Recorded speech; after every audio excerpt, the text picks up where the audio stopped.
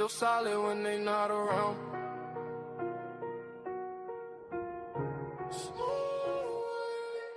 I've been winning, I've been hustling, and I stayed on top. Came from nothing, now the whole world wide. I don't fold, I don't break, I don't stop. Every move I make turn straight to stop. Had to grind through the rain and the drought. Now my name ring bells in the crowd. I've been up, I ain't coming back down. When you build like me, you don't drown. Yo, pressure on my back, but I walk like a king. Had to learn how to boss up, not just dream. They would sleep on the kid, now they blink. Every loss made my vision more clean. I don't talk, I just let it unfold. Silence that's not allowed to glow. Every mile I walk was cold. Now the ice in my watch too bold. I don't chase, sidetrack. Everything I need come back. Real ones only in my pack. No fake love in my lap. I've been winning, I've been hustling, and I stayed on top.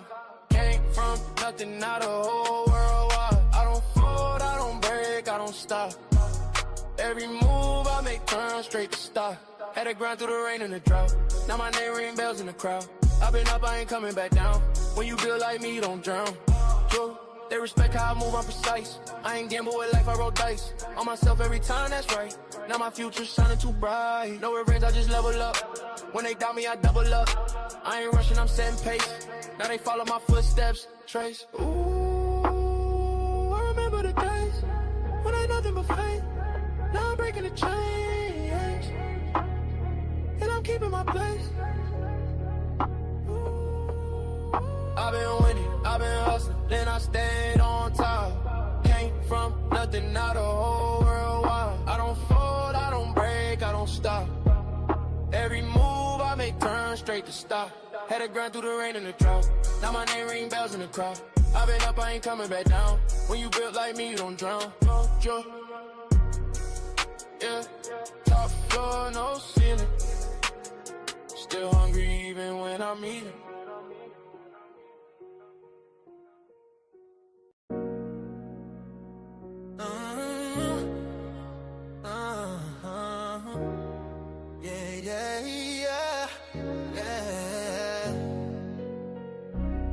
I lift my voice is lifted.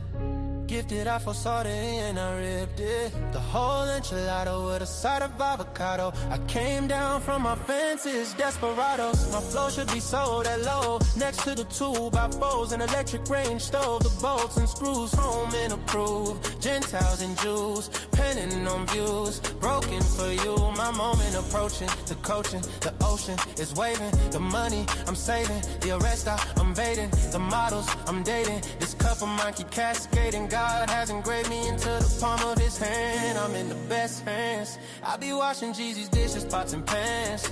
I peep the Lord and land. I speak because I can.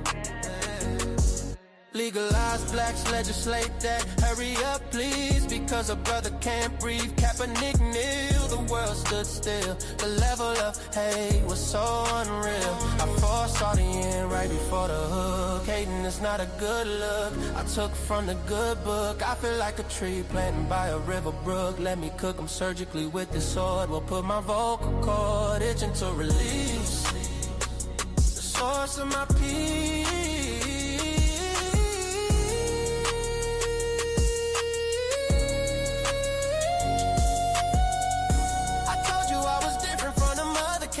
I'm flipping verses on these tracks like an acrobat. Yeah, glory to the Father, He implemented a plan. Jesus carried it out, it is finished. The Spirit empowered, blessing after blessing. We win this, we win this. My spirit's mine. We win this, we win this, we win this. My spirit's mine.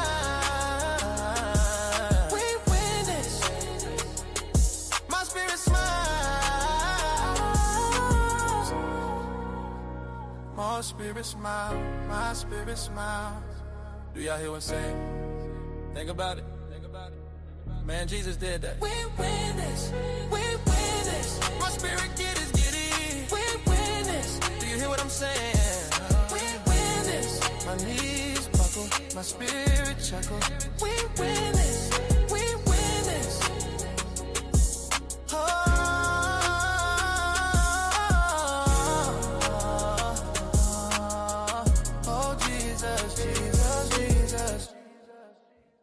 What to do, y'all? What is popping? I usually play 3 songs. Y'all want one more song? Or y'all ready to get to it? Y'all let me know what y'all want. Now, I do got one more song to play. If y'all don't want me to play it, I won't even play it. One more song, or y'all ready to get to it? I'm just asking. Hey, what the chat want. I know I just try to get y'all a vibe, give people time to come in, let her get in the algorithm, let people know I'm live. You did. You did. Hold on.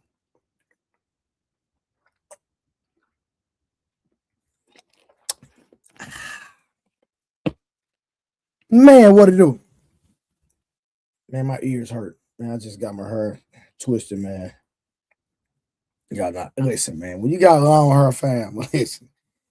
It is what it is. If you're gonna have long hair and keep it up, it's just certain things you just gotta deal with and go through, fellas. Now, I only had long hair like the last 6, 7, 8 years. Before that, I had a low cut for the majority of my life. Bald fade, taper fade, all of the above. But listen, man, my boy Tay said he want one more. But let me see who all in the building. Let me do the roll call. Let me do a roll call, see who all in the building, y'all. We got a great stream today. I got several videos we're gonna look at. We have a Charleston White video. We have a River TV looking at Kevin Samuels talking that talk. Who else? There's one more I wanted to do. So we got Kevin Samuels. Charleston White. Man, that's some great pink. Charleston White and Kevin Samuels. Them two alone. And there was one more. Oh, yeah. It's one more video I gotta show y'all of this goofy. I just gotta show y'all this goofy. When I say this guy is a goofy, fellas, don't be this man. Matter of fact, everybody hit the like button, because fellas, this is a stream a lot of men and a lot of suckers need to see. Just tell you, I'm trying to help the men be sucker free. You hear me? So we got some great content going down tonight. You know what I'm saying? I'm gonna try to hurry up and get straight to it, get into the meat potatoes before it get late. And when we reviewing, I'm gonna try to review, conversate, keep it pushing. Review, conversate, keep it pushing, so we can get through the entire goddamn content. Try to get through it all. Yo, that Shaq did a review on Charleston White. We gotta review that one. Shout out to that Shaq. He done reviewed me before. Shout out to that Shaq one more time. All right, let me see who all we got in the goddamn bit. We're gonna do a roll call. We got Tay. We got Tay in the building. We got Black Martial Artist Society. All right. We got Terry Goes in the building. E-Dub, what it do? Neo, what it do? P. Schmurk, what it go? Miles, shout out to Miles. Yeah, whenever you come to the city, man, for sure, man. We do got to get some work in, man. D Bird, what it do? Get over here. Get over here. Yeah, Nick, come here. King Rooster, what up, my nigga? My Mississippi dog. You know what I'm talking about? Yeah, okay, you say I feel you had locks for 12 years. That's real talk. All right, man. I'm going to play one more song, and then we're going to get straight into the content. Appreciate y'all for pulling up. Let's go. Came from the storm. Ain't nobody see it. No.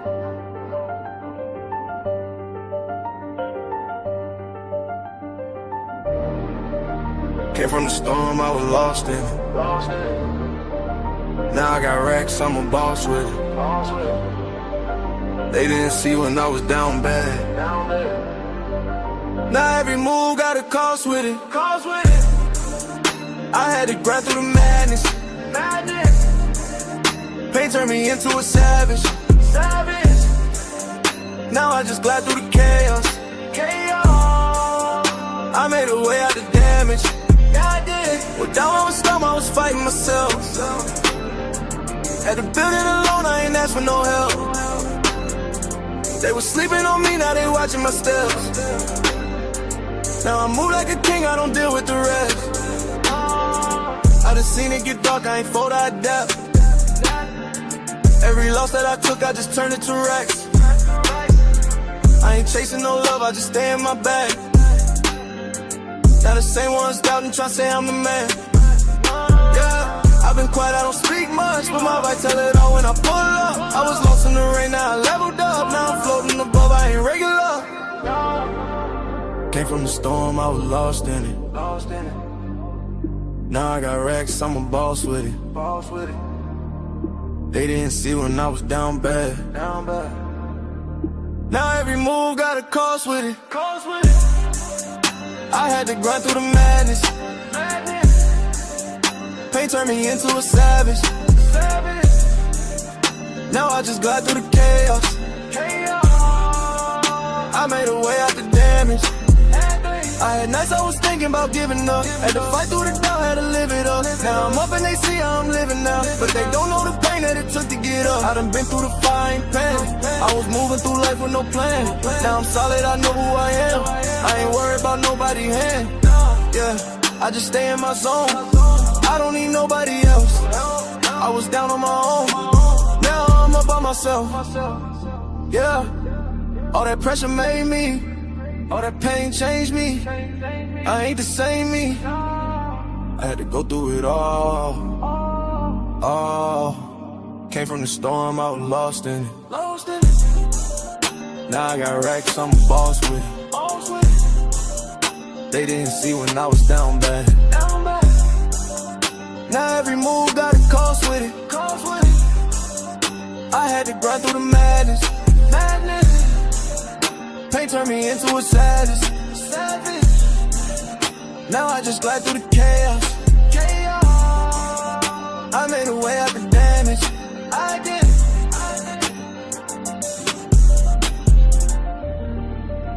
Yeah. Came from the storm. Still standing. Still. All right, let's get straight into it, man. The first video, y'all. We're going to cue up this first video. And, man, this is about to be about. Matter of fact, hold on. Before we get the first video, man, we got to get some color in the goddamn chat, man. I'm not starting the video until we get some color in the chat. I need some color in the chat. And then I'm going to get to the review. Give y'all some entertainment tonight. You feel me? Appreciate y'all. Love y'all. But we gotta support the goddamn screen.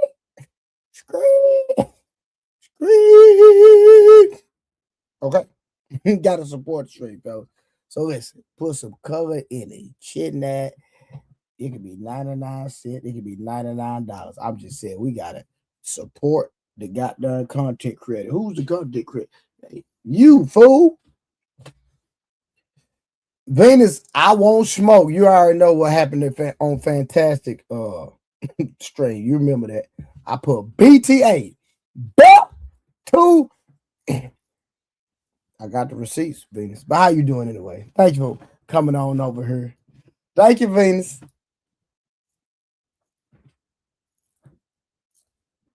Yeah. Rodney, what they do, my boy? What it do? We need to pray. We need to pray for Miss Cheyenne. Why you say that? Why we need to pray for Miss Cheyenne? I don't know why. Why we need to pray for Miss Cheyenne?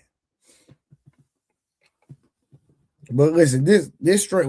I'm doing several reviews. I'm doing reviews about a sucker. About a sucker.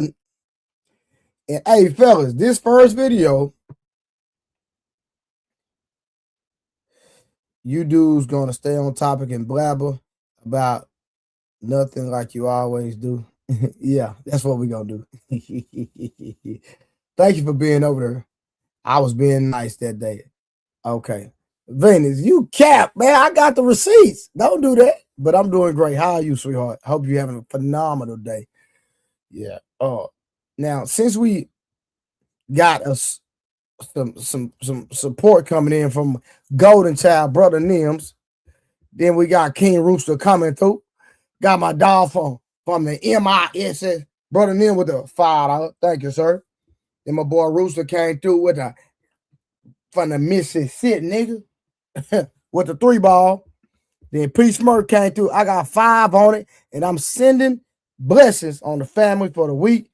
Someone lend me a penny. Hey, you talking about? Now, listen, let's go on. Since we got some support coming in. Listen, fellas, let me tell y'all something. Now I'm looking in the camera. Don't be like this nigga. Hold on. Be like him, but don't be like him. Y'all gonna get it in a minute. Just hold on. You gonna understand what I'm saying. Y'all, this right here was crazy. Crazy work. Watch this, y'all. Listen to this. Listen to this. We're gonna blow it up a little bit. Hold on.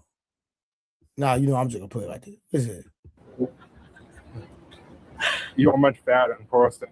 What? You're much fatter in person. Fatter? Yeah. Motherfucker's gonna charge you back. I'm gonna stop right there. Yo, did y'all hear that? He told her you are much fatter in person. Man said you are much fatter in person.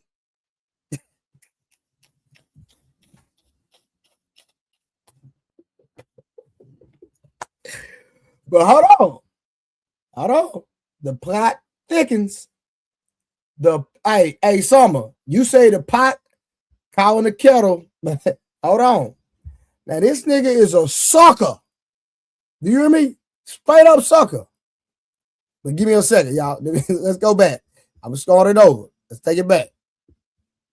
It's nice to finally meet you. You're much fatter in person. What? You're much fatter in person. Baby, I'm sorry. Fatter? Yeah. You're much fatter in person. What? You're much fatter in person. Fatter? Yeah. Motherfucker's gonna charge you back. Oh my god. So what kind of things are you into? I don't really want to talk to you after you said that. That was so mean. Boom, let's stop right there, y'all. Now listen. Do y'all want to know what's going on? Listen. Let me tell y'all what's going on. This is the man said you're fatter in person because he subscribed to her OnlyFans.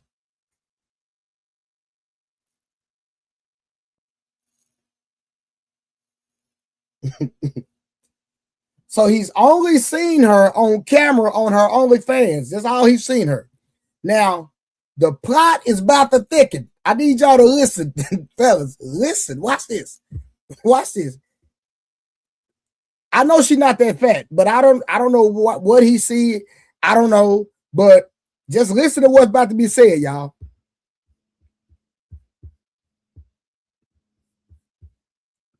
But he gets a pass. Like he's giving you like millions, right? Yep. Mm-hmm.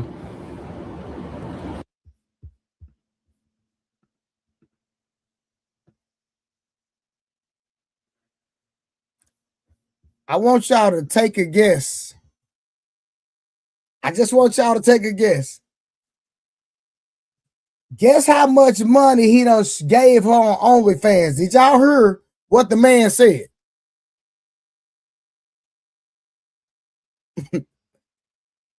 Yeah, Rod Neal. Rod Neal, you got it right, nigga. Yeah, you got it right. Just take a guess how much this man done spent on this woman. And this nigga, he done sit up here, done spent all this money, millions on OnlyFans. Then he get to meet her in person. And then he say, you must have in person. You must have it in person.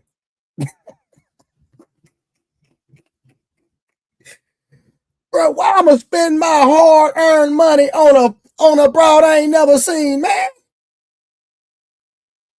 This man, listen, this man done spent $3 million on this broad. He ain't never seen him. And this is first time seeing her. Now, hold on, y'all. Watch this. Watch this. Just listen to this, y'all. Watch. It's finna get worse. It's finna get worse. Just hold on. Watch this. It's finna get worse, fellas. Anything you want to say about yourself? Why are you looking at me? Because I'm scared. Motherfucker, I'm scared. Nice to finally meet you. Are you guys dead ass right now? I'm like, I don't know. No, like it's literally dead ass. Like, it's not even a troll. Oh. Like most of them are like the scripted fake podcast, but this motherfucker is like actually your top spender. So I want to know, what do you bring to the table dating wise? Wait, I'm sorry, guys. I can't focus. I don't know. Like whatever we talked about. All right. Yeah.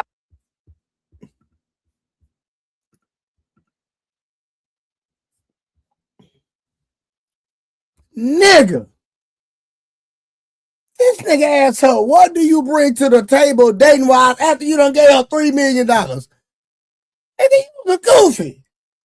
And then, just to show you how goofy she is and how men trick on women and spend money on women that don't bring nothing to the table, she said, I don't know.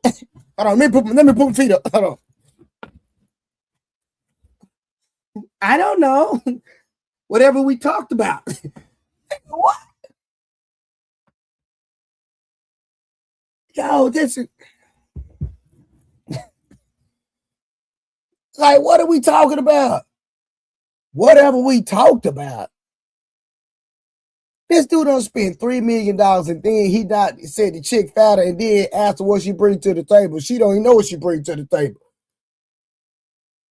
Hey, whatever we talked about. In freaking sane. Fellas, don't be him. Okay? Don't be him. Don't be this man. Yeah, he gotta listen, for a man to spend that much money on OnlyFans, he must, this dude must got some real paper, y'all. He gotta have some real money, fellas. He gotta have some real paper. Straight up. Positive energy comes from icon. Positive energy activates constant elevation. Appreciate that. We had Tay come through. Shout out to Trey with the $4.99 $5 ball. Unlikely coming through this mug with a salute. Then the Dark Blade come through with the 2. He laughing. I'm just saying, man. He must got some real paper. But at the end of the day, this is just a prime example of when you ask a lady, what does she bring to the table? And she literally has nothing to give you. Even if she was the spread eagle. What are you getting? Because listen, whether y'all believe it or not, getting her to make a woman spread eagle is the easiest thing in the world. For all the ladies that's listening, sorry, it's just facts, baby. You can disagree with me all you want. Because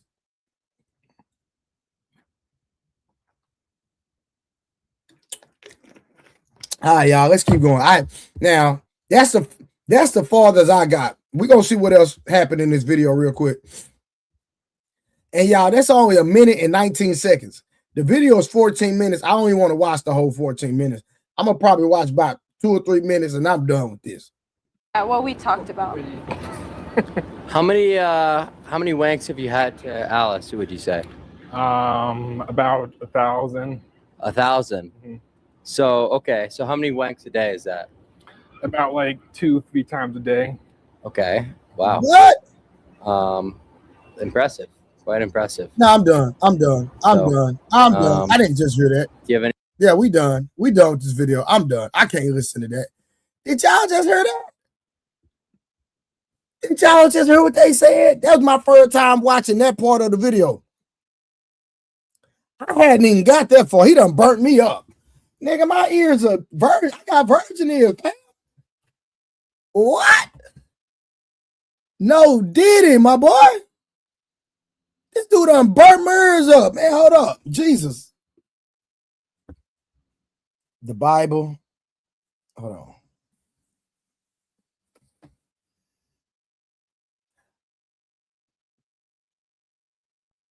I gotta meditate, y'all. Give me this. I gotta meditate. I gotta meditate. That is Lord. 1,000 a day? No. Come on, man. Nigga sound like wolf stacks.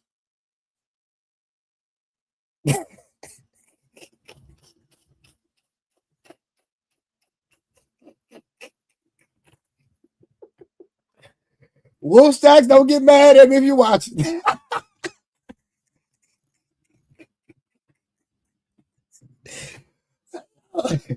Wolf stacks, hey, Wolf stacks, you said it, not me. So don't get mad, dog. You the one said it. Hey, you the one said it.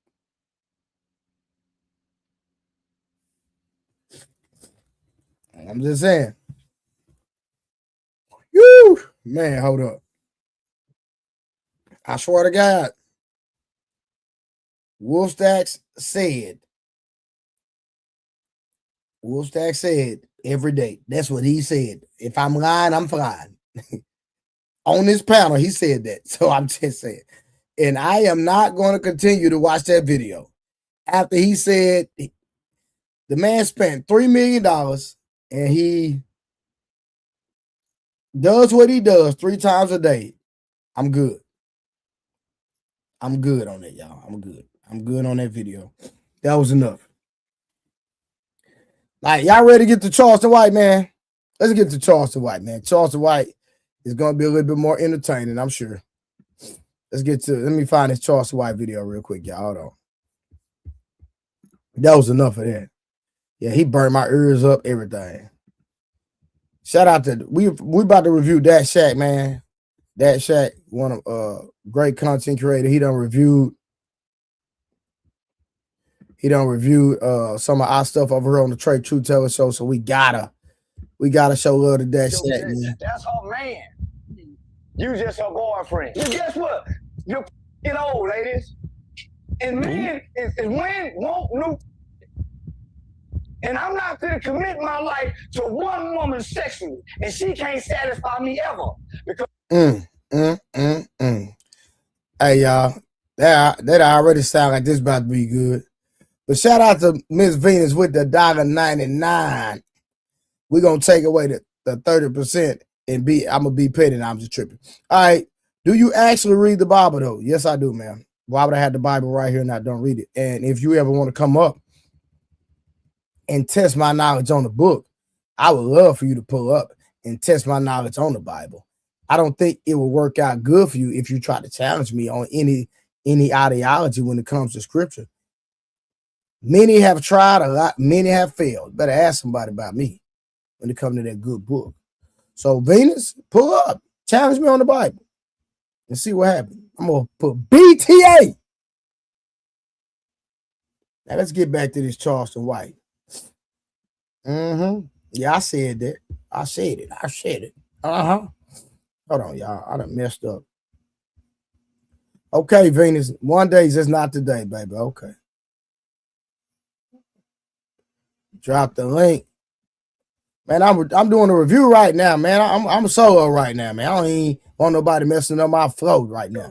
one woman can't satisfy one man. So I'm gonna drop the link though, just not right now. That come from families or you know what I'm saying, grandparents who were married tend to be like you and pick better choices in relationships? Oh no, I don't know what you're asking me. I just know 73% of households in America that's black are headed by single mothers. But the man be the one and the woman. But you're the one who let him come in. Listen, if I do this all day long, I could never get in if you don't open the door.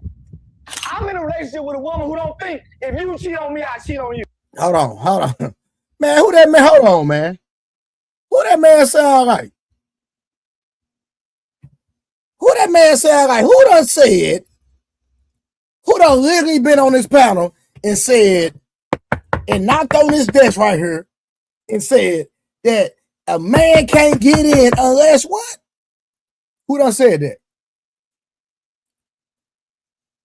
Who done said that on this platform before? Who done said that? That men knock at the door. I'm just asking. Who said that before? Y'all tell me who said that before. Charleston White must be watching me. He must watch me. Yeah. Charleston White must watch me because I say that all the time. You can't, hey, I can't get in unless you let me in.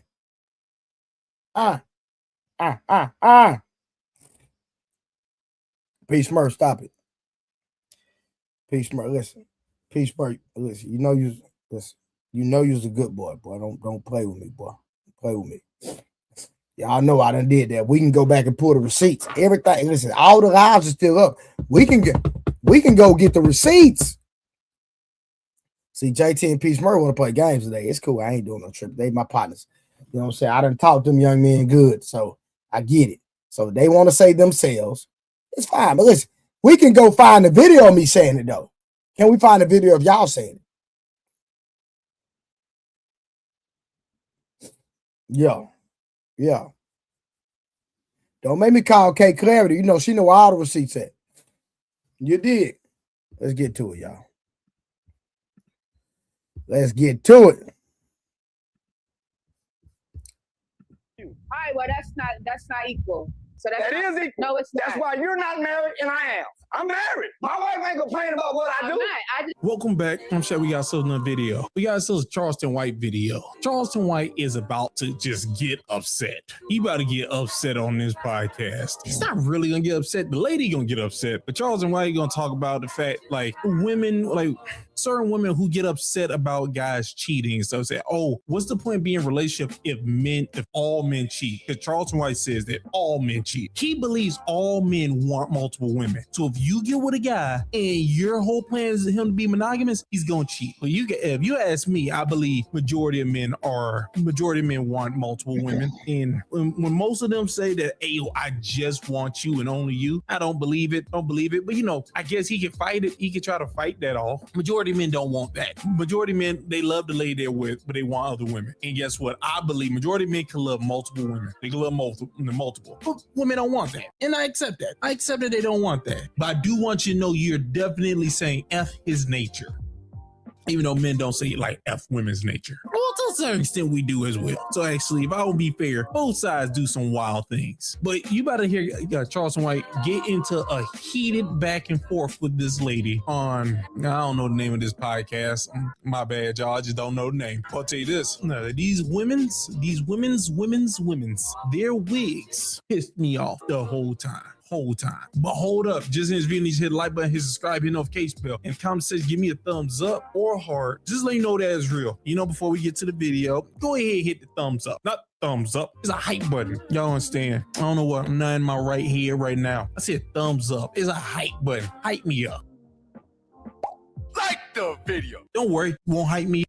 Hype me up. Hype me up. Hype me up. Shout out to Dak Shack. Dak Shack said, a man can love multiple women at the same time. You feel me? Quit shaking your head, yeah, and you said you're not gonna deal with multiple women. What are you talking about? Hey, I gotta be good. Yeah, when my God checked me, I gotta be on point. Yeah. Whatever. Did you watch that video I sent you?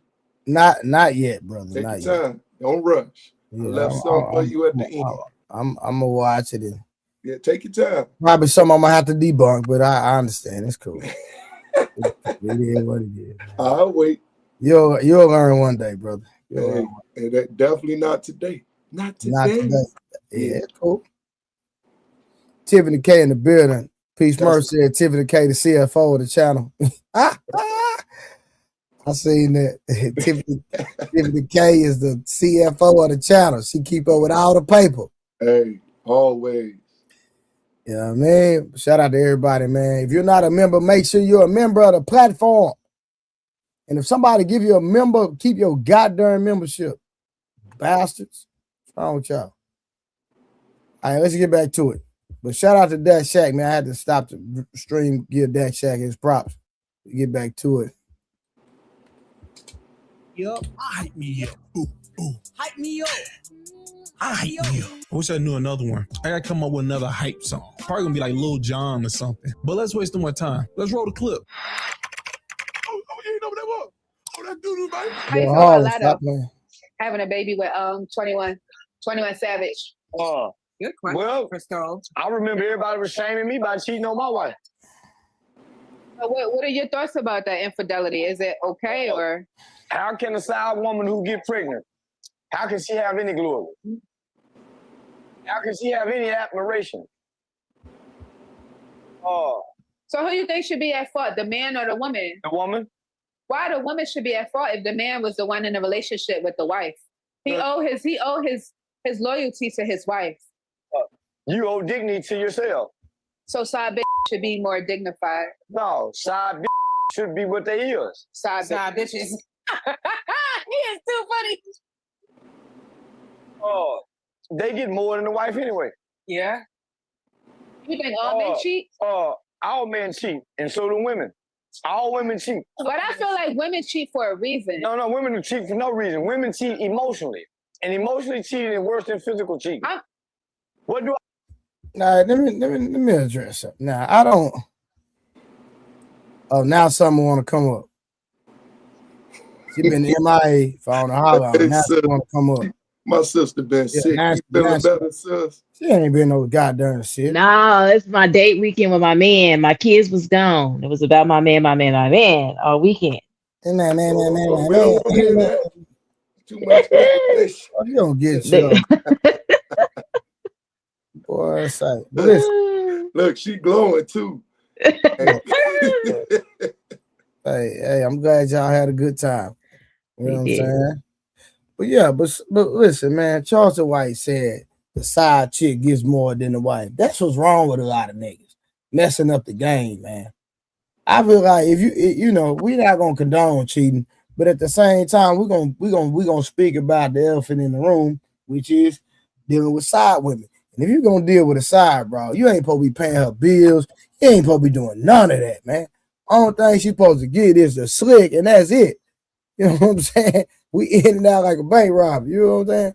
All this old finance and the side chick, and he said the goddamn side chick get more than the wife is insane to me. I don't know. I got a sugar mama. How you got a sugar mama and your wife younger than you?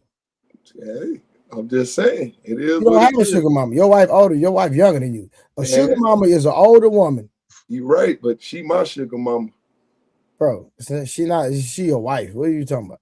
Yeah, she definitely that, and she my sugar mama. She could be sugar mama too. I'm not even finna. Like, you can't change the definition of what a sugar mama is. Hey, we change everything else. Let me get that No, sir. I don't change nothing. I don't listen. I know you. I don't subscribe to any ideologies that's new. Okay. I subscribe to the old school. Whatever the old school terminology or meaning of something was, that's what I subscribe to. Okay, when people try to change all this new stuff, I don't rock with none of that, cuz. So what do you call a younger woman that takes care of you? Your wife don't take care of you. You take care of your wife. What are you talking about? I'm telling you. Exactly. So what are you talking about? I just told you. You just don't listen. Bro, I know you, bro. So what are you talking about? You act like I know you. I remember when you and your wife first started working together and everything. She worked with you. So I'm you retired. So I've been you retired since 36 years old. It don't matter. You still take care of her. So what are we talking about? All I did was took a business off the books, off the shelf. I understand that, but you still she run it. So if she run everything. But hold on, it was your business that you put on, right? Correct? Most definitely. I'm a hustler. Okay.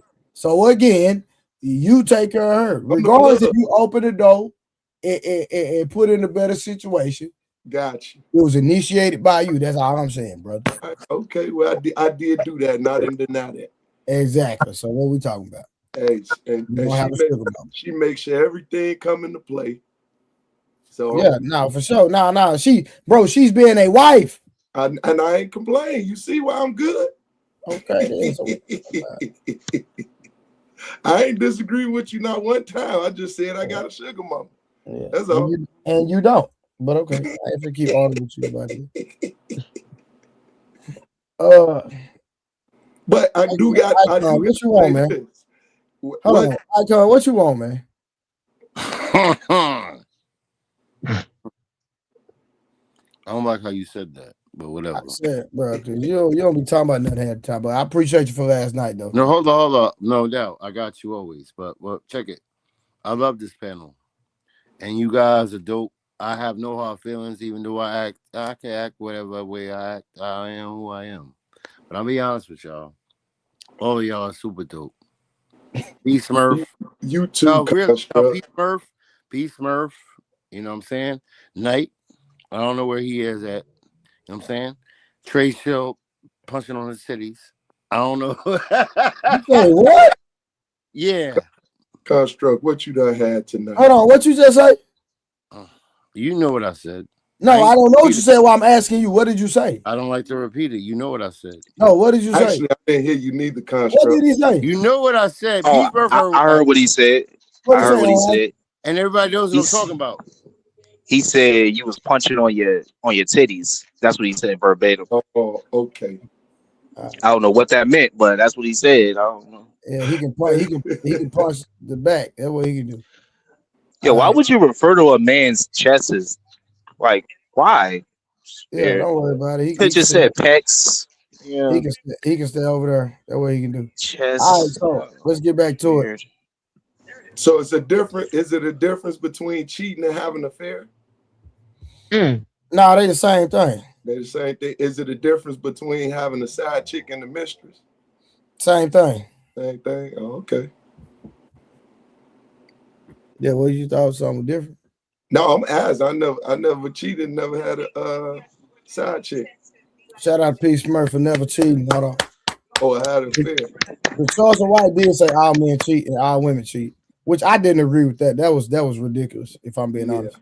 Yeah, that's some BS, but okay. I think all men lust and all women lust, but they don't necessarily cheat. The actions of it, I hear you. Yeah. You ever cheated unlikely? Nah.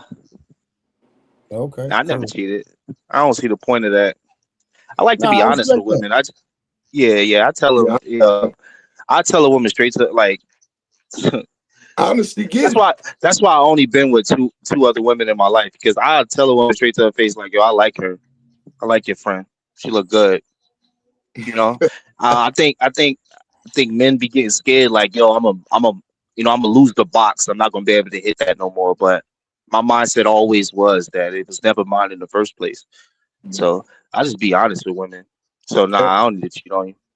Most definitely. And a lot of time it took them a long time to get that woman anyway. So that's their problem. I'm telling you, brother, that's the biggest problem with this whole relationship thing is men treat women like they're like possessions, and they feel like they need to be needed in order to, like, they don't want to be wanted. Like men feel like they need to be needed. Now, I'd rather be wanted. You know what I'm saying? I wanted to want me around and shit. Like, I feel like men be, I don't want to dive all into it. Whatever. Agreed. Nah, we on the same page. That's why I like a woman that like me. You feel me? Yep. Real talk. So that's why even when we had the conversation with Mont, we go in the club, you can get whatever chick you want. I want the one who want me. And 9 times out of 10, she gonna be attractive. You feel me? And if she come at me and unattractive, I have a conversation with her, but she knows she can't stand in this parameter. I bet. Let's get back to it. What I mean by emotional cheating, she find her a pastor who speaks to her spirit and her soul. That's her man. That's her man. You just her boyfriend. Okay. First off, I'll just tell you how I feel. I don't believe that all men or all women cheat. I believe that a lot of men and a lot of women cheat. And understand, from what I'm finding out in life is that the deal that niggas keep signing, they keep signing deals, which is the monogamous thing that put them in a situation to have to cheat. Because once you sign the contract, it's kind of too late to back. You can't just back out the contract. You can, but they don't want to. If they back out, then they lose something. So yeah, they can't really just back out the contract. So women keep on putting niggas in a chokehold, and then niggas like, hey yo, I want multiple women. They go cheat, and that's what happens. Women, when they cheat, I don't understand that shit, because they want monogamy. Like they want that guy to just want them. But then when they cheat, it's like, that shit don't even make no sense to me. Sometimes a boyfriend don't want to connect emotionally with. Picked him. Okay. You picked him. Okay. But still, though, men don't connect emotionally to nothing and nobody but their children. That makes sense, yeah. That's not true though. That's not true. Y'all agree, right? Yeah, I don't agree. Yeah, I don't agree with that. Men don't emotionally connect with women. Never. So what are because we're not emotional men. We're in love in our thoughts. Y'all in love in y'all feelings. So our thoughts turn to actions. Our love is shown in thoughts and actions. I'm standing here, but I'm here with you, man, when I'm really not happy. I'm really not even completely satisfied having sex with you. But I'm here doing it. I'd rather a man cheat on me emotionally though than physically. I'm just saying, like, don't sleep with nobody else. If he cheat on you emotionally, he's gonna cheat on you physically. Right. Because the emotional part is his logical brain. If he's spending time with her, talking to her, he's gonna cheat on you. He's just waiting for you to give him a more of a reason. He's just trying not to if he had none of it. If he's connected emotionally, that means he don't want to hurt you. He just needs you a reason to give him one. So like, what's the point even in being in relationships if you saying all men cheat? Well, because I'm not gonna lie to you, that's kind of wild for you to state that out loud. Are you saying that because he said all men, let's just go with it, because he said all men cheat, so we're gonna let's pretend all men cheat. Well, not even cheat, because all men want multiple women should not be in a relationship with any guys. That's throwing the baby out with the bathwater, right? That's just like if guys say, if all women want a guy who's financially stable, why should I be with women then? That's what you just said. I don't like this thing where, like, what you're trying to do, you're trying to passively, because you're not physically or like forcibly doing it, because they're ladies. They're soft. Their skin is soft. They smell nice. Like, you're not actually doing the work. You're trying to passively make niggas do the hell you want them to do, which is I don't agree. Like a social. I don't agree. He's switching the narrative. He's saying men want to be with multiple women. He's switching the word cheating with multiple women. Cheating is deceptive. Cheating, you're lying. Cheating, you're going behind somebody's back. Having multiple women could mean that you're upfront, like Uncle Lee said. Uncle Lee, I don't know if I'm saying unlikely is saying.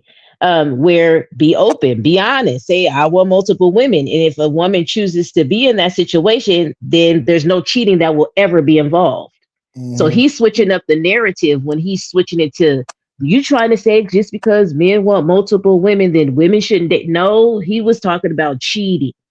Cheating is completely different than having multiple women and being honest. Yeah, I agree. 100%.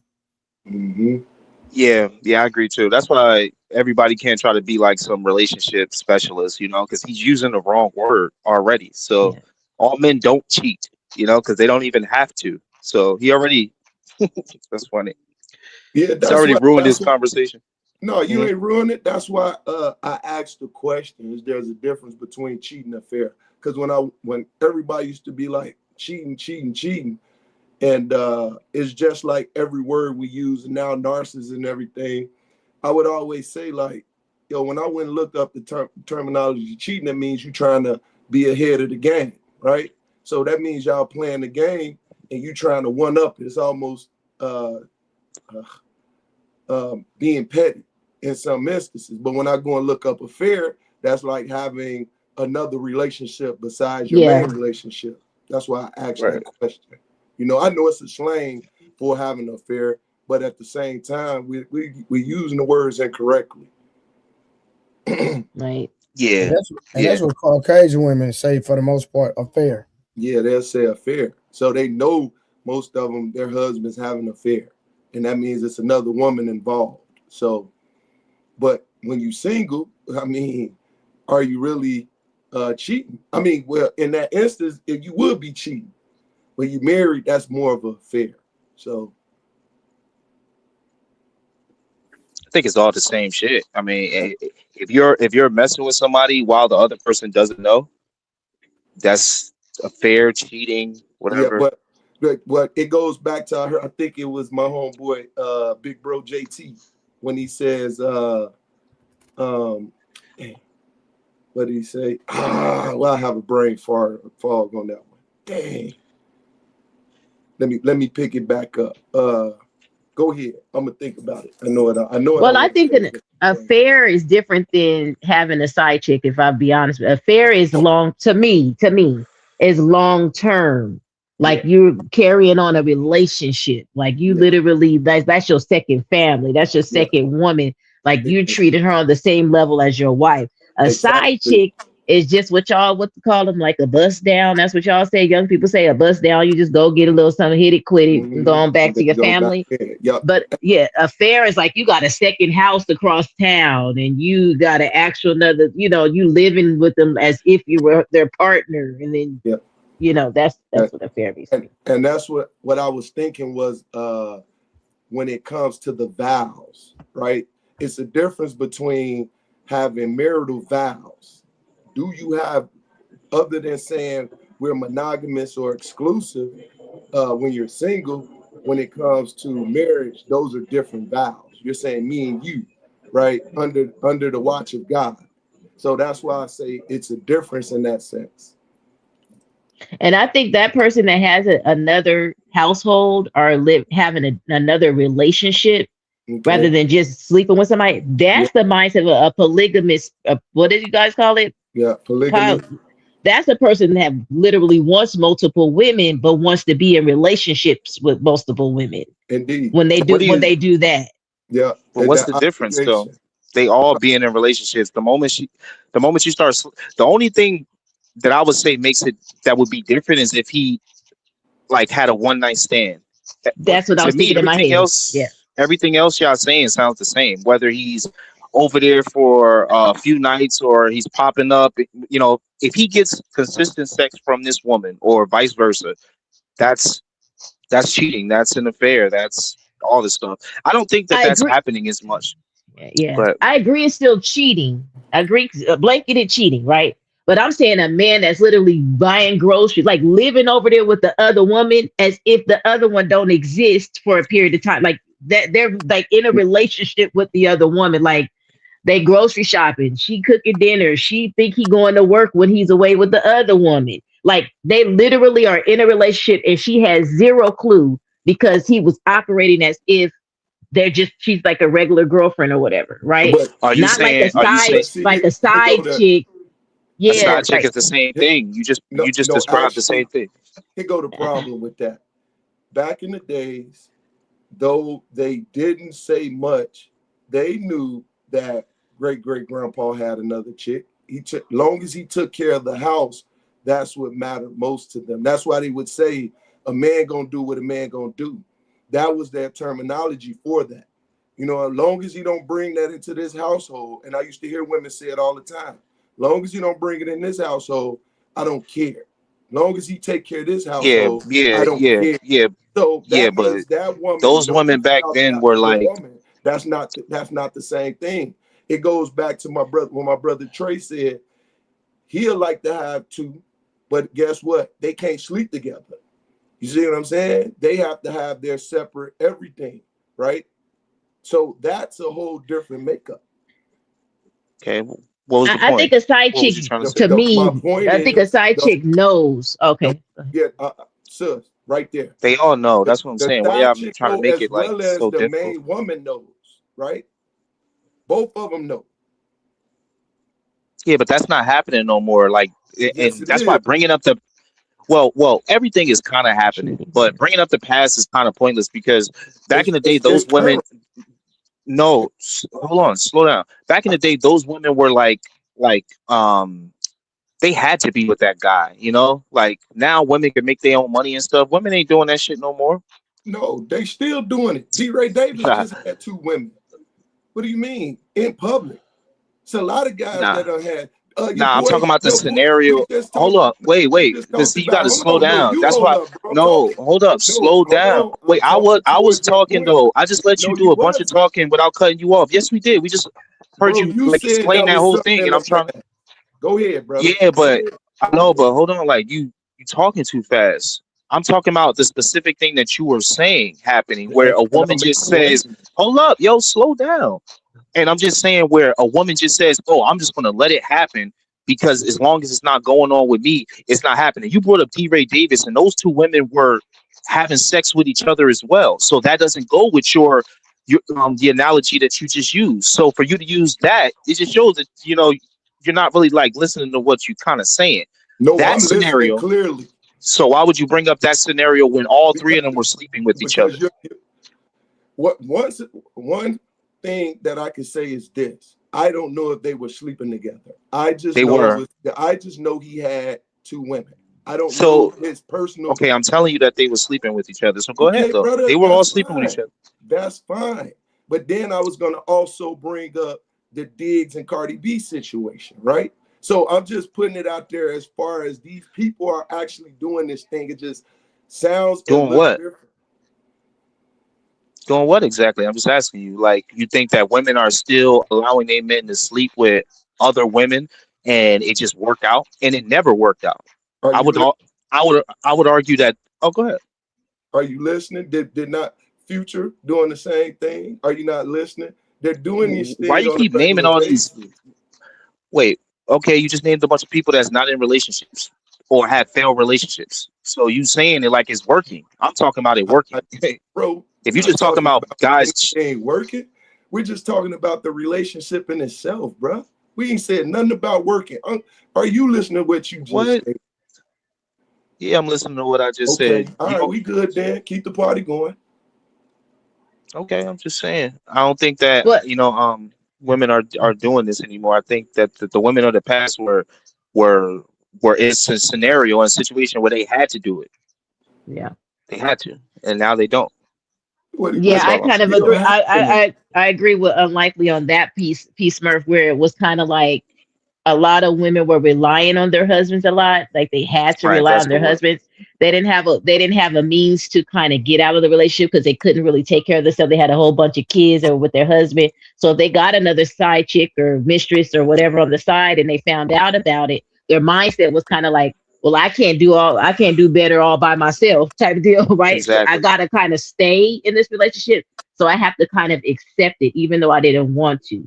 The women of today, I think, unlikely what you're saying is because we're able to have means access on our own and get our own, they're more likely to leave said situation because they don't have to tolerate it like they So had to of Right. yesteryear. so it's Or interesting. or or like he brought up a relationship where the woman is benefiting from the other woman involved, right? That's why I was like, why would Yeah. you bring that up? Because the other time those women weren't benefiting from those women being around. They weren't sleeping all in the same bed and everything. But go ahead, what you was gonna say, Peace, man?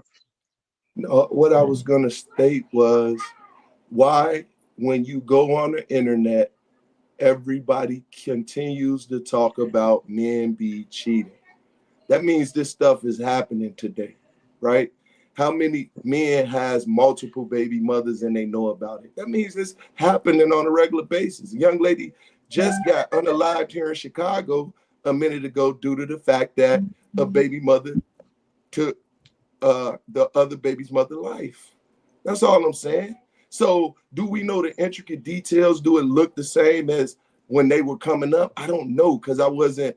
I just was privy to just listening to the conversation when I was younger and remembering hearing grandma, great auntie, uh, mama, and them talking about this stuff. Right?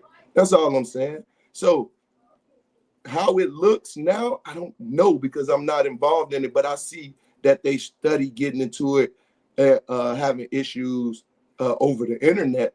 You see what I'm saying? So I don't necessarily disagree with y'all. It just seems as if we're changing the terminology. It just looks a little different, but they're still sharing men. So what you're They're not. okay. Hold on real quick. So I think shout I'm out getting this. Icon with the 199. He said, if you dish it, you should be able to take it. Icon, my nigga, I have never referred to any man chest, arms, legs, ankles, nothing, my nigga. Period. So what you talking about is not on the same path, my boy. You said something about my chest in an inappropriate way, nigga. Hell wrong with you. And this goofy come back with again with the 199. One love, brothers and sisters. All right, my nigga. Appreciate the donation. But quit being a goofy. He came back with the 199. He said, work hard, play hard. Don't be a retard. Okay. And then Get Over Here says, can we say it's cheating when you factor in religion? A lot of Muslim countries allow men to have many wives as long as the man can afford them. Right. It's not cheating if you're upfront. Right. The Right. cheating It's like, itself is the yeah. deception. That's what cheating is. It's not having multiple women and you get it have multiple wives. That means they know, right? So it's not cheating if the other women know or the other man know. It's not cheating. But when you get in a monogamous relationship, you say you're gonna be the onlyest one for me. Then you go out and you sneak around and you're deceptive and you're lying to your wife or your girlfriend and being with another woman, then that's what the cheating is. So I think what tends to happen, everybody keep mixing up the multiple women piece when it's up front compared to having a multiple women when you're being deceptive and you're cheating. Mm-hmm. And shout out to and one quick, y'all. Shout out to Bat Works in the Cash App. Appreciate that. Hell yeah. Yeah. Trey, real quick. Go ahead. I don't know where they getting all of this. Women not doing what they grandmamas them used to do. They doing the same thing. Ain't nothing new under the sun. They have not changed. As long as you got some money on for the fun, young bro. The women that can get it their own, get what they have. Multiple, at least 3 dudes that's stopping by their house every other day, bro. But they have not found the dude that's gonna sit there and be a fool. So they getting their own, but they getting multiple dicks though. Just like grandmama them, look, just like grandmama them used to say, okay, Paw can always tell you and take you around up in the Cadillac and say, hey man, that such and such. Half of these folk got outside brothers and sisters, bro. Half of these women got 4 different baby daddies. Same shit. Same shit now. Ain't nothing new under the sun. It's not even cheating. Like even when the cheating, bro. If you are not living in that house with that person, it's a free for all. You're not in a real relationship. Y'all just dealing with each other and having sex, bro, and making kids. It ain't no cheating. And go back to the side chick thing. Look, sometimes side chicks do get more than the wife because side chicks know how to play their role. They know how to shut up, and they dumping that coochie out on demand. The woman in the household knows. She said, you can't get this. That's how you get cheated on. You're supposed to drain that sausage every day before that man go outside so he won't have the temptation. But when you get mad and get in your feelings and don't want to give that coochie up, guess what? It's somebody out there saying, okay, today is the day. You ain't drain that winger. Let me see if I can tap him on the shoulder and see if he can unzip that button. And that be the time you're going to get cheated on because you rationing that coochie out like MREs. No. When that thing get hungry, that's when the temptation set in. You might get got that moment. Yeah, you better drain that. You better drain that sausage before somebody else do it. That boy said like MREs. He said like MRE. Trey, you stupid. Rooster, you. Man, that's funny. I ain't lie. That's funny as hell. Wow, go ahead, y'all. You cracking. Hey, now Summer, now you said that the women You said your grandmother left your grandfather for cheating. She sure did, but it was multiple times. The food wouldn't stop. It don't matter though, but you acting like the older women didn't do it either. And you said that No, your grandmother left your grandfather because he cheated. no. I'm saying that there was a lot of women back then that had to stay in their situation. My grandmother was not one of them. Hey, you know what, sis? Let me piggyback on that. I know She didn't play them games. So watch this. Even today, Do you even understand what I'm saying? So even Corey Holcomb said, and no, let me let y'all finish. But Corey Holcomb even stated today, even though they have the opportunities, that don't mean that they capitalizing off those opportunities. They just as lazy today as they was yesterday. No, I was going to say, P. Smurf, I was understanding what you were saying in regards to the women sharing men still today, right? Yes, ma'am. Yes, However, there's a higher percentage of women that are leaving. It's in the statistics, right? So compared to yesteryear, but ain't nothing new under the sun, like King Rooster says. So you're right, sis. You right when you say that, because 70% of divorces end because of women. But watch this. They go right back to the street and mess with the guys. That's messing with multiple women. and then see, leaving ain't even that ain't even nothing to brag on, because once you leave that one man, what are you going to do? Right, you are basically going. Look, you going to 3 or 4 different men that got you on demand. You got 3 or 4 calls because it's close to the weekend. Somebody buying drinks. There's Valentine's Day coming up, bro. What's the sense of leaving? You had I don't agree with what you're saying at all, but I'm gonna just be rational in this scenario. Well, like my morals is different, but I'm like, why you guys think about it like it's a bad thing? No. Because I'm about to say something, but I wanted to preface it with I ain't this chick. Okay, I'm not that type of chick. But why do men always think the women are worse off because they leave said men and go doing what you just said they're doing? Because of the fact, and then you can get it after this, Rooster. Because of the fact that you just went from one man that was dealing with maybe 1 or 2 women, right? And for whatever reasons or purpose, we ain't gonna go in there. But you go and mess with, just say you go on a dating scene. She messed with within a certain period of time 3 or 4 men, right? That's messing with multiple chicks. Which one is worse?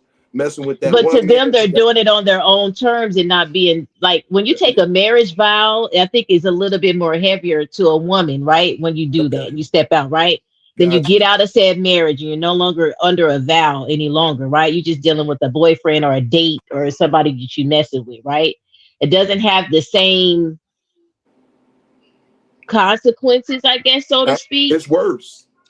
Right, but I think some women would rather, from what I'm seeing in on these panels and all this other stuff, some women would rather be out there on their own terms rather than have said a vow, made a commitment, and then you have this husband that you thought she was going to be with forever, then lie and step out on those vows. That's why they're leaving. Okay, so most women don't care. They left the vows too, sis. But go ahead, Rooster, and I'll piggyback. No, I'm saying on that situation, I wanted to go back to what she first asked. Go ahead. Yeah. Okay. A long time ago, those women that chose to stay, a lot of times they benefited because even though granddaddy had some side chicks, when he died, he left them property and everything. See, now since you got multiple men that you ain't serious with, when them 3 men died, they ain't leaving you nothing. You just showing up to the funeral and saying how good the wiener was. See, Grandpa, even though he had side chicks, he had an insurance policy, he had some land, and an old rusty mule that he could give for you can carry on whatever was going on. But right now, since y'all jumping from wiener to wiener, the only thing y'all doing is a whole lot of side chicks showing up at the funeral talking about how good he was to you. Yeah, and because they were in the industrial age, he even left her a pension. plus Yep. Social Security. You see what I'm Yep. saying? Whereas Yep. now, men barely even have anything, let alone women. Because especially the generation before us, they lost everything grandma and grandpa worked hard for. Mainly grandpa. Smurf. Go I ahead, know go ahead, Rob. kids. I know kids that's getting Social Security off dead men, little Yep, babies, yep, because that was they mama, granddaddy. yep. Boy, I mean, but I see, get I get it. go We ahead. talk about the kids today. We talk about the women today, Mhm. right? I Yes, get what you're saying, the benefits of yesteryear, the pension and all that great stuff. But the women today, honestly, I don't think they give a damn they don't. Nah, about cause they that can scam. because They they can can make scam a fool. because they can make their own is what I'm saying. Like the benefits of staying is not the benefits of today. You're So right. because it's not, they don't care. They gonna leave. And when I say do it on their own terms, y'all may not agree with their own terms. Y'all may Smurf, see let me thinking they say this get real run quick. through and all this other stuff. But I think the women of today, because they can make their own and get their own, they don't care. That's why it's easy for them to leave their marriages. So why they're complaining then? If you don't care, just leave. Why go back and complain? And we have too many women on the internet go and do this, and then later on, like I just should have stayed with my husband. And then some Smurf, of them ain't even There's going some because women that do that for yeah, sure. Yeah. yeah. Go ahead, Rooster.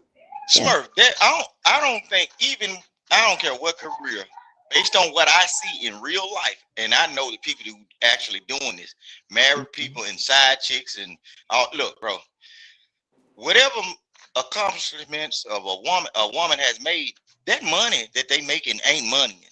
Bro, I hang around carpenters, plumbers, dudes that work in diesel mechanics, drive trucks, and everything. Bro, Mhm. no matter what college education these women have, they still doing it for the funky 40, bro. Need Yeah, bills paid, need shit. I be like, damn, don't the woman work at the courthouse? yep, My people yep, say, yeah. I said, yep, oh, don't she make this amount of money? Why she needs yep, the money from you? yep. Yeah, and you Shit, ain't never I'm telling lied, Rooster. yeah, Yep, and look, only thing it be taking is 4 pumps in the pool back, and then she gone on by her business. I be like, yep, well, hey, shit, I guess that's where it go. yep. Hey, so you got to be careful with this. All this women are doing this. Nah, it don't seem like that money y'all making is money, or the education either, because y'all still screwing the shade tree mechanic, or the Yep. plumber, or the milkman, or whatever. Well, I'm glad you Shit, said it because I've been up here saying that women do go for the average man, and a lot of people be like, "No, they want the top 1%, and they want you to do." Nah, that ain't true. If they like you, my they rock it with you. Oh, for Ma'am, sure, my for tribe of sure. Yeah, dudes, they burning Yep, them up, boy. They yep, burning them up. They got them yep, trades, yeah. yep, and then they ain't got no men around. They don't know how to change tires, change yep, batteries. Boy, all yep. right, Yeah, and once again, regular, OG just regular. Speed, OG Speed, wherever he at, we pray for him, as Trey said. He used to say it all the time. Like, at the end of the day, this conversation we having over the internet ain't the average people. It's just people that's queuing in. When you go on the average people are messing with average people. You mess with what you have access to. You know what I'm saying? So the only one over here getting celebrity chicks right now is Trey. Me, I'm gonna take my little beautiful average woman, and I'm good. I stay in my lane, and I enjoy my Yeah. lane. And you know, and what you saying, Sister Summer, unlikely ain't wrong, right? When we look at it, we looking from different preferences, and whether we disagree, agree, it's happening. Percentage wise, maybe 20, 30, it don't matter. Yeah. It's I think happening. it's all happening. Yeah, Yeah. it's It's all happening. We happening. just having a conversation, and it's just interesting. Like going back to Charleston White, he's just putting it out there, right? And he's letting it be known that this is what's happening, irregardless of what y'all talking about, and this is we doing. But he comes from our school, right? Summer, our school, Right. Yeah, as a because Gen X. I don't think all men can cheat unless No, some men have to purchase it in order to cheat. boom. Which A lot my of men don't spirit. have access to cheat. That's why I say lust. I think a lot of men lust and a lot of women Right, lust, but that don't mean that they could put the action behind their lustful right, thoughts right. Just like They the can, man. conversation They if can. they Trey buy it. just If they listening buy it, to. Just Well, like the I say get conversation. in how you live, or get in where you fit in. If you can't get it by mouth, goddamn it, dig into your pockets till you find the lint, and make sure you come up with enough change. Look, hey Hey, man, do what hey, you need to do to get the job done. hey, I don't care well, how they get it. hey, just like Trey just reviewed the goofy dude, as he called him, complete lame, right? He paid $3 million to see a chick and only to say she fat. Now he couldn't close the deal further than that because she looked at him like he was weird. You know what I'm saying? The deal was already closed. The deal was already closed. With that amount of money, bro, if he had just kept his mouth closed, he would have been straight. Only thing he had to do is say, baby, come on, let's go. I already gave you $1 million. There's another 2 up in that dresser drawer. Grab that. She Come gone. on. Hey, guys pay less and still got it. But once again, like the guy said last night when they was talking on the panel, everybody has levels to it. Some guys ain't gonna get it as easy. Some guys think they need to dance to it. Shout out to Wasso. Some guys think they can joke in it. Shout out to Eaterman. You know what I'm saying? So when like what we saying, nobody's wrong. Everybody got their way of getting it. Some guys can't walk in the club 6'4" like Monk. You feel me? Hey, it's how you close the deal. I used to say this all the time. I remember in the class I sat, we did a leadership class, and everybody went around, and it was interesting because it was only, I think, me and maybe one other brother. So you get to hear the Caucasians talk about their encounters, and it was tripped out because I like to sit back and listen. I ain't give my point of view. And they was like, Big Sarge, what you think? And I say, well, what I've always known is 85% of women, when they see what they want, they already know they'll give it to you. It's just a matter of you closing it with that 15%. And if you say the right thing, you got it, right? If you say the wrong thing, you just turned them completely off and you self-sabotage your opportunity.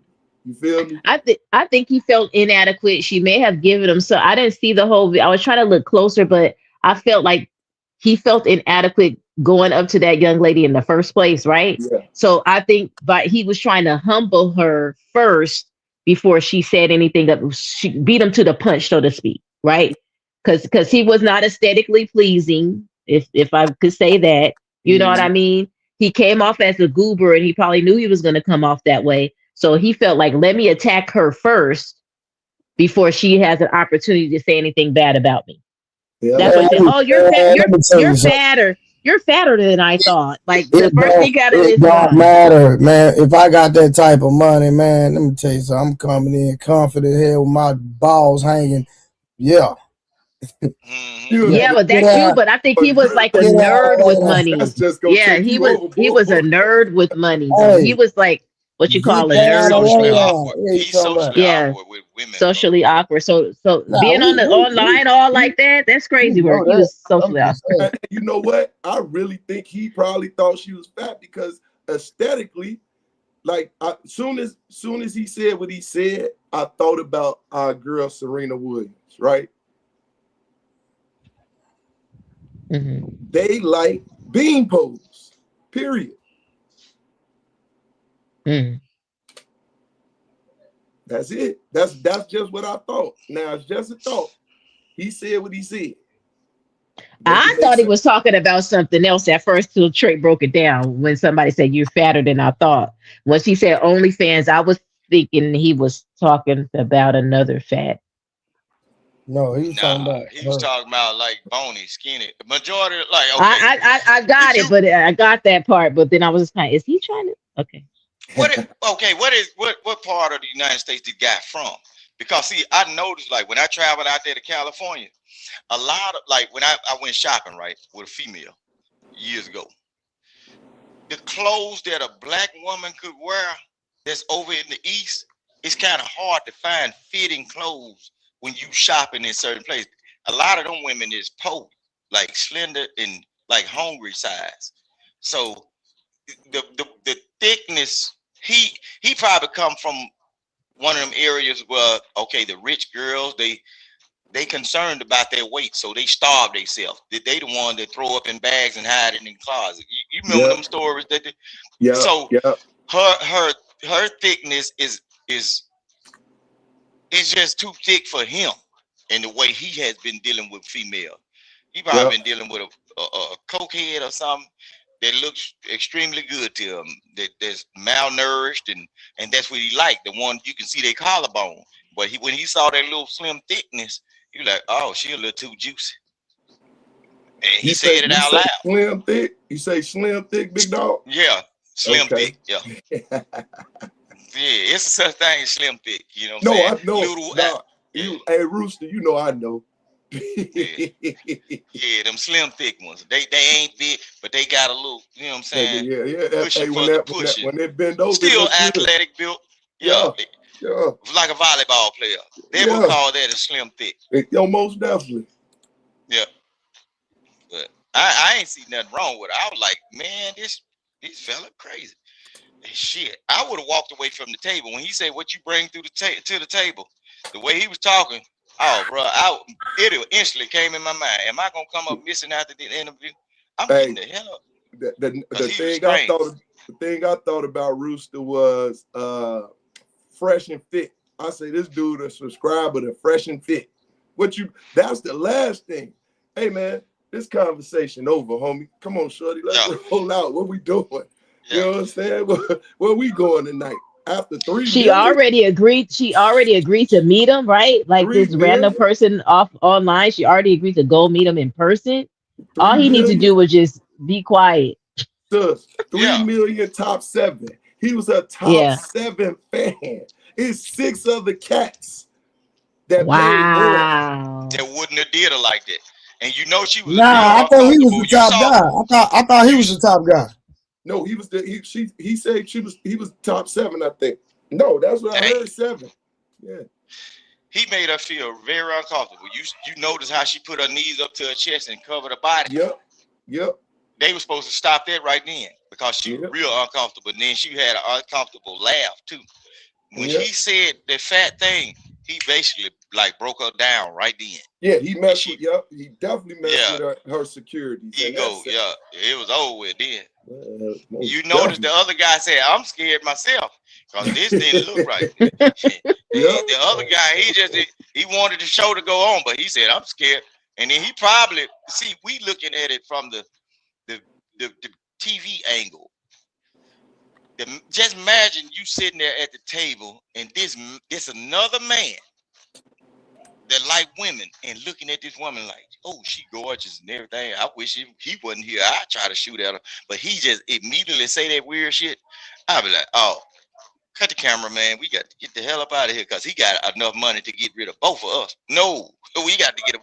We don't know if this the next Grim Sleeper or some shit. Man, Ted Bundy type. I'm telling you. Yeah. And one day on a boat or something, up high somewhere with no guardrails. No, bro. This big boy get in rage. We're going to have a hell of a party on that balcony. Hell no. Get the hell away around this fool. Yep. You got to be careful with people, man. Man. Especially them dudes. Go ahead, sis. No, I just want to clarify in the comments. When I say goober, it's the same thing like when Trey be saying he a goofy. So that's what I mean by goober. They really was trying to break down the definition. That's what I mean when I said he was a goober. Yeah. He was like that guy on Full Metal Jacket, the fat boy. The fat boy that couldn't get right and went crazy. Yeah. He was scary to me. He gave very much stalker. Like, I don't think she should have met him in person because now he's gonna be trying to figure out where her location and stuff is. That it gave off very scary to me. What you bring to the table. You got you paid her $3 million. She ain't got to bring nothing to the table. Bring your. You already done gave her the table to build it and all kinds of stuff. Man, if he got millions, he already know what she said. Yeah, you better believe. You don't need nothing else but that. You don't want to quit playing pool 3 times a day. See, that's crazy. These dudes, they call. I'm talking about. That's why I don't shake people's hand, bro, in public. That boy whooping the skin off that meat. That boy admitted 3 times a day, bro. That time is raw. He raw, bro. Diddy oil don't help that. Diddy oil do not help that. It don't help that, bro. Hey, that's crazy work, boy. But that boy whooping his skin off that meat. Hell no, and he admitted it. And so you know he weird. and some of my sisters say they'll want to deal with something like that. Make that make sense. And how you got that much energy to produce that much secretion 3 times a goddamn day?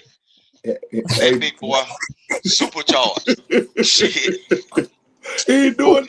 Hey, King Rooster, he ain't doing nothing. Let's get back to the. Hey, man. Man, let's get back to the. Hey, man, let's get back to the goddamn content, man. Y'all, I'm surprised he can see after all that shit. Hey, come on, Rooster, come on, man. You ain't said pause or nothing. Man. Hold on. Because why be in a relationship? For purpose of 2 people have always benefited more financially, whether they're cheating or not. Yeah. Marriage is not about love. That's why before you guys showed up, nobody married for love. 2 rich royal families got together and put these 2 together. Yeah. Before y'all showed up. So it's a business. It's more like a transactional. It's not a transactional business. So marriage is more like. So when me and you get married, what do? We start a life together. We build. What? We build. We start a family. We have children. We raise our children to follow in our footsteps. So who gonna go out and get all the money? You. So how do we build if I'm the only one building? Because I'm at home taking care of the children and taking care of you. And we at home. Okay, so while I'm out doing this, when I get home, you're gonna be tired and go down in time. No, I'm not. Yeah, Yes, you are. The children gonna wear you down. That's why I've watched all mothers do it. I've been in a marriage when we got the kid. You don't feel like fucking some days when I've been out building. That's why I get a nanny. I get a little help. Guess what? I'm gonna fuck up. Because you done brought her in the house with that female's presence. So then what do marriage look like? What's it supposed to look like if I'm not supposed to be for better or for worse? So I'm supposed to be okay with you. There's gonna be some worse. So You're not listening, are you? Okay, maybe she about to say something that makes sense. Maybe. Okay. No. You're okay with the better. I'm okay with the better. So stay in the work. We vowed. Hold on. It ain't say nowhere for. Yes, it does. This. Okay, so you did it anyways. Okay, there you go. She did it anyways. Oh boy, for better and for worse. If he's out there diving into other women's snatches. I ain't never signed up. You did. You signed up for better or for worse. That's your worse. Your worse is that. Hell, if it says forsaking all others. There you go. This ain't difficult. I told you. We about to listen to a full video of a lady trying to force men if I may, do what they want. It says forsaking all others. That ain't the worst. like it says you're supposed to do that too. So you cheat and bringing somebody else in and others in, you're breaking your marriage vows. Forsaking all others. That means you made a vow to her. Did David break his marriage vows? Did David break when he got with Bathsheba? Yeah. Did David break his marriage vows? Actually, no. Why he didn't break his marriage vow? Bathsheba was adultery. He not only married Michal, which is Saul's daughter, he also married what was he named? A fool. He took his wife also, and God didn't say anything. So at the end of the day, God did say, don't multiply yourselves wise. But when David took Bathsheba, he told David, he said, if you would have asked me for more, I would have gave you more. Why would you mess with another man's wife? Right. That's what I'm saying. She was married. He was married. He committed adultery by taking up that woman. Some of you missing the point. The point is, even outside of Bathsheba, he had more than one wife. Yeah. But I'm not saying that he did it. I'm saying that he broke the vows, he broke the covenant because he went after another man's. That had nothing to do with the question. Wife. That had nothing to do with my question. But the vows that we have today, No, we're talking about the vows that we have today. I don't know what they said back in the day. You know, back in Okay, the day, I don't know what they said. But current times supersede the Bible days. Got it. Okay, that's how I want to. no, I'm Right. just saying your marriage vows that you make a covenant before the Lord, and that's when you take your marriage vow. The marriage vows that we say today says forsaking all others. That's what it says. So David didn't make a vow. Don't say that before God. part though. Don't I'm say that asking part. a If you, question. Did David make a vow before God? Because the Bible tells me that he was a man after God's own heart. Yep. yes, and he still sinned and he still fell short, but he still was a man after That God's has own heart. nothing to do with what I'm saying. But I'm saying you could still be a man after God's own heart, and you still can fall short. You still can sin as long as you have a repentant heart. That's fine. But I'm just saying the marriage vows today say forsaking all others. No, the marriage vows changed from the marriage that's vows what it says today. Than they were back in the day. I don't believe they said all of that sickness and health, deadbeat, all this other stuff back in the day. I don't think they said all of that. No. Wow, come on. Yo, check this out. Have y'all realized? I don't know if y'all realize this or not. Women only defend shit from a personal gain perspective. Have y'all noticed that? 100%. No. The only thing they ever defend is something that is in their benefit or in their favor. So hold on. Hold on. Hey, hold on, Peace Murray. Before you do that, because Mutt sent a super chat. He want Summer to answer this. Go ahead. And just like I'm gonna see if she gonna fall for this. I'm gonna see if she gonna answer because this is a trick question. Mm-hmm. Mutt sent $5. He said, Summer, is Anton Daniels a cheater to you?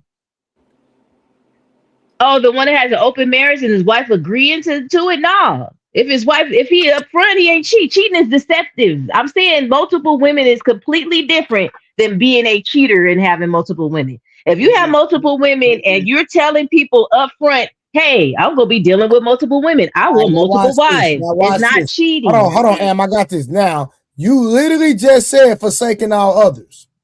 But in their vows, in their agreement, in their marriage, they agreed to it. It does no. Do you not understand? People could write their own marriage vows too. Do you not understand that? You cannot agree with the somebody allowing somebody in their marriage, and you literally said the marriage vow say forsaking all of it. That is a contradiction. I land my plane. Go ahead. If you're going into a marriage, right, and you're saying I'm gonna have multiple wives, I'm gonna have multiple women, right?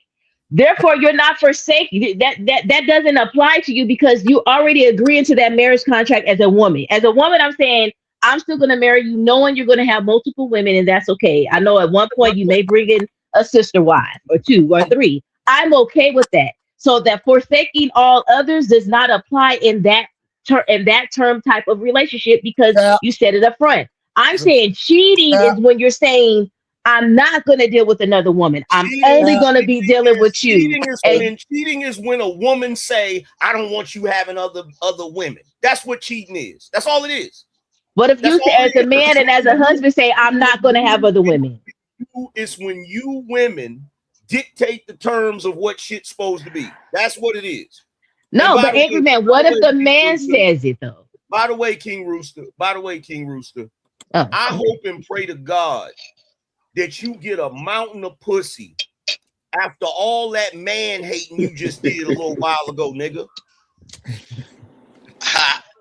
It's gonna be all right, Angry Man, when the swelling go down. It's gonna be all right, nigga. It ain't look, and then we ain't talked in a long time. You still got my freedom papers, and I want them. I'm burning them bitches tonight.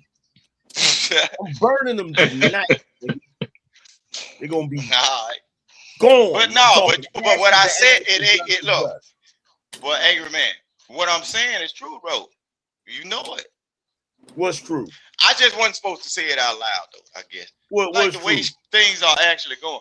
Like I was just speaking to before I came up, they was talking about what is and what ain't and stuff is different. No, bro, the things are the same. Man, money don't matter to men, and the money that women are making, it doesn't matter. they still doing the same stuff. They dating regular dudes. It don't matter what education they got or whatever. Some kind of way they still in the grasp of regular guys. And I see it daily. And then they be walking away from good relationship. A lot of them divorced and everything, but they end up on the block where we at. Who was that chick? That's because in the modern day, in Summer, her opinions are a prime example of this. In the modern day, women believe they should be able to dictate the terms of how all relationships are. And when dudes don't agree to those terms, they come up with things like the word cheating and shit like that because they want shit their way. And if they can't get shit their way, then they take morality or the concept of morality and twist it to make you look like you ain't shit, to shame you into a certain behavior. Right. So she just sat up here and tried her best to explain the difference between someone taking marriage vows and deciding to have multiple women and someone taking marriage vows and not deciding to have multiple women. Somehow in her mind, one of those is cheating and one isn't. You know why it is? Why is it? Angry man, if you told your wife, I'm not going to sleep with anybody other than you. I'm only going to be with you, baby. You're me for the rest of my life. It's just me and you. I'm not going to sleep with anybody else. She didn't put a pew pew to your head to tell you to say those things to her. You could have just stayed 10 toes down. If you want multiple women, say, look, babe, I may be able to do that for a while, but eventually I'm going to want multiple women. Are you going to be cool with that? Because I may want to go outside of the marriage and let her decide. That's what I'm saying. So why would the man agree to a thing? No. Do y'all notice that she's talking say to the me? truth. I try to respond. She's talking over me.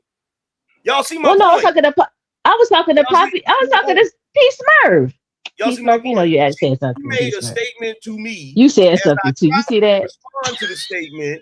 She talked over me because she's not having a conversation. She's trying to dictate terms to me, right? Don't do that, angry man. P Smurf was talking to me on top of you too. What you talking about? Go ahead, answer his question, Summer.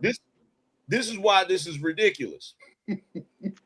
She wants me to believe that if a man marries a woman and he says to her, I only want you. Right. That statement is strong and definitive, correct, Summer? Should be, yeah. Okay, cool. Because he a man, he said it, so he should live by it, right? Yeah. Your word is bond. Men's word is bond. The next day, the day after, he says, fuck that, I changed my mind. Is that statement equally as important as the first one? It could be, but then she could make a determining decision to say, F that, I ain't dealing with it. Exactly. And there you go. And there you go. So here's the thing. So why don't y'all do this? Why don't y'all stop pretending like we got a fucking choice in the matter and just say you're a bunch of overbearing, dictating tyrants? Just say that. Stop pretending. Manipulating. No. So can you say that a man ain't a true head and a true leader if they can't stand 10 toes down on what they want? No, can you say that about the men? Here's what I can say. This is what the history has been throughout all of history until recently. Men have done whatever the fuck they wanted to do, and y'all supposed to shut up, sit down, and deal with it. That's the reality. Right. Say that to your woman. But what's going on today is y'all have figured out a way to psychologically trick men into bowing down to you. Now don't get me wrong. There are certain aspects of a woman being with a man that will benefit him if she can convince him to stop doing certain things. The only problem with that is your skill at being manipulative. Y'all abuse it. You abuse it. And you have dudes out here looking crazy. Because the reality is this, like I'll give you a prime example. I'll give y'all a prime example, right? You ever been in a situation where you in a relationship with a chick and you sitting in the crib and this chick is 5 feet. She's half your freaking size. And she looks and she says, I thought I told you to take out the trash. And then the dude gets up like a dumbass and says, right up. Yeah. And he goes over there to get the trash and shit. Why did he do that? She can't make him do nothing. Why did he get his big grown 6 foot, 200 and some pound ass up to go get that trash after she checked him like he was a child? Like a child. You feel me? But see, nowadays, what goes on, and this is why a lot of men are miserable. This is why a lot of men are unhappy. And this is why it's so hard for relationships to work. Nowadays, women think they run men. Yep. And if a man stands up and pokes his chest out and has a backbone and says some masculine shit, they'll label him something messed up. Oh, you're toxic. Oh, you're this. Oh, you're that. Controlling, the tyrant. And then because you're trying to stay in civilized, polite society, let me stop doing that. Let me fall back and let me do this. Like right now, someone is trying to tell y'all what men are supposed to do with their Johnson. We gotta you can do whatever you want with your Johnson. We gotta listen to how my body, my choice from the women. If she gets pregnant, she can have not a man in peace, man. She can have a kid. No, or not he ain't lied, sis. She can have a kid or not have a kid. It's her choice, and we don't got no say so in it. And to even think that we got to say so in it, we wrong about that shit. 4 generations. You said 4 generations. 4 generations, angry man. 4 generations has said this. I have a question though. I got you, sis. Hold on. 4 generations says this. And correct me, am I wrong, anybody? How many times have you heard females say, a man can't tell me nothing? All the time. That ain't a man if he listened to that. Listen, I was about to say, so is there some men just weak or something? I don't know. Y'all calling men weak then?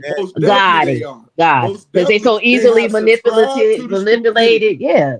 They have subscribed to the stupidity. Yes, they are. And look, that's the other funny thing they do. Shit she just did a second ago, right? That freaking emasculating bullshit she just did.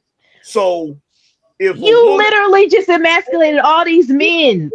If a woman, how did I emasculate the men? Because you pretty much what you're describing is that some men are just weak because they scared to stand up to their woman. Because they're being manipulated, and all of you're listing it all, and I'm just summarizing it. So what you're saying is that some men are weak.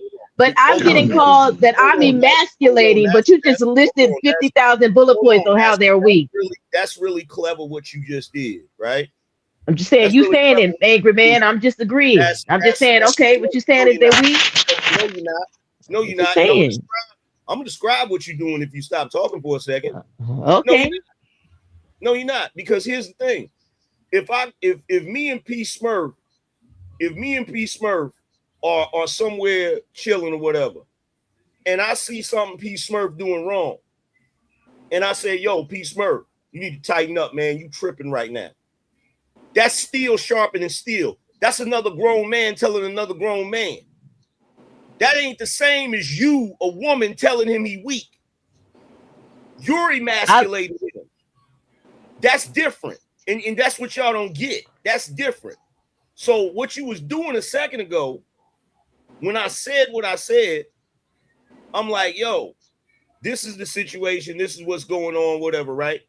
And I also said that in order for men to remain in polite society, to not be ostracized, to not be demonized, vilified, or treated like they're toxic, many of them have to conform to that shit. You immediately jump to, oh, they weak. They easily manipulated. See, that's you knowing a situation is a certain way. but still using it as a way to emasculate men when you know in the back of your mind, if those men do not function that way, they're going to be treated a certain way in society. Can I ask a question if I may? Can I ask a question if I may? You To all the men on the panel, Trey, would you allow a woman to do that to you? Here come the manipulation. No, I'm just asking. To do everything that everything angry man, said. I wasn't even paying attention if I'm being honest with you, but allow a woman to do what? Oh, he was saying like I asked Peace Murph, would you allow you and say, get your stupid ass up and get that trash up. That's what look, I'm gonna just give it to you raw. He basically saying you got these big old dudes that tucking their tail, they curl out when a little 5-foot woman say, get your stupid ass up out that couch, take them headphones off, and take that damn trash out. That's you pay all the bills, but what man is allowing a woman to talk to him like that? Boom. Peace Murph, are you doing that? Syndrome, boy. I go crazy. So in my house, no, just yes or no. Peace Murph, you doing that? No, but can I expound real quick? So in my house, we go by the Bible. Woman submit herself to a man, and man love your woman like Christ loved the church. So a woman can't tell me nothing. She can give me advice, but she can't tell me nothing. And I want you're the leader of your home. Give it to me. She better be prudent with it. She better take thought to it. Come make sure to put it in the plate versus just trying to tell me something. Mm-hmm. Okay, so Peace Murph, what's up with you, bro? I appreciate you. What's up, Bing? What's up, Nothing, Bing? man. I need you to cut your hair off because that shit got you lying. So, Bing, you not gonna turn your camera on? I'm gonna start all you niggas with y'all cameras. I'm gonna start taking y'all niggas down. Bro, listen, man. I said what I said. And hold on, I don't mind cammering up. Look, I'm beautiful anyway, so I said what I said. Okay, that's fine. I just want you to know when you drop me, I'm reporting your channel. So Man, listen, but I'm just saying, my nigga, y'all go on other panels, y'all be cammed up, then y'all come over here, y'all ain't got your camera on, my nigga. We ain't doing that. Nigga, who panel do I? I said what I said, nigga. Don't I see you? Trey, I'm outside. Trey, out grown ass man. You want me to see your receipts, nigga? Don't say I said what I said to me. Hey, Peace Murph. So let me say this, bro. I was gonna call you a liar, but I thought about it. That's too strong of a word for you. I got too much respect to call you a liar. I just don't like the way the question is framed. Cause I listen, I go out of my way, bro. I do everything humanly possible to not agree with Angry Man. Right, and I was just listen. I seen him on the panel. I said, yes. I'm feeling some kind of way tonight. I feel like disagreeing and arguing with a nigga. So I hit the link, and I can't disagree with nothing he said. Right, then he was framing what Summer did as manipulation. I was like, that ain't no motherfucking manipulation. And then he broke it down. I was like, damn, maybe it is manipulation. And then she asked, let me ask the panel this question. I said, God damn, he right again. I hate you, Angry Man. Okay, because I know what I'm talking about. You've been right 3 times in the last 3 minutes, and I don't appreciate it. I'm not trying to manipulate anything. Let me tell you why I'm not, because my husband ain't like that. And I'm gonna explain to you how. Nope. You're gonna show me some respect the same way how you show everybody else respect, right? So this is the reason why I say the framing was manipulation, because she said, are y'all letting a woman talk to you like that? Meanwhile, everybody on this panel 60 fucking years old, right? So the legitimate non-manipulative question would be, have you ever? Now let's see who lied now. Yeah. So in your whole 90 years on this fucking earth, you ain't never let a woman talk to you in no kind of way, ever? A woman gonna talk, but at the end of the day, she can't. I'm just hey, listen, you gave her a yes or no. I just want a yes or no, bro. You always want to give a long explanation. Not on that one. You can't yes or no me on that, Beans. And I talk with you. But listen to this. A woman can't tell me nothing. I grew up. That's fine. We're not talking about 2026. That's not the framing of the question. Bro. I am the patriarch of my family. That's fine. We get it, bro. I don't need So your ego right now. I can't promise. tell me nothing, bro. I'm just Hey, trying to give Beans. you my Hey, example. Beans. I don't need your ego right now. Hold Hey, on, Beans, Anchor Man, let me- please, I beg of you. I'm just trying No, to let give me. you my I'll example. answer it. I'll answer it. Okay, go ahead. I'll answer it. Yeah. Absolutely. There have been moments in my life where a woman was like, "Yo, wasn't you supposed to do so and so?" And I'll be like, "Damn, I forgot." Not thinking. And then later I'm like, "Wait a minute." You feel me? And any nigga up here that say that ain't never happened to him, y'all tripping, because most of the time when men are in relationships with women, women have a way. Women are like waves crashing on a beach, fam. At some point, you get to the point where you do certain shit just because you don't want to hear her mouth. So that's a lot of dudes. That may not be y'all specifically. Look, if y'all saying that ain't y'all, cool. But that's the average black man. We got to stop acting like it ain't. But this why I was trying not to lose the mic, So right? here go my problem. When it comes to me, I'm tripping, Anchor Man. The reason why I'm tripping because I'm very militant, and I grew up in a patriotic family. You see what I'm saying? So I was always told, stay ready so you won't have to get ready. I fuss more when it comes to things because I'm the one that I'm so organized, bro. I got, while we talking, I'm setting up the schedule for the week.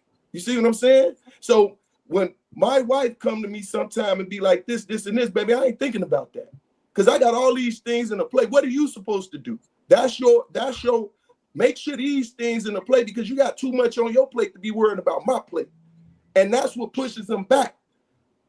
Yeah, but here's the thing. Wait, Angry Man, hold on. See, you took the mic from me, Angry My Man. bad. Go ahead, bro. Right? My bad. Go ahead. Because I want to argue, because what I'm not finna let this dude do. Man, y'all know I love P Smurf, but this shit got to stop, bro. The Bible says be humble, right? So that's what your book say. Your book say be humble, right? Some time to get over it, bro. Be humble means when I'm talking, you should allow me to talk, right? That's a part of being humble. Is when that brother is speaking, if you got respect for him, you should allow for that brother to talk, right? Uninterrupted, like you do the other nigga, right? I know I don't got 100,000 subscribers, but it's okay. Hey, you you let ain't me talk, cam right? up like my little brother said. So Absolutely, it's 9 other niggas who ain't cammed up. It's 9 other niggas who ain't cammed up. Don't try to dodge it, right?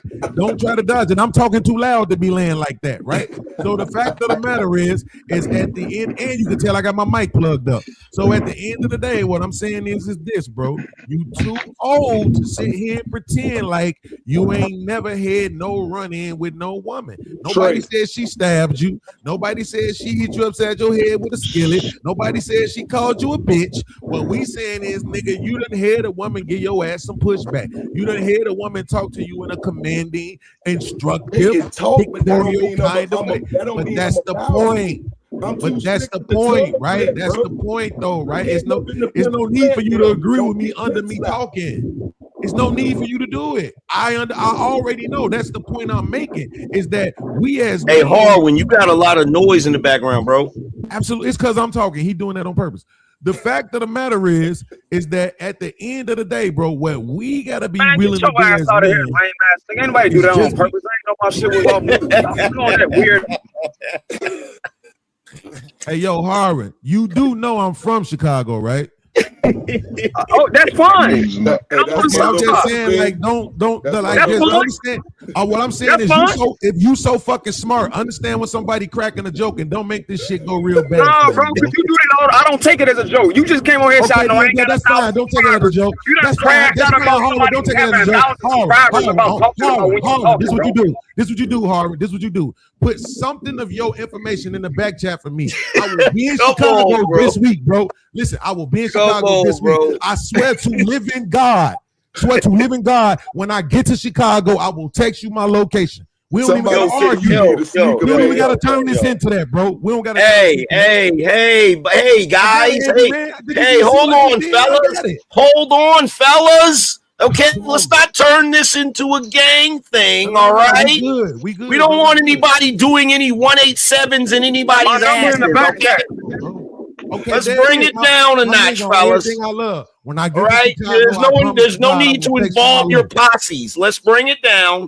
Bring it down. No problem. See, they the reason why we can't go to trail rides no more. We Here's the thing though, right? So what we do too much though is we get into this place of men where we get into this ego shit where we feel like we can't never admit nothing. Bro, I'm gonna tell you how you get through to most people I've met in my life who was going through shit. By them knowing that you've been through some shit.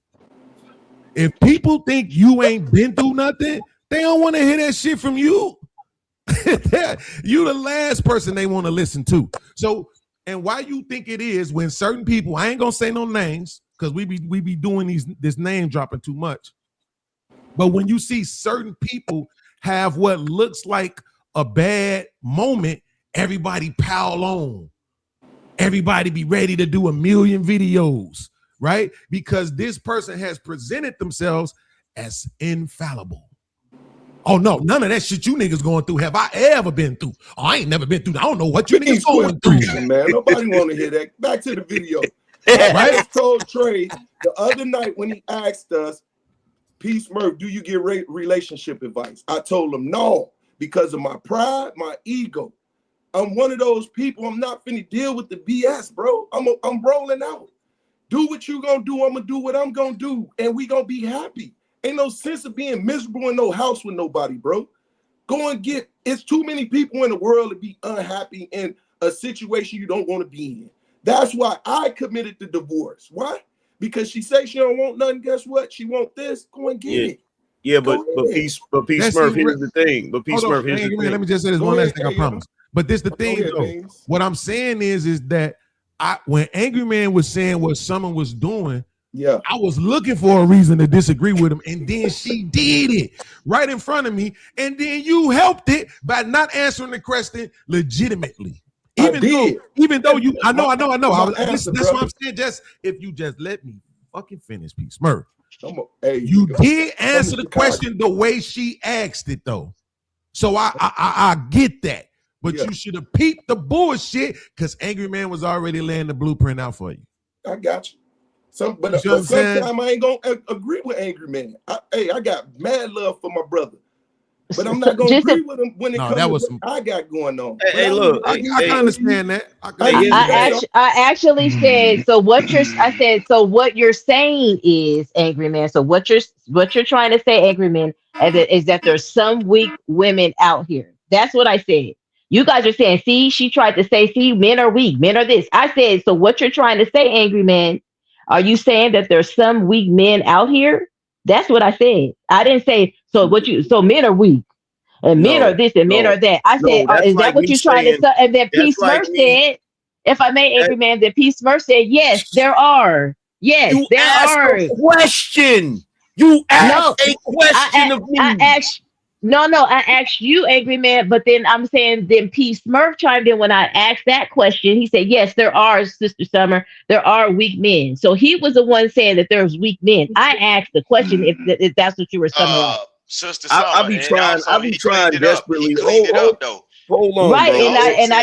I didn't have no. Not to hear your mouth, so they might not be weak. Right. They just don't want to get into conflict. So they might not be weak. They just don't want to hear your mouth in order to stop the conflict. So he cleaned it up after. What did they used to tell us, Angry Man? The entire don't argue with a woman. What was that saying about not arguing with a woman? If your daddy didn't tell you, it don't matter. The entire point of why I brought this up, right?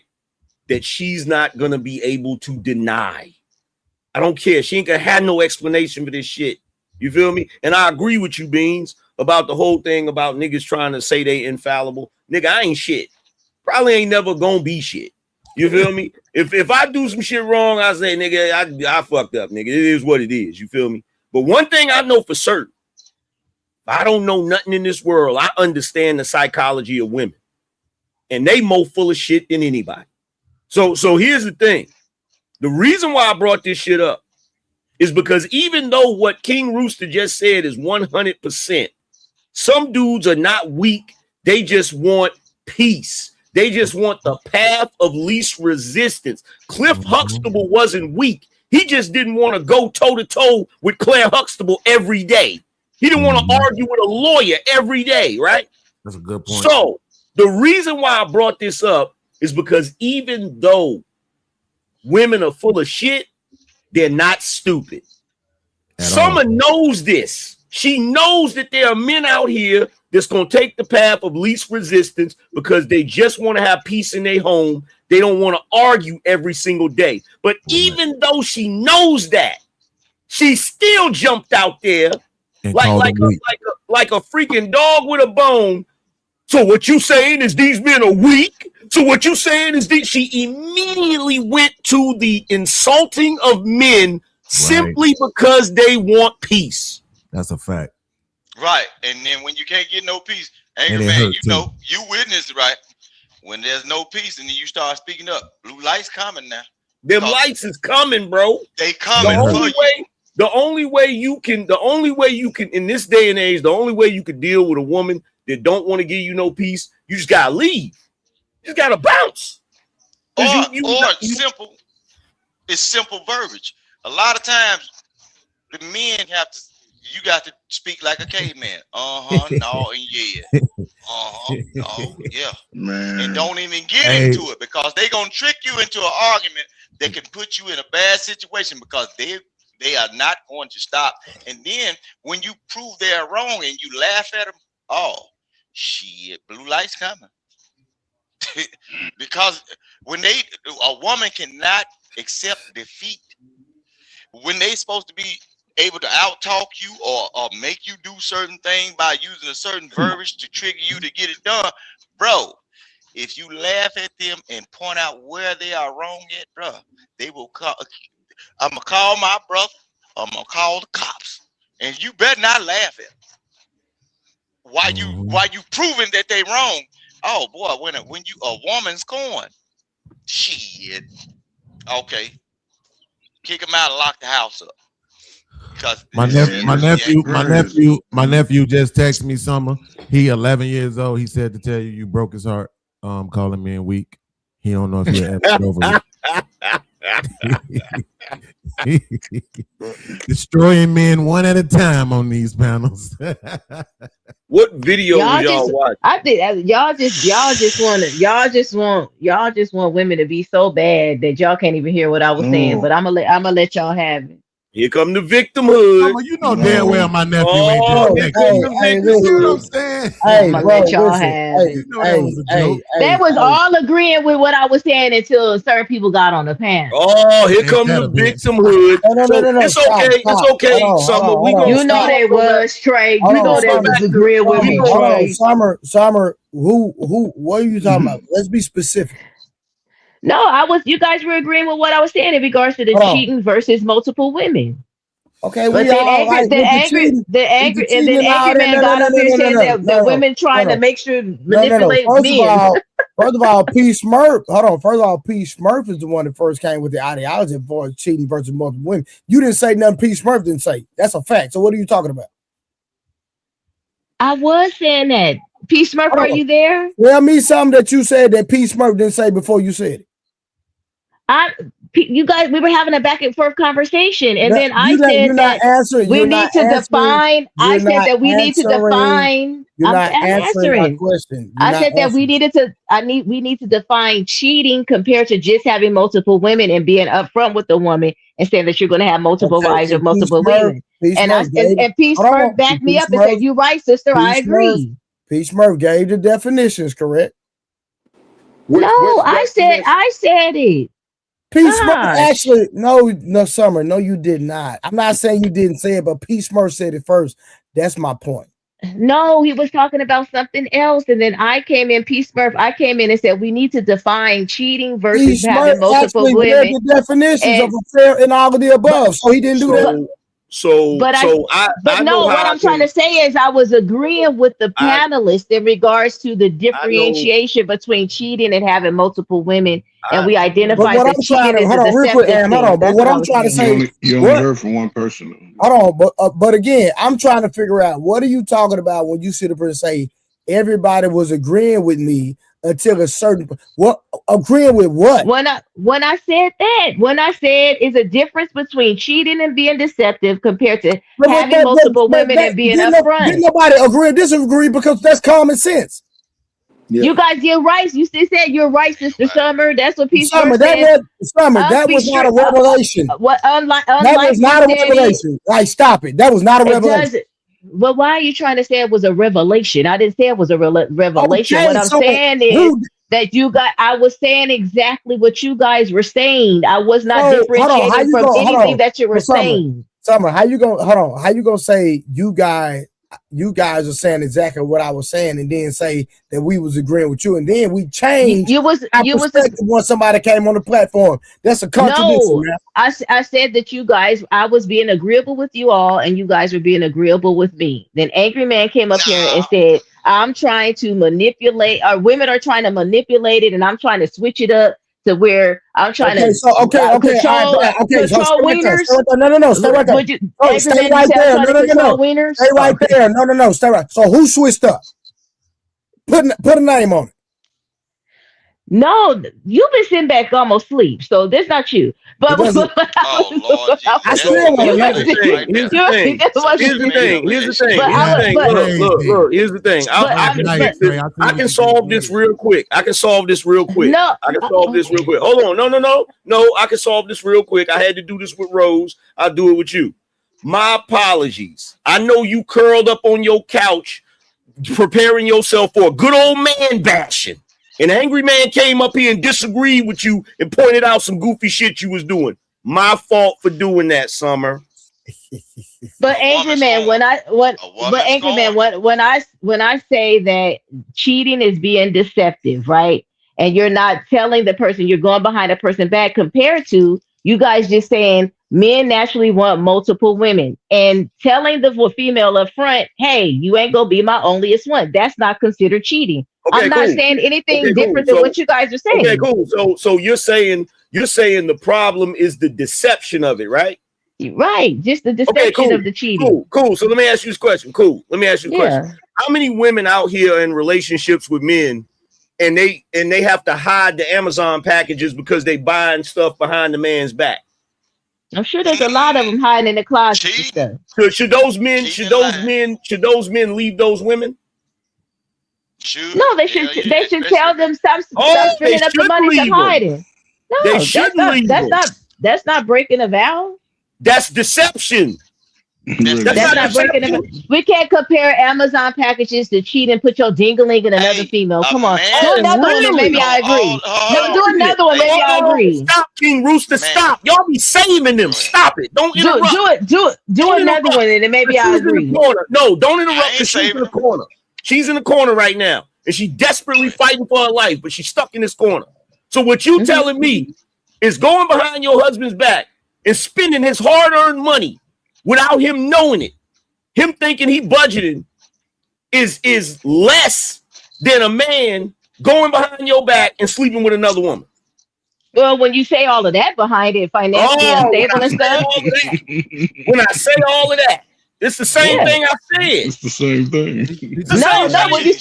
When you put perspective on it, then bank account she got. Tell her about that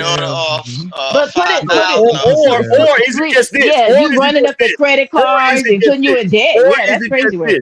Or is it just this? Or is it just basically the mentality of average women that when you do deceptive shit, it don't matter, but when a man does deceptive shit, it does matter?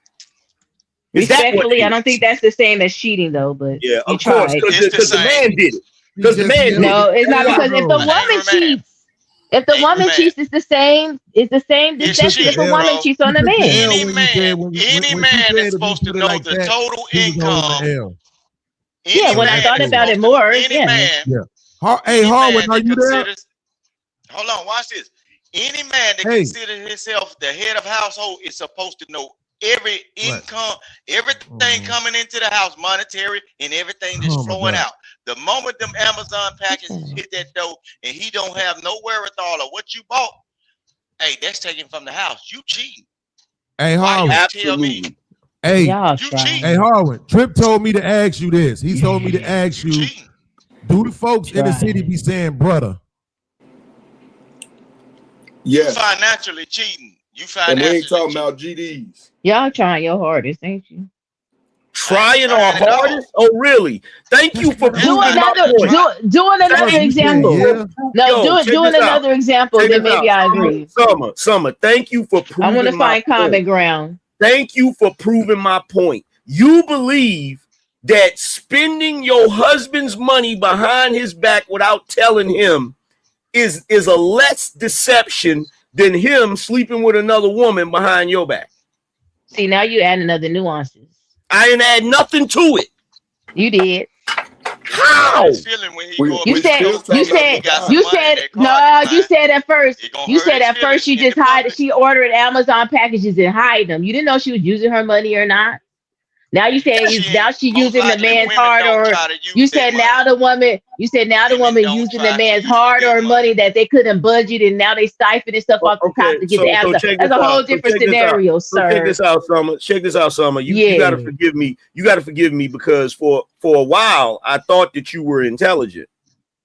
Because if you were intelligent, the subtext of what I said originally, everybody in here knew I was talking about her spending her husband's money. Did anybody in here think I was talking about her spending her money?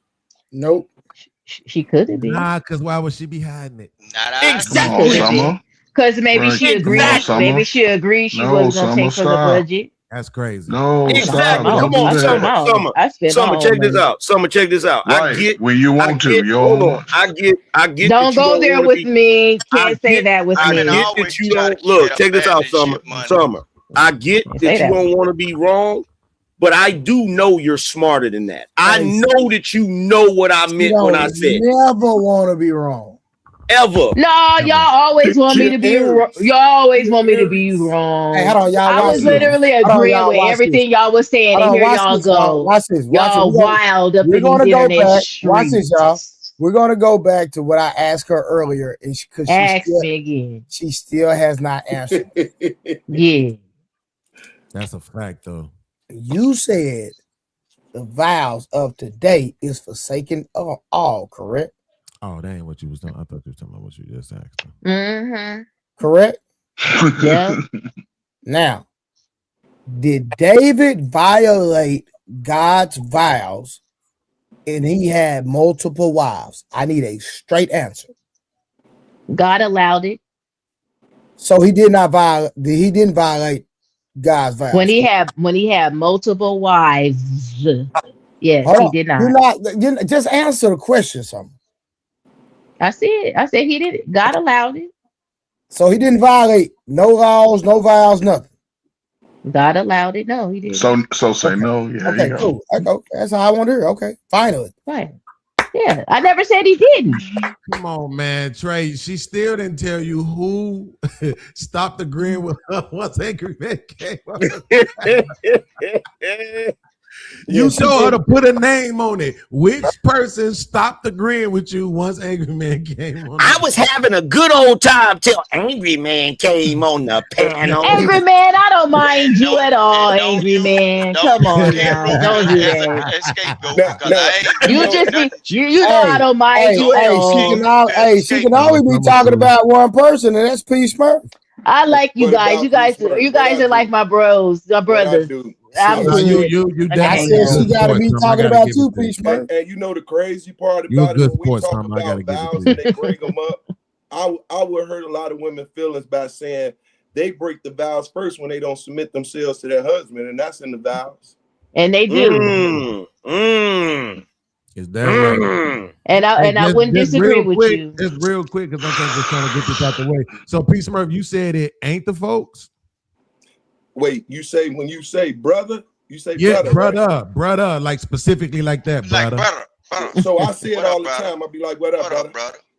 Now, I think you're referring, if you're going into affiliation, it's the Stones, really. Them the brothers. Yeah, it's this video this cat made. He said when the GDs from Atlanta meet up with the GDs in Chicago, and that's how they was talking. And I never heard nobody talk like that. And Tripp was like, Harwin talk like that all the time. Ask Harwin. That be me. most of the time. I'd be JP like, talk what up, like brother? that. Look, that's a dialect, bro. Yeah, that's part of my dialect. That's just a Yep. dialect. When they say "What up, brother?" Man, Yeah, I hear Peace Mercy say it more than Harlem. Yeah, I for say sure. it all the time. Yep. it's not a part of I'm dialect. gonna That's commission. That's just a I'm gonna dialect. It don't mean commission. Hey, I'm gonna get all of the men that I know to commission a statue to be built to Summer's husband. This nigga ain't shit. Because Why you any say that, Andrew, man, man? any Come on, man that had to argue like back and forth with somebody that don't never want to be wrong, he need a statue. And that's exactly why I said I agree with you when she asked us that question, right? I never got to get to it. Because regardless to Summer, absolutely today, 2026, Summer absolutely presents herself as the most virtuous wife possible. But come on, man, you didn't get to this age without doing those kind of things that just kind of in your and for the fact, you know what I'm saying? Like, and just for the record, Summer, you said we like your brothers. This is how I pick with my sisters. That's a fact. Yeah, I don't get offended at all. Summer, can I ask you a question? Can I ask you a question? Man, let me tell y'all something. Hold on, Rooster, real quick. Rooster. He do. For Rooster, hold on, real quick. He don't want to hear nothing you got to say. Shit. Listen, let me tell y'all something. He be sending me over here. He be like, "Don't you got a panel to do with Trey?"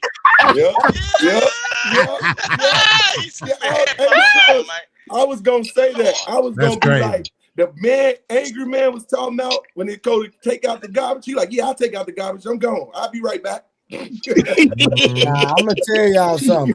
This is for Summer first day on here in about a week because I had Summer frustrated and she know it. And she was getting mad at me. She sure did. She was sick. Fact, nigga. I'm sick. I'm gonna let y'all go. I'm like, Yeah, oh. because I was, angry man. I had that goddamn foot on her nigga. She know it. Hey, she probably No, it was date weekend. She probably Nah, you ain't been on my panel about a week. Don't do that. Trey, I guarantee you, I guarantee you she relitigated that whole discussion with her husband. Yeah, he said this, and then I said, was I wrong or was he wrong? But look, every time she go ask her husband agree with me every time. I bet you her husband, he put them headphones on, and look, the last word she heard before he fell asleep, what you say, baby? He's not trying to get into this shit.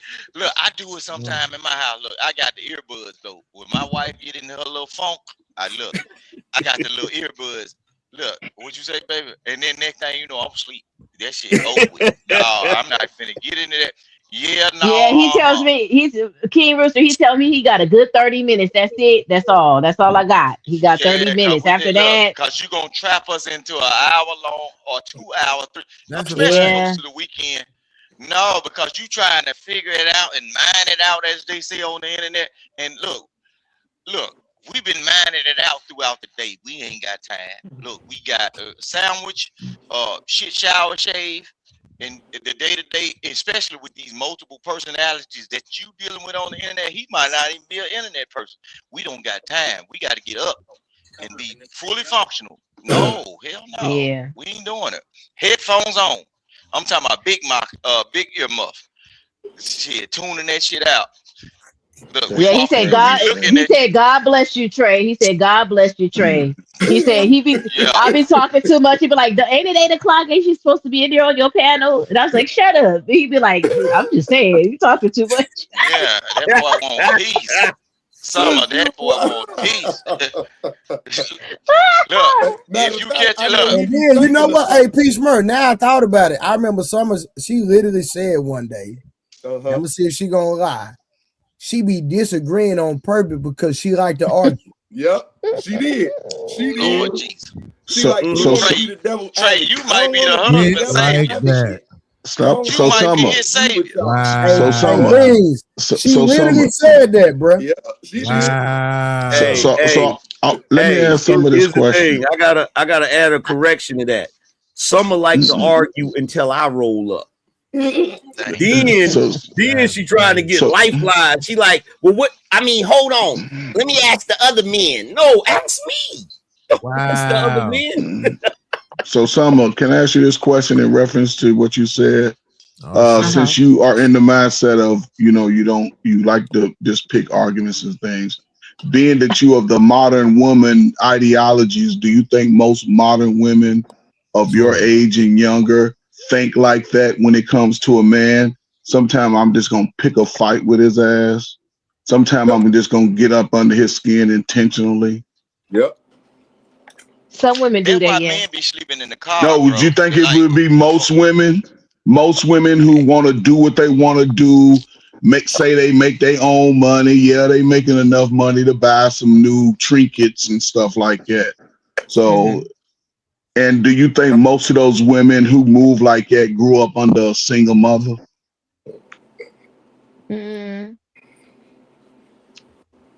I think the opposite. You think most of those women grew up with a father? I think if they had a father, because most fathers are telling their little girls not to take this BS and be on your own and go get a job and do all the things. When you really talk to fathers that have daughters, they're instilling their independence in them first. If you get what I'm saying. When I hear some of the men speak that have daughters, they're the ones telling the daughters not to put up with the BS from men, and because they're a man, right? They're like, nope, don't do this, don't put up with that. If you making your own money, don't put up with this. They're the ones instilling that in the dads. So I think they teach you. That's a good thing to teach. You know what I'm saying? Your young adult and things, what to look for that could be red flags. But as it pertains to most men don't get to have that communication with fathers over the last all of your life and most of my life under the feminist mindset. It sort of devalued the man's opinion, because before civil rights, most Black people formed. It was like the women understood that there was more women than men. They understood that, so they started to chose the covering of a man. But then once the feminist movement came, they said, "Hey, come and get this welfare, you single women." And they also said, you gotta, when your child turned 18, you gotta go. So what did? They started having more children with people who they knew they weren't gonna be in relationships in. And then you got 2 or 3 generations in now, because those men, and Tupac called it in the 90s, we have a race of babies that hate the ladies. The ladies hate themselves, and the men who grew up under that never had an advocate in the home. Most of them never had an advocate. Yo, Hey, let me say this. I'm gonna check out, y'all. I appreciate you for bringing me up here, Trey, and Summer. If you ever catch your boy sleeping in the garage with him a fat cigar and a cold cup of beer, and with his headphones on, let him have that moment. I let him all the time. We got a 2-hour leave him alone rule after work. Rooster, before you go, bro, I appreciate you for not being wild, Rooster, tonight, my brother. Oh yeah, they don't look from the space I came from. They never allowed me to have a chance to be like an actual human, so I got to be chaotic and something. I'm all right. Actual human. Yeah, you was cool tonight. I appreciate that, bro. All right, y'all be easy, husband. Just hold on. Boy, you gonna be all right, man. You gonna be all right, man. All right. Hey, y'all read that comment, bro. Okay, that's too funny. Let's start a parlay bet for how long before Trey falls asleep. LOL. That's crazy. Hey, here's something interesting. Something that you might not know. Women that argue with their husbands are killing them slowly. Facts. Do you believe that, Summer? You know why? Of course, it's stress. You know why? Because I did a show about this other day where I used AI to break it down. Like you put him in a fight or flight response. You put his body in a fight or flight response. Yeah. But because there's no physical activity, like an actual fight at the end of it, his body doesn't know that situation has stopped. Yep. So his body is still producing adrenaline, cortisol, all types of shit. And so now he's. But that's when you make love. That's when you make love after those heated fights. You release the energy that way. But the women gotta allow the man to release that energy. You can't argue with him and then leave the man. Not saying, listen. I don't know about them women. But again, your message can resonate with the women, because if they putting men in these situations. Even I'll take it off the man. They even doing the children like that. Yeah. This is the time in our modern history where men didn't come out didn't grow up with breastises. Men didn't grow up looking to be feminine and yell and argue with women. We didn't even, you get away from them. Now they standing toe to toe with y'all based off what they learned. Yep. Bro, you know what's so crazy about you saying that though?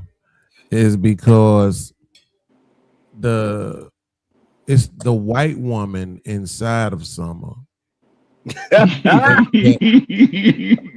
made that comment like she don't know about them other chicks. Because I believe her. Like, it's not that I don't be believing Summer when she be everything we say about women, she always say not her. It's never her. But she never nobody on the panel. Wait, but I'm saying this though. But she's the one motherfucking chick that be on these panels that I actually believe. I believe her. It's It used to frustrating be the conversation, but I do believe. Oh, there it is. There it is. You see what I'm saying? There it is, Beans. Did you hear it? I did. I'm just keeping it to myself. I don't even want to explode. No, Beans. The reason being is I've said it a lot on the panels. I said it used to be me. I had to do the work. A lot of women, because I'm gonna just speak for women because I'm a woman. A lot of women are not willing to do the work to be better because they holding on to past traumas, old relationships, and baggage. They're not willing to unpack that baggage and look at themselves to see how they contributed to the breakdown of relationships in order to be better in the future, right? So a lot of women just hold on to it. But I'm not like that now, so I have to say confidently that I'm not I got you. I say I believe you, right? Yeah. I do be believing you when you say you're not like everything we be saying. Like, I'm not like that. I believe you though. But that again, my whole thing be that at some point, like to your point, you was like, oh, you used to be, right? That's the part that be missing a lot from the conversations that people don't. You know the reason it kind of messes up for that. I just want to get through one sentence, y'all. So this is my thing though, because Angry Man is married, you married, P Smurf married, Coach Ferg married. Me and Trey the only one who got sense, apparently. I don't know. You ain't shit, man. Y'all like playing with y'all pool shit. I don't like playing. I think Harwin might be married too, right? Me and Trey might be the only motherfuckers that's not married. All three of us are divorced. You want to know? Absolutely. You want to know the only reason that Summer got some act right about her? No, because I don't want to keep making it about something. I'm trying to get to my point. Nah, I'm gonna make it about her. Summer was probably hell on wheels back in the day. She light skinned and you got light eyes too, don't you? Got light eyes, don't you? And she nothing nice. She thought she was the shit. The only reason Summer got some act right about her is because she's a woman that wanted to get married and stay married. That's the difference. No, she bumped into that thug angry man like us. Yeah. No, you know what though? That's actually a great fucking point. Boy, you coming around. You ain't no conservative douchebag tonight. Angry Man, that is a fucking awesome ass point. Nigga, I do this. Like that, because welcome to the show. Where have you been? I do this for a living. No, that actually does apply, right? Based on the angry man, the distinguishment is that those people do want to stay. Like, some people don't get married for the show. Some people get married because they want to be married. They want to stay married. They choose their person. That's how I always say it. Like, facts. That's what once we choose our person, we really be good. We really don't be wanting to have to go through that process again. But to your point, that's the difference, right? But what's the component that's the driving force for that? It can't just be the white girl in her. It got to be something else, because them bitches divorcing they niggas too. So what's the component that drives that nature for the people who say, I don't want to get divorced? There's something in her that was instilled in her that was traditional. That's the only difference. The women that you see out here nowadays that want to get married and want to stay married, they got some traditional in them somewhere. You feel what I'm saying? Yeah. So because like the one thing I realize about women, you can't regulate a woman's behavior. Mm-hmm. She can only regulate her own behavior. That's true. And that's facts. And only way a woman gonna regulate her behavior in a relationship is if she want to keep the relationship. Yeah. And then, well, I think it's more of Summer's dedication to God and Christ. That's part of it too. That's part of it. No, that's the main part, though. You think that's the main part? 100%. And I think even though she right there.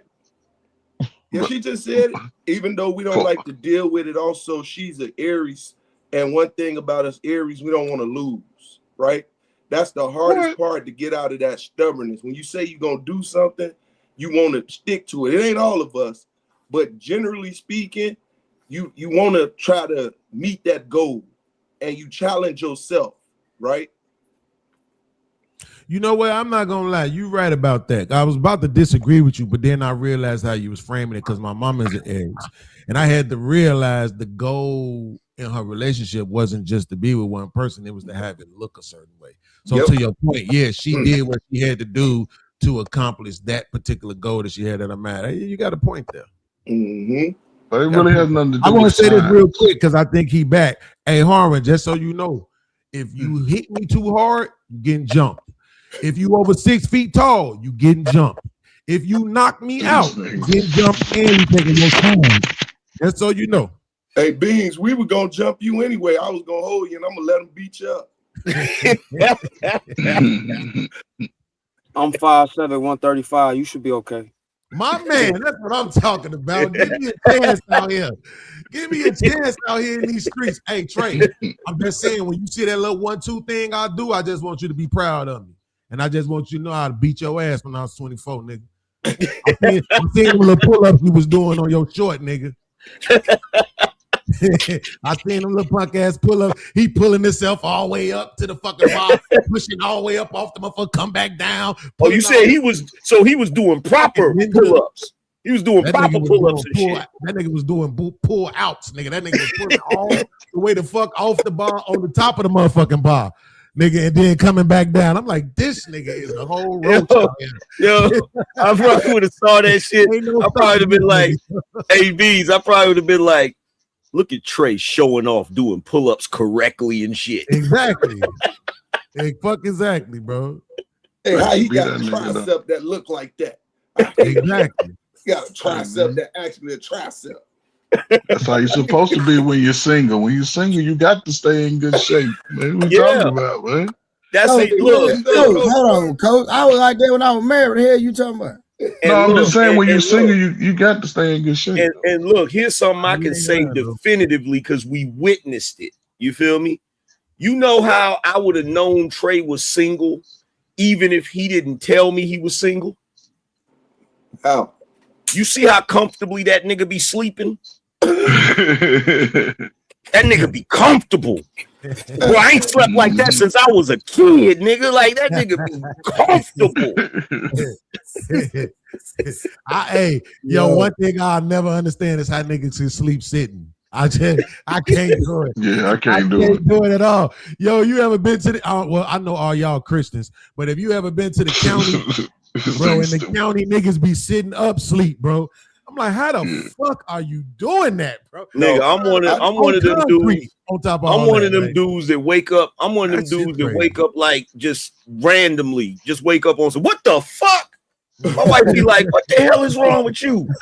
Like, I don't know, man. I'm just trying to survive the night. That's all. Another place too is the military. In the military, you learn to sleep everywhere, boy. On trees, you learn to sleep sitting up with your eyes open. For real, standing up. Yeah, the shit right there, bro. Damn, you was in the military too, Pete? Yeah, most definitely. All y'all. Wait, did you have your dad when you was growing up? Nah, that my he a straight gangster, bro. Oh, you had that? Nah, so he wasn't around. Uncles and everything. My uncles on my mom's side and my sister pop's side. So I was raised, but we a real patriarch. So you had male figures in your life that was like really in your life, guiding. Yeah, they was on top of me, bro. So like, you had male figures. That's why I say I'm so militant. Because right, bro, so you whoop you up, they would, bro. Don't do something wrong. They gonna punch you in your chest.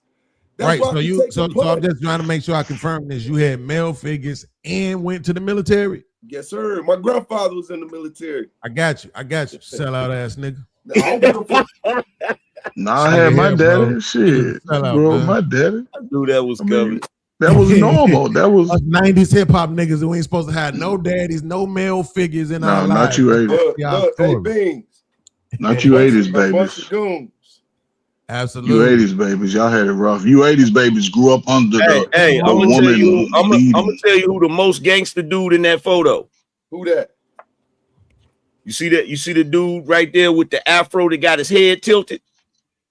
Wait, which one? This one right here? All them niggas got afro. That one right there. That one right there. We that's my uncle Baby Al. He had 3 women in the party, boy. Yeah. Yep. That's my grandfather right there, my grandmother. And they that's the my moles, uncle man. right there. Word. He was a Golden Glove boxer. This is my second oldest uncle. Was he the moles? Say that again. Was he the moles? Nah, none of them gang bang. They country boys. They I coming can't through whooping ass. Hey, for the record, I can't stand you niggas from Chicago that box Golden Gloves. No, just for the record, I was in the barbershop, right? And I got a homie in there that you know, he from Chicago, but he live down here, right? In fact, he from Cabrini Green, right? Oh shit. So he had always talked about he could box, right? Yeah. And you know how niggas be in the barbershop running their mouth, so niggas don't never believe nothing nobody say, right? No. So everybody telling me, yeah, he nice with it or whatever, right? So one day he get to bragging about boxing, and I'm like, you know, nigga, I box too, nigga. I even had the gloves in my trunk. I said, nigga, I box too. I keep them too. Yeah. So you said gloves in the trunk. Yeah. So I'm sitting there talking shit. I'm talking shit to him, right? Yeah. And I'm like, man, you know what? Let me see what you working with, nigga. Right? So I squared up with this nigga. I found out that day that man was not lying about boxing Golden Gloves. That's all I'm gonna say. Look, I said, God. This is the thing. Why y'all niggas think just because a nigga box Golden Glove, that mean that nigga can fight though? That's crazy. But that nigga could. Oh, man. Hey, look, look. I fought.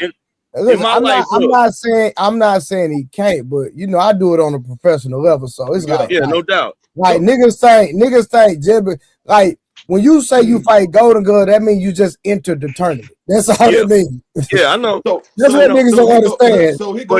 But here's the thing, though. Out of my lifetime, I've only fought 2 dudes that said they boxed Golden Gloves. One of them I knocked out. No, but what I'm saying, it's just the stigma behind it. Like when people say, I'm just giving niggas that don't know what that really means. The only thing that means is somebody paid to put you in a tournament, nigga. That's it. That don't mean you can fight. Yeah. So with my uncle, he was, you know, in the prison they have their tournaments. So he won those tournaments, and because he won those tournaments, they put him in the Golden Glove. That's where Bernard Hopkins learned how to fight it. Is it for real?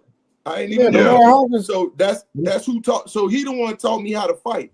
So that's why when I say we did it beforehand, now that cat you talking about, Angry Man, that's all they did in Cabrini Greens.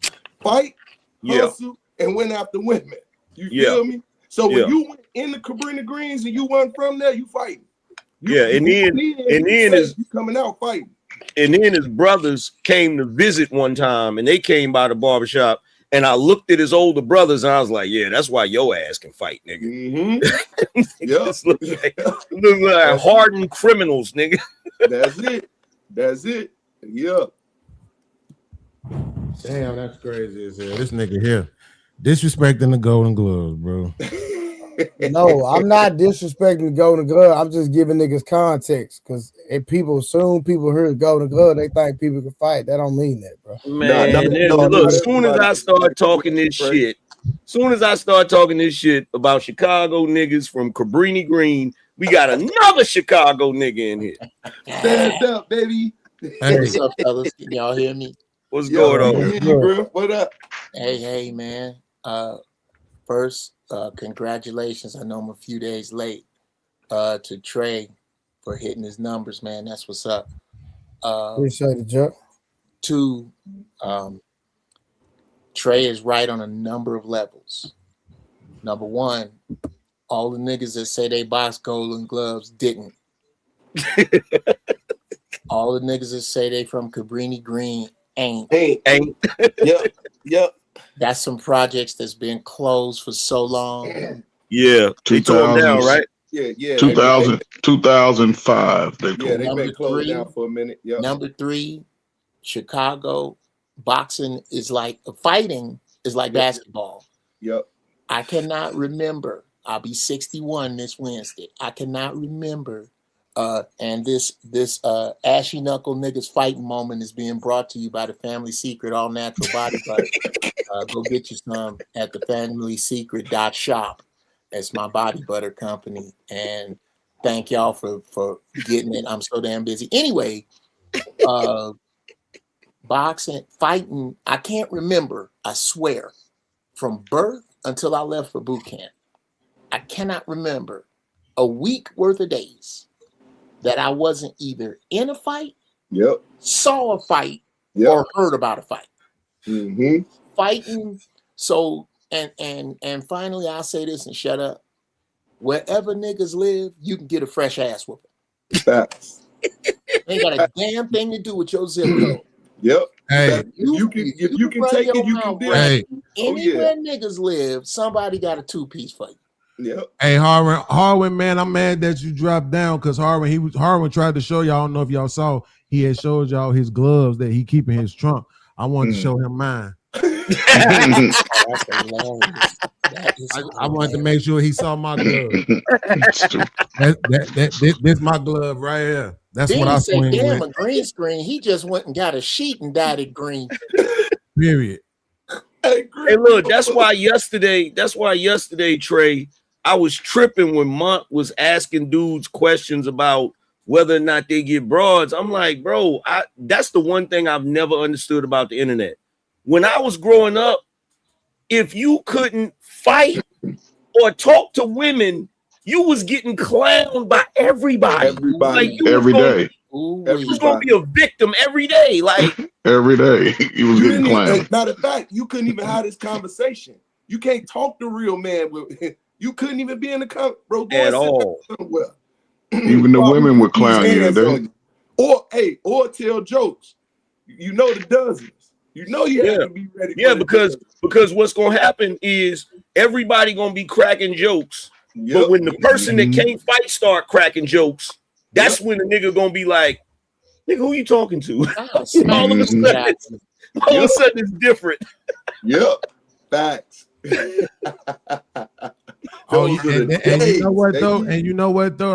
I want to say this too, Angry Man. Jeff ain't lying when he said that a lot of people be saying they from the Greens, but they really not.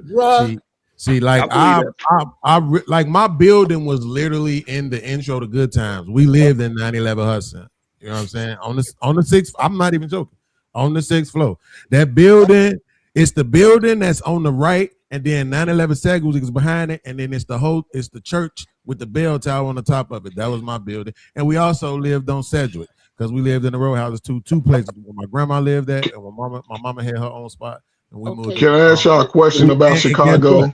After I finish talking, if you can, disrespectful ass. And then also, hey man, you be talking to my light skinned brother like that, man. Nah, fuck all that. I'm tired of the disrespect. And then also, Uncle Jeff, we also lived in Noble Square. And I'll be honest with you, I talk all that Cabrini Green shit, but Noble Square is really the spot where that's my claim to fame, nigga, because we lived on the 20th floor. Well, and I know y'all military paratroopers and shit. But living on the 20th floor for a living is insane, nigga. That's crazy. And that balcony and shit, and we had a water bed, bro. My stepdad, like that shit was mad crazy having to wait on that motherfucking elevator every day, that long ass elevator shit. Well, but I miss no. I want to ask y'all a question though, real quick, in reference to you Chicago guys, dog. And compared to Cabrini Green and Robert Taylor projects.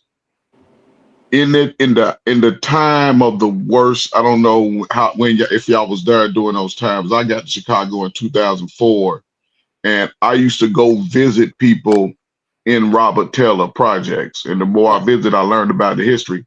and I used to go to Robert Cabrini Green, but it was on that they were starting to move people out. They was, sort of get ready to tear it down.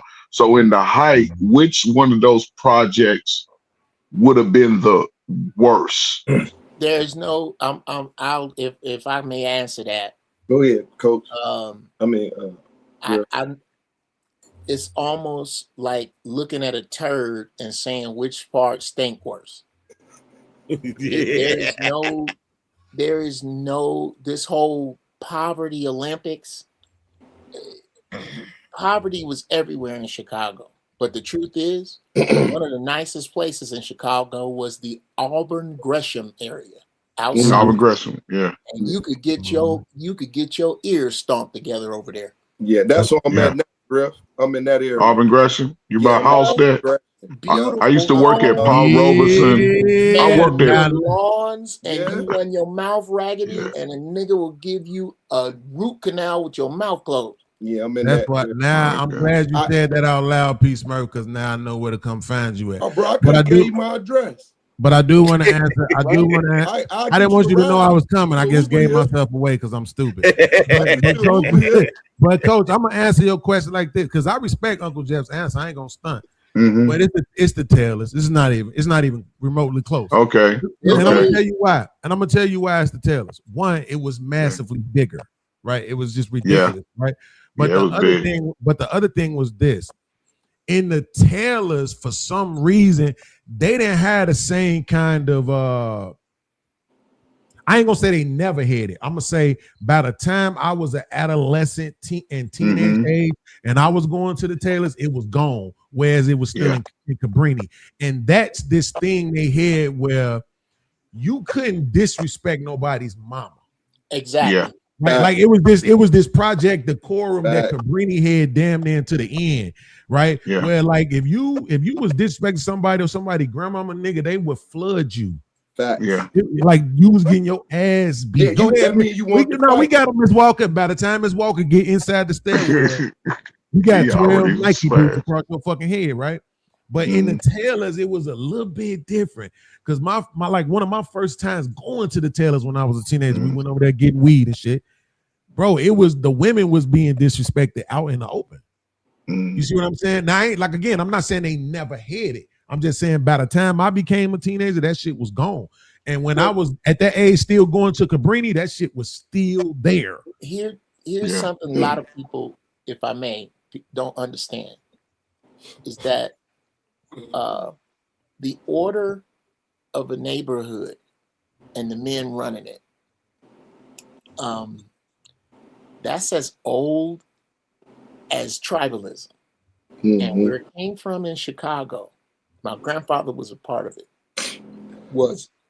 there was a black mafia in the late 40s and early 50s, right after World War II, that all of them were massacred in one night. And the only reason my grandfather and his brother were saved and one of their cousins is because their wives got together and hid their keys.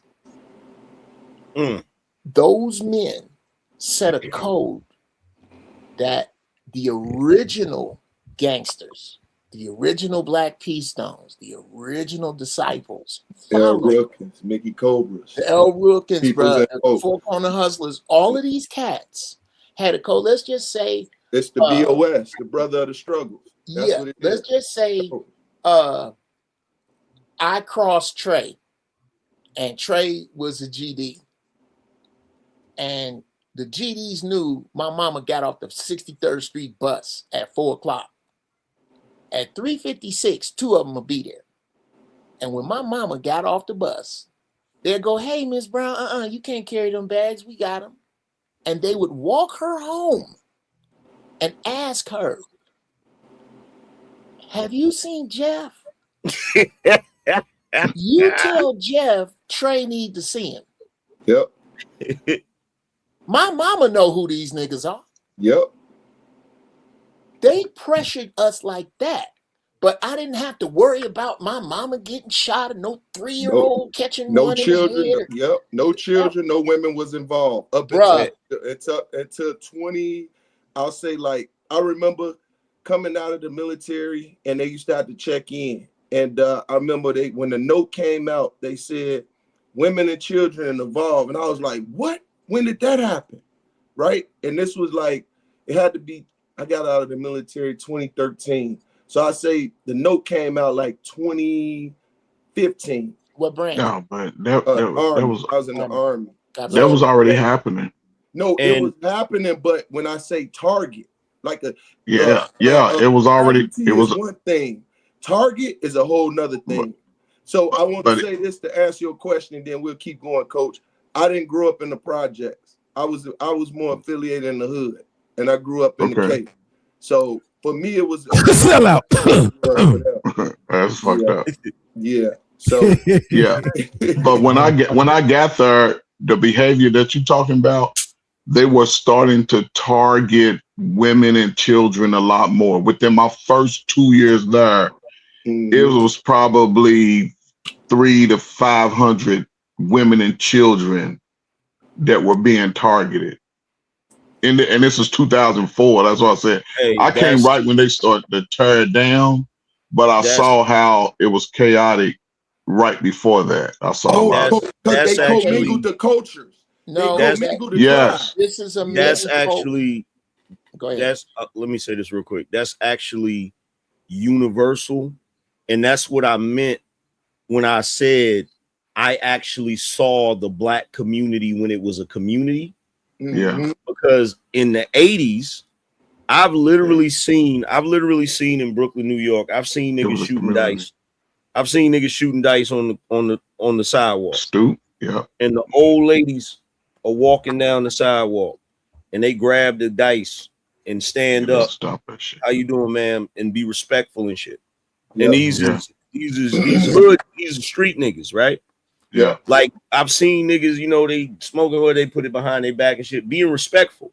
Yeah. And like that shit ended. By the time you get to the damn 90s, that's gone. Now niggas is talking about, I'm gonna shoot his mama crib up. You know what I'm saying? Or I'm gonna do that. Like, and it's like, what? Like, how much sense did that make? Once New Jack City came out, it sort of changed the culture. By the end of that summer, you could see everything just falling apart. Because that was 91. I never forget that. I've seen people, women getting hooked on drugs. It was crazy. I'm sorry, Coach Ferg. No, go ahead. You good. Did you have anything to do with the fact that Jim's is moving? From off of from Maxwell Street is moving. Oh, that's hold on, they moving? That, bro. They moving? Yep. Yeah. After 85 years. Off of Roosevelt? Rent too high over there. I thought they shut down. I thought they closing down. No, it wasn't closed. There's what to co-sign what Angry Man was saying. If you watch the movie Hoodlum, there's a scene when Madam Queen come out that they do exactly that. But what we doing right now is basically looking at a pot of spaghetti and going, you know why this tastes good? Because it's the tomato, or because it's a noodle, or because it's a meat. This is a big this thing that we call our culture that has been destroyed. It's many-headed, bro. It's a hydra. It's got a lot of heads to it. One of the reasons that women became targets is because sons didn't love their mamas no more.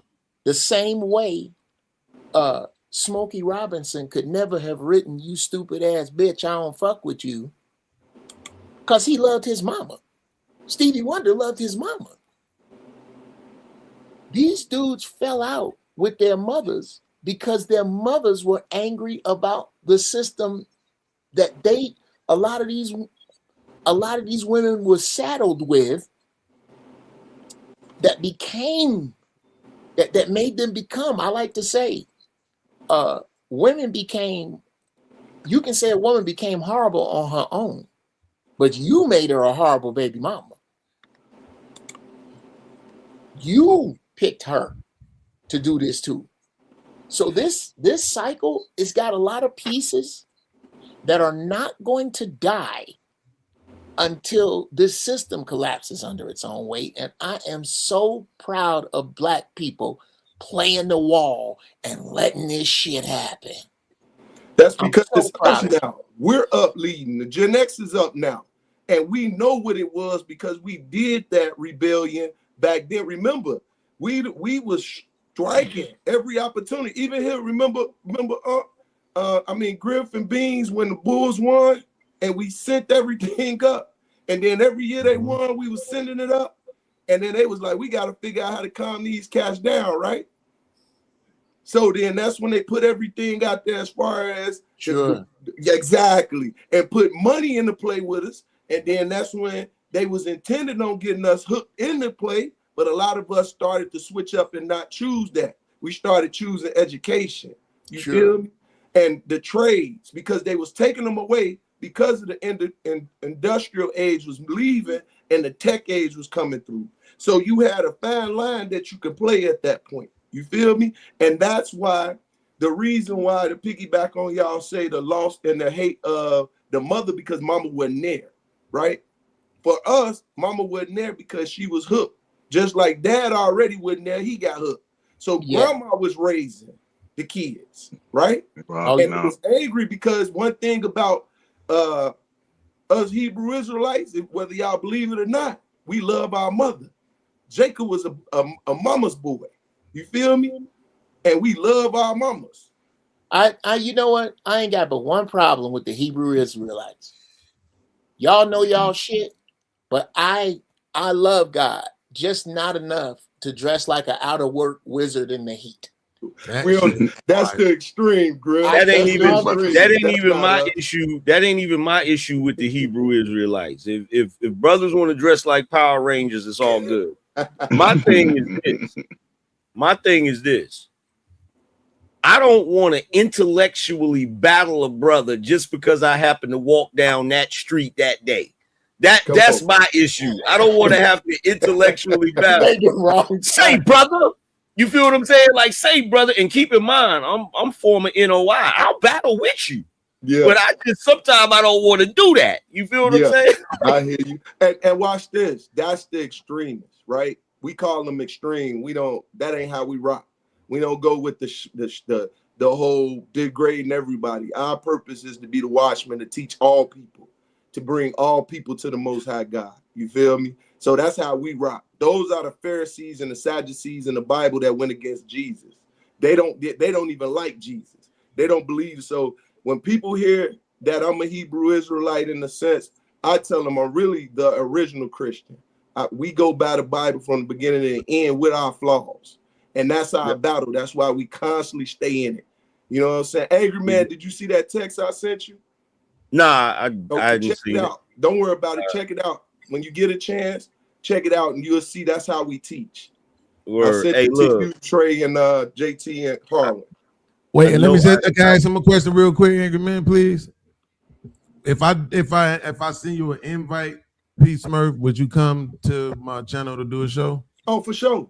Because I got this show I put together. I want to Trey, you would do me a favor? I just want to show him the thumbnail that I made for the show because I want you to know exactly where I'm trying to go with it.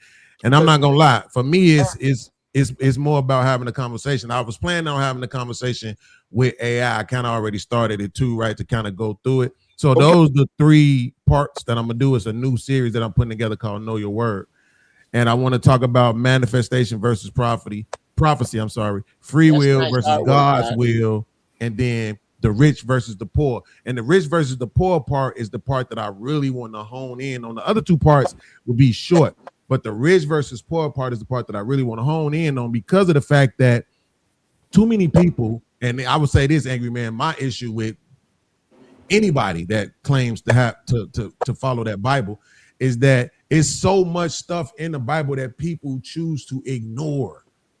And I need to kind of understand why that is. I'm talking about people I know that have been practicing and worshiping and reading and teaching and prophesying and all this stuff. They got videos all over the internet of them preaching. But it's certain scriptures in the Bible, particularly when it comes to how you're supposed to engage with the less fortunate, that they either know nothing about or don't practice at all. And I'm trying to understand how do you sleep at night with this? Do you know your word or not? You know? I got a question. I got a more important question. Who taught this ghetto ass project nigga how to use AI? That's what I want to know. Why I knew you was gonna say that? Why did I know you was gonna say that? Wait. Angry man, are you suggesting that that's some good work right there? That is immaculate work right there. That's dope. Yeah. Angry Man just taught this last night. He just taught this last night. That's not no great work Put it though. all together like this. Yep. I would like to know why Bean's emphasis would be on the rich and the poor. Because that's more important, in my opinion. I'm so glad that you put a black brother up there as rich instead of a white boy, because I would have you putting a white boy up there. Why do they I'm look the same? I always Only one got address a my name badge on. I'm addressing my people, so I usually try to Yeah, make all my memes with black people, right? It's actually a bit more gravitational that the brother is rich, because I don't expect. Why does he look just like the poor brother, just missing a name tag? I don't. What the hell you pop up at night? What's up, OG? How you doing, Peace Murph? All right. I'm sorry, fellas. Go ahead. I see like it was a serious tone and you just made it silly. I want to know why. I know, because you're a hating ass Chicagoan. Okay, I got it. It is what it is. Every time you get an opportunity to speak to me, you little young runt, you got to say some goofy shit. Okay, there you go. So to answer your question, I'm serious. I got a standard. The rich part to me, I cuss your bean head ass out. Look at it like this: the manifestation versus prophecy, right? That's just because you loud don't mean you right. It's a simple conversation, technically, right? But I think it's a good one to have. And the question on that piece, Murph, is so people in my family who would say, if you say something negative and it happened, you spoke it into existence. But when you say the positive shit and it never happened, then it wasn't in God's plan. Right? So I need to understand how you reconcile that, right? Then when you look at free will versus God's will, right?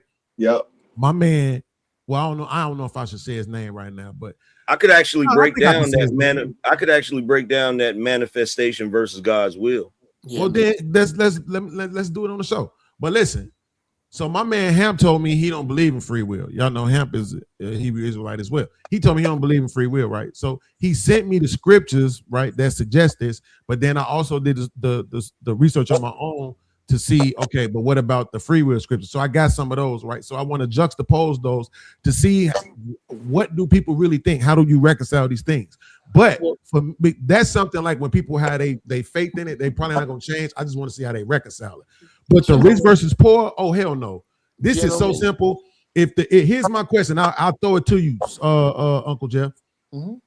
If the scripture says that it's easy to put a camel through the eye of a needle, go to eye of a needle bullshit to get into heaven, right? Mm-hmm. Then why is it that money seems to be everybody's God? Why is it the one thing you can't be in this world is quote unquote poor and or broke, right? Whichever word you like to use, right? Like I need to understand how people reconcile this shit, Uncle Jeff. Okay, well, first off, let's put the eye of a needle and the camel into perspective. Mm-hmm.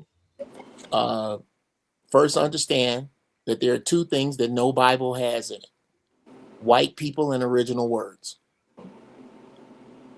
Everything in the Bible is regurgitated, translated, transmuted, and came from somewhere else.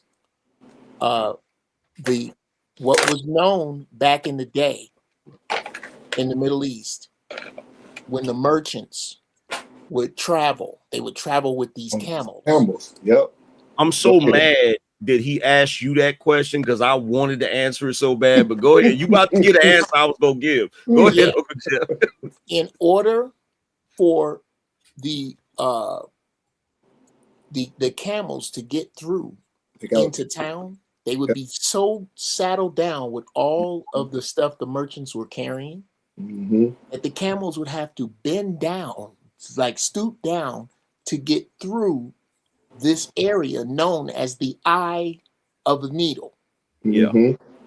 The entryway. The love, the infatuation, the romance that most Black Christians have with poverty is amplified by their ignorance of that fact. In order to reach the kingdom of heaven, the metaphor is that you have to drop your connection to things, to trinkets, to status symbols, in order that you cannot please the Most High when you make these other things your gods. It's the same. It's really close to this parallel that used to piss me off. I used to belong to a very big church in LA, and I would see this all the time, where these niggas with money would sit in the church and be big up by the pastor and all this other shit, and then they would leave the church parking lot in brand new Range Rovers by themselves and drive right past that mother of three waiting on the bus and never give her a ride home, never ask. So the eye of the needle thing is more about your connection to these rich things than it is an actual camel getting through the actual eye of a needle. It is never meant that. But again, the Bible is the one book that I see scholars not cross-reference against any other book. It's like trying to prove the existence of Spider-Man with an episode of Spider-Man. And I'll say this in land. I usually don't get into big debates with people about the Bible if I ask these questions and I don't get the answers I want. Number one, do you have a passport? Number two, does it have stamps in it other than other palm trees to go fuck under? Have you been to Egypt? Where have you been to fortify your mind? And number three, have you ever read the entire Bible from in the beginning to Christ Jesus be with you all, amen? Have you read the whole thing? The answer to that is usually no. And because of that, they can't answer these three questions. Anytime you get these regurgitators that know maybe 13 or so verses, ask them this. Interesting. Number one, what does it say right before that? Number two, what does it say right after that? And number three, who was the person talking to? And they can't answer that shit because, and this is why I ain't trying to step on nobody's toes. I swear to God, I'm gonna shut up. I'm gonna ask Trey if I can put my website in the chat to where people can go buy my body butter. I don't fight with these people because this is what gets them to good. Whatever gets you to good. The problem becomes when I disagree with you, now somebody got to go to hell. Which is Dante's Inferno, but I don't want to get into that. I'll leave it.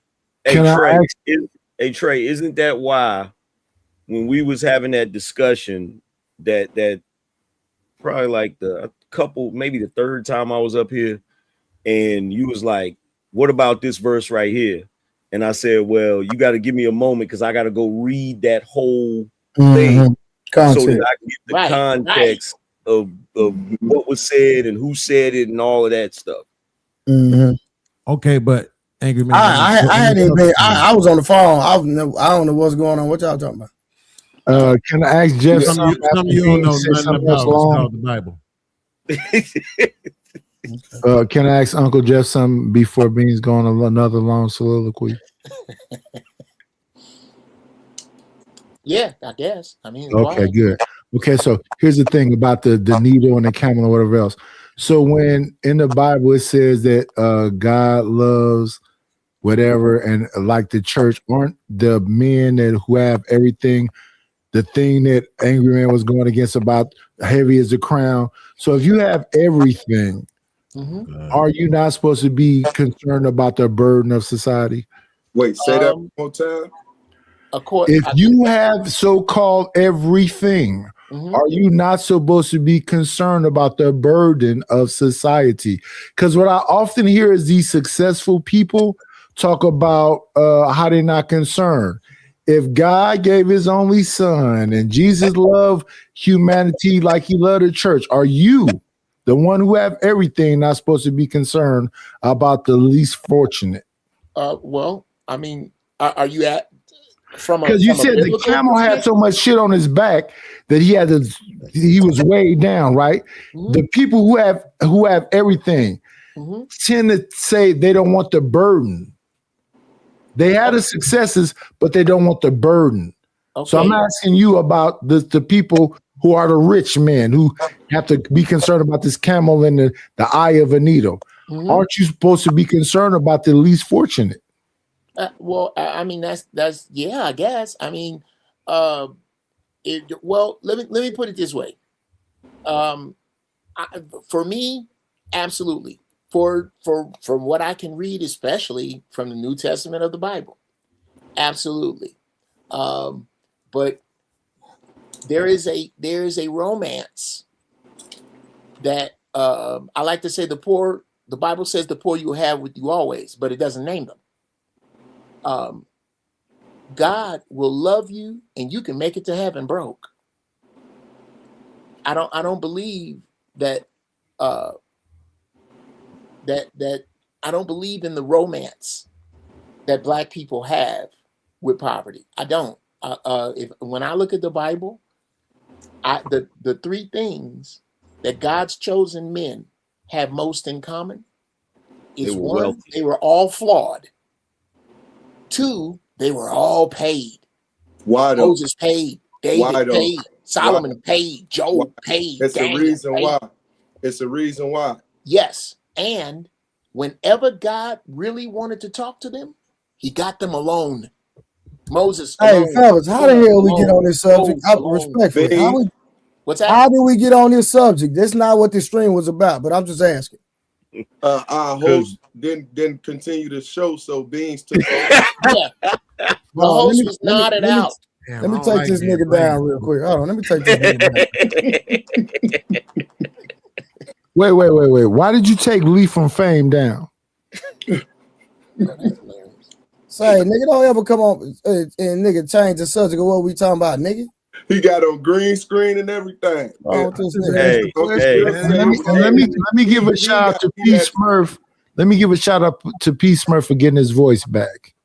Hey, you know what I think? I think right before Nidus joins a panel, I picture him in his crib drinking some liquor and listening to Al Green. I'm drinking it now. I'm drinking it now and listening to it now. And he waited till he get nice and tight. Wait. And then he say, Angry Man. I think I'm gonna join the panel. No, Angry Man. I'm listening to For the Good Time, drinking wine and Jose Cuervo. You said wine and Jose Cuervo? Yeah, both of them. Jesus Christ. Hey, yeah.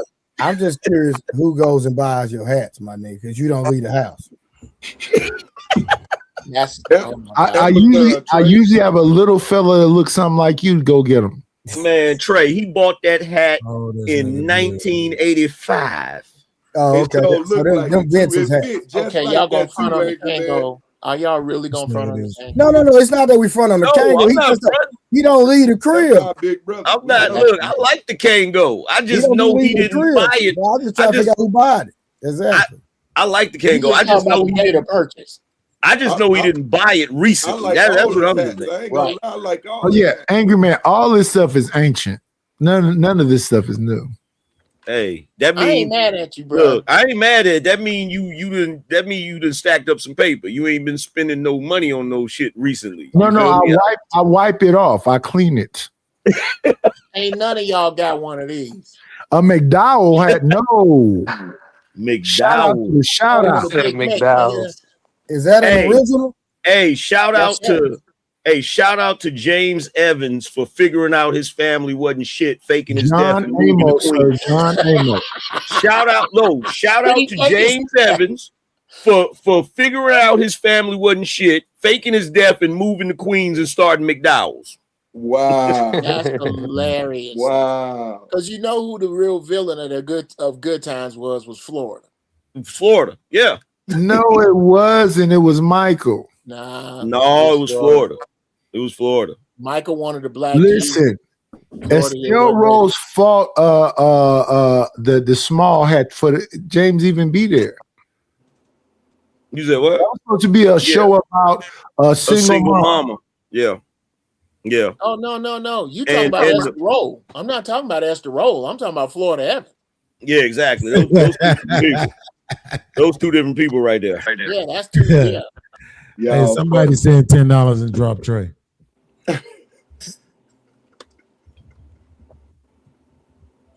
No, I saw that meme too. That's crazy. And they made a great argument for her being the villain too. A great argument. And by the way, man, women love that man. Florida definitely the villain. And by the way, shout out Florida's daughter. I think Florida loved James. She was too articulate to be on that show. And no matter how many times he lost his job, she kept making that oatmeal. Look how she looked. And by the way, hold on, fellas. I gotta hold on for a second. By the way, shout out to Eric Monty. The way he was done was dirty as hell. Shout out to that brother for starting what really became the first black television cinema that we really had. Shout out to that brother. That Norman Lear stole, exactly. Hell, they all got done. Well, Norman Lear stole all of this stuff from the UK and everywhere he could find it. Hey, man, but what y'all not gonna do though is do this Norman Lear slander though. Like that's F Norman Lear. He was a thief. Bro, watch out, bro. You might want to do a little more research on Norman. Right? I know every single. I know about it all. And you know, and look, Stepped on, son. It was a UK show. And look, shout out to the brother. I know about it all because he was genius enough to make sure that every show he created, the main character looked like him. You think that Red Fox looked like Norman Lear? No, I'm talking about Eric Monty. Oh, Eric Monty. Okay. He looked like Raj from Good, and he also looked like Preach from Cooley High. Okay. That's a fact. What's happening? At the end of the day, what's happening? Yeah. What's happening? It's almost like looking at it. It's this the thing though. It gets kind of exhausting. I'm not gonna pretend like I don't have my moments too, but it gets kind of exhausting because it's like you would just have to do everybody like that. You know what I'm saying? And at some point, it's like I just want to get a motherfucker credit for at least giving us the shit. You know what I'm saying? Yeah, we can give him credit, but people want to immortalize themselves. A black man, a head coach in the NBA. And we all know, I mean, he built the black team. Like he did what he had to do, but let's not pretend like this motherfucker wasn't, a white man. He was what he was, and he felt how he felt about, black people, whatever. But I mean, he did let motherfuckers in the door. Who was the motherfucker that let the first baseball nigga in? Even though they say that shit kind of sabotaged the black baseball league, but I mean, you gotta just be like, fuck it, man. Like, why wouldn't you let God in the door, though? What you're trying to, when you make a case for integration, you're making a case for good cancer. I'm not making the case. That's the point. Well, I could have swore you said something about the first brother in baseball. Right. I said whoever the motherfucker that is that let him in. And then I specifically said that I know people talk about how that hurt the Afro or the Negro League, right? And that's why I responded right after that. Okay, right? Absolutely. Not even specifically. I literally said that. Right. So what I'm saying is, what you said right after that does not negate what I said because because I'm not making a case. My point is that that's not your stance. You said my point is that it gets exhausting, right? I'll ask you this if I may. What is your stance? Right, I already made it. Right, my stance is that it gets exhausting trying to hate all these motherfuckers for the shit that they did, while at the same time appreciating them for the shit that they did. Exactly.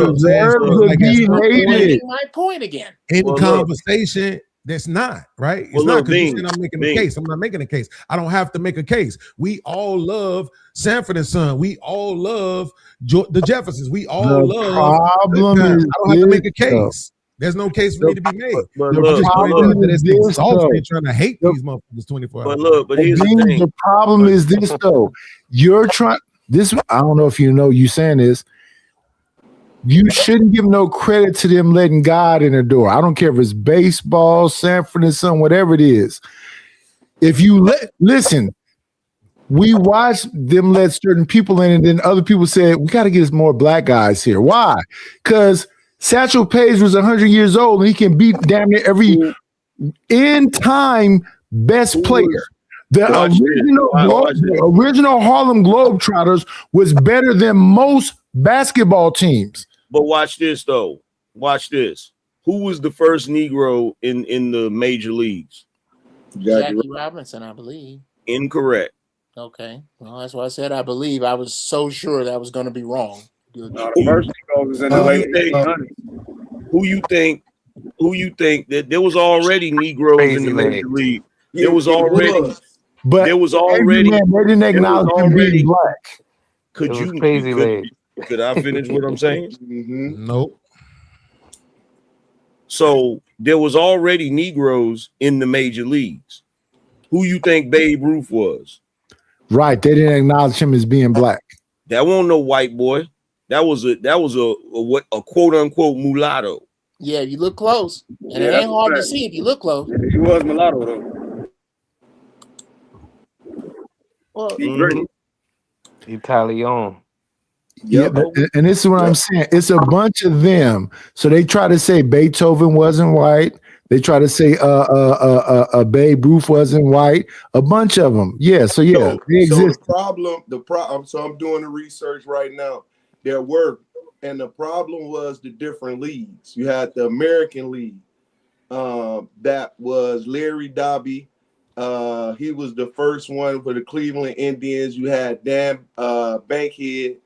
Became the first black pitcher in the major league, August 26, 1947, Dobby 1947, and then Jackie Robinson came in. Oh, it's still around the same day. Oh, wait, Moses Fleetwood. I never heard of him. And here's the reality. This is the cold reality of it. Mm-hmm. The cold reality of it is if you took the sports leagues today and put them in that time period back then, they would have been saying Steph Curry was white. Yep. Yes. Sure.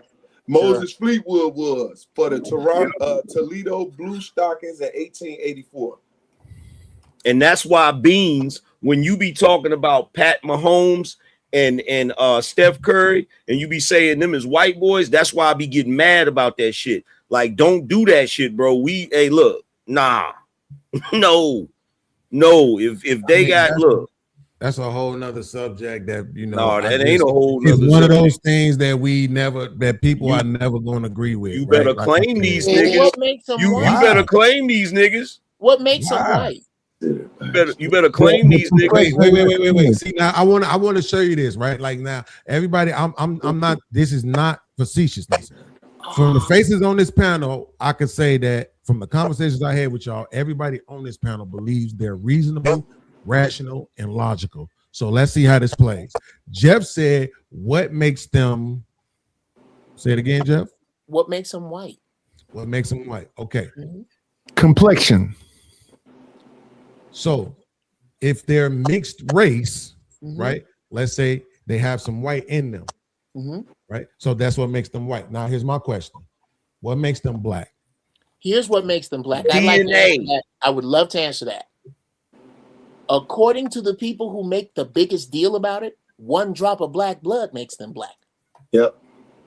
Right. Because the white folk, Thank you for answering that. Thank you but for answering even- it. Hold on. but Thank even- you for answering it. We can go further than that, though. I wanted to go further than that, but he won't let me. Go ahead, you B.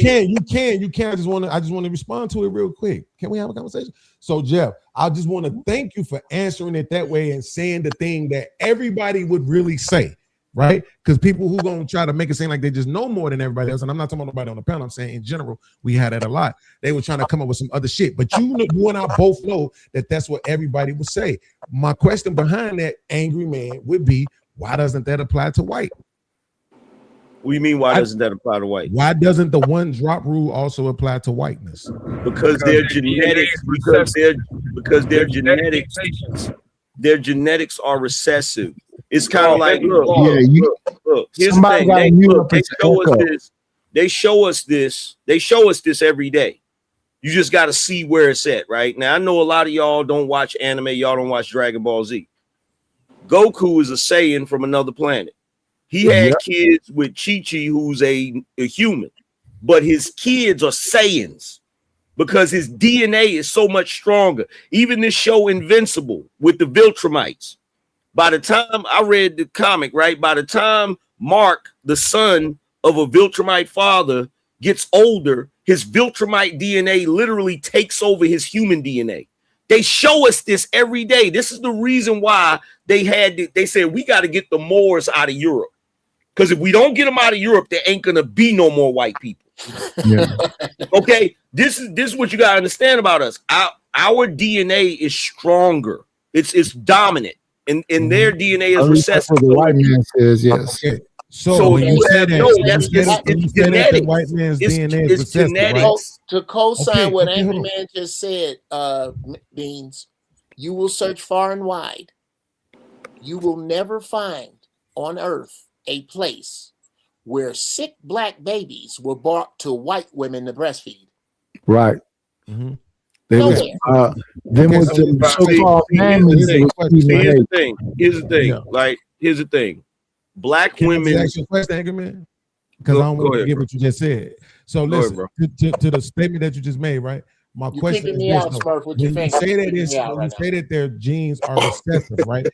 The reason that we know their genes are recessive, and I just beg, yes, please give me a yes or no answer. The reason why we know their genes are recessive is because of their pigmentation, right? That's part of it. Right. Okay. So then that same lack of melanin, that same lack of pigmentation, which is visible in people such as Steph Curry and Patrick Mahomes, what also means that their DNA is recessive, correct? No, because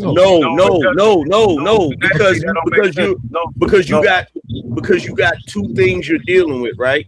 And this is the reason why a lot of brothers, you do this, and JP does this too. Y'all focus on that dumb shit. Here's the thing.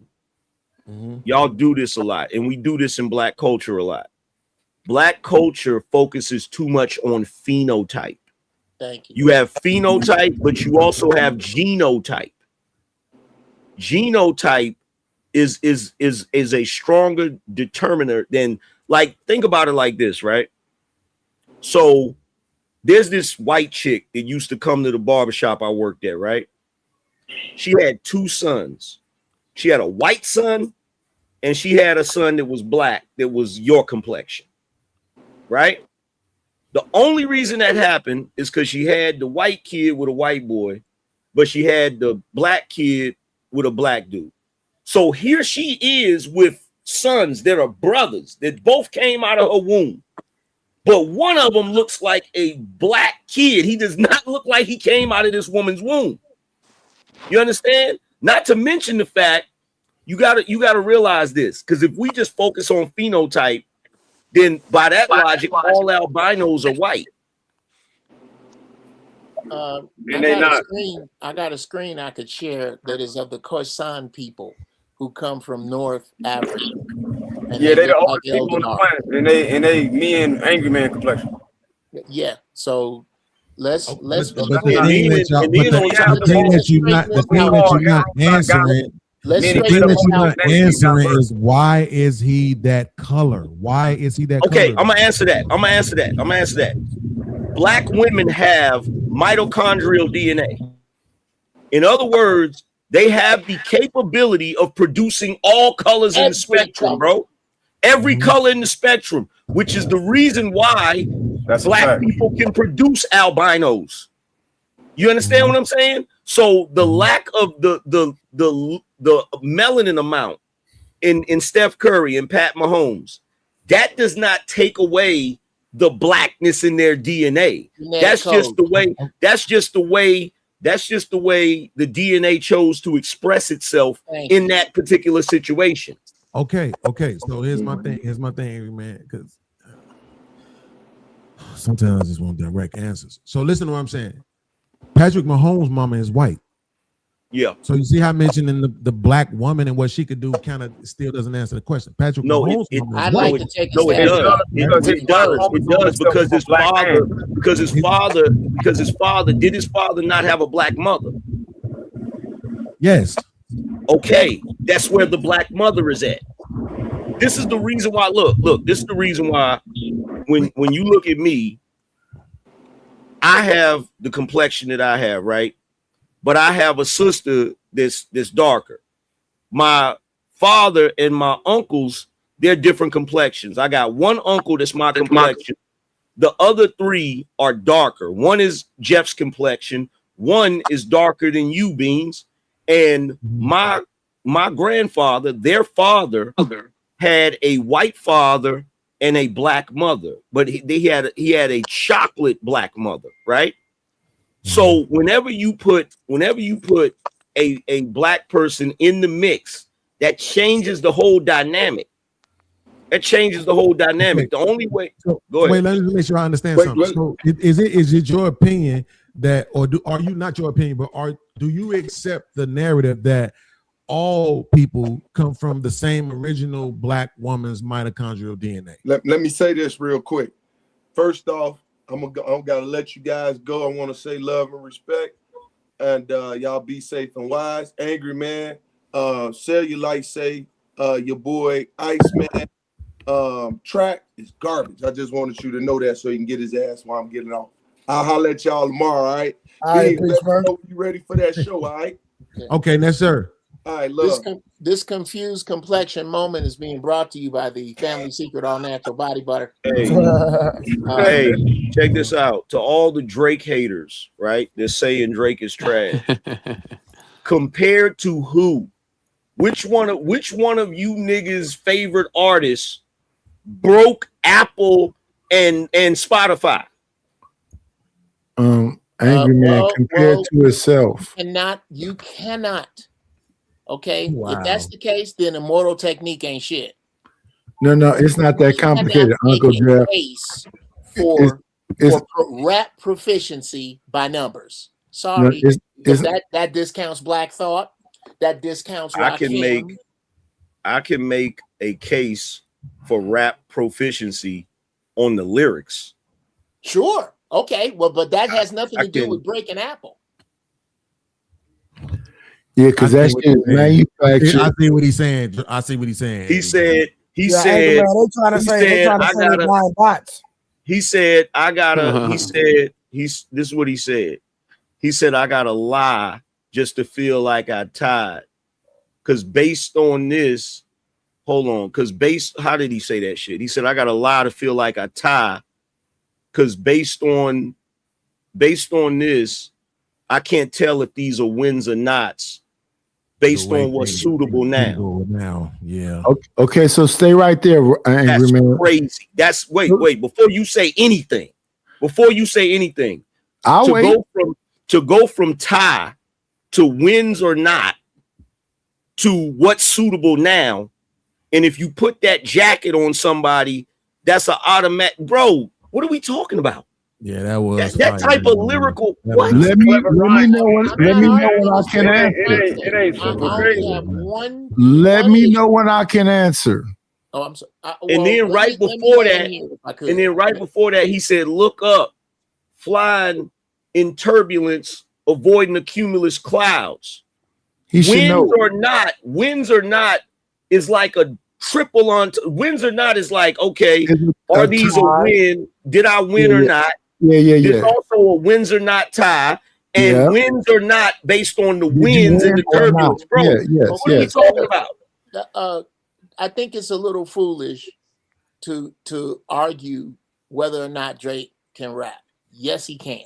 Yeah, he can rap. McDonald's sell way more burgers than Ruth Chris. Right. So can we please right here But Drake ain't McDonald's though. How many That's a people great like fucking point. But Drake is I not want to know what McDonald's. No, here's Drake my is not issue. McDonald's. No, he's not McDonald's. he Here's is my actually. No, he's not. Yes, he is. I would like to know when I can respond. Okay, now we going up. Night, Here, night, I'm night. sorry You I don't know made nothing the about no analogy. rap, Son nigga. of a What you bitch, talking about? gentlemen. Can Let we me get know when I this? can respond. Is all I'm You asking. don't know nothing about no rap, nigga. Okay, Let me know when I can respond so I can cook the fuck out of everybody up here. Night, absolutely. night. As Only soon as I'm thing you done, do, night. night. He's still Hey, talking night. about Black Hey, listen. Thought. Night, you don't know nothing about rap. You know something about a nap. That's I hilarious. know, right? He didn't Black even bring Thought. up Rakim. How you gonna bring up Black Thought Thank and you. I Black didn't say not bring up Rakim or Rakim? Black And Thought. Yo, could y'all let Uncle Jeff get his You thought out? know what? I'm Jesus gonna try one more Christ. time. I'm I thought I sorry, was Uncle up here Jeff. with grown fucking men. Black Thought You not. went on. Was it Shade 45? Or no? He was on with what is what's the Exactly. man's name? Exactly. Black Thought. Sway. Thank you. Black Thought went on with Sway, and for 10 minutes, or no, it wasn't with Sway. It was with dark skinned dude I don't like over at Hot 97. Big Boy. No. Flex. Yes. He went on with Flex. Hey, Harwin, hold on real quick. Harwin, stay on mute until it's time to talk. For 10 minutes straight on a Now- freestyle. Now watch this. Please Watch this. I'm gonna decimate. Hold on. I'm gonna decimate. Okay, y'all got it. Jeff, Hold on. you having a different argument than Angry Man though. No, I am not.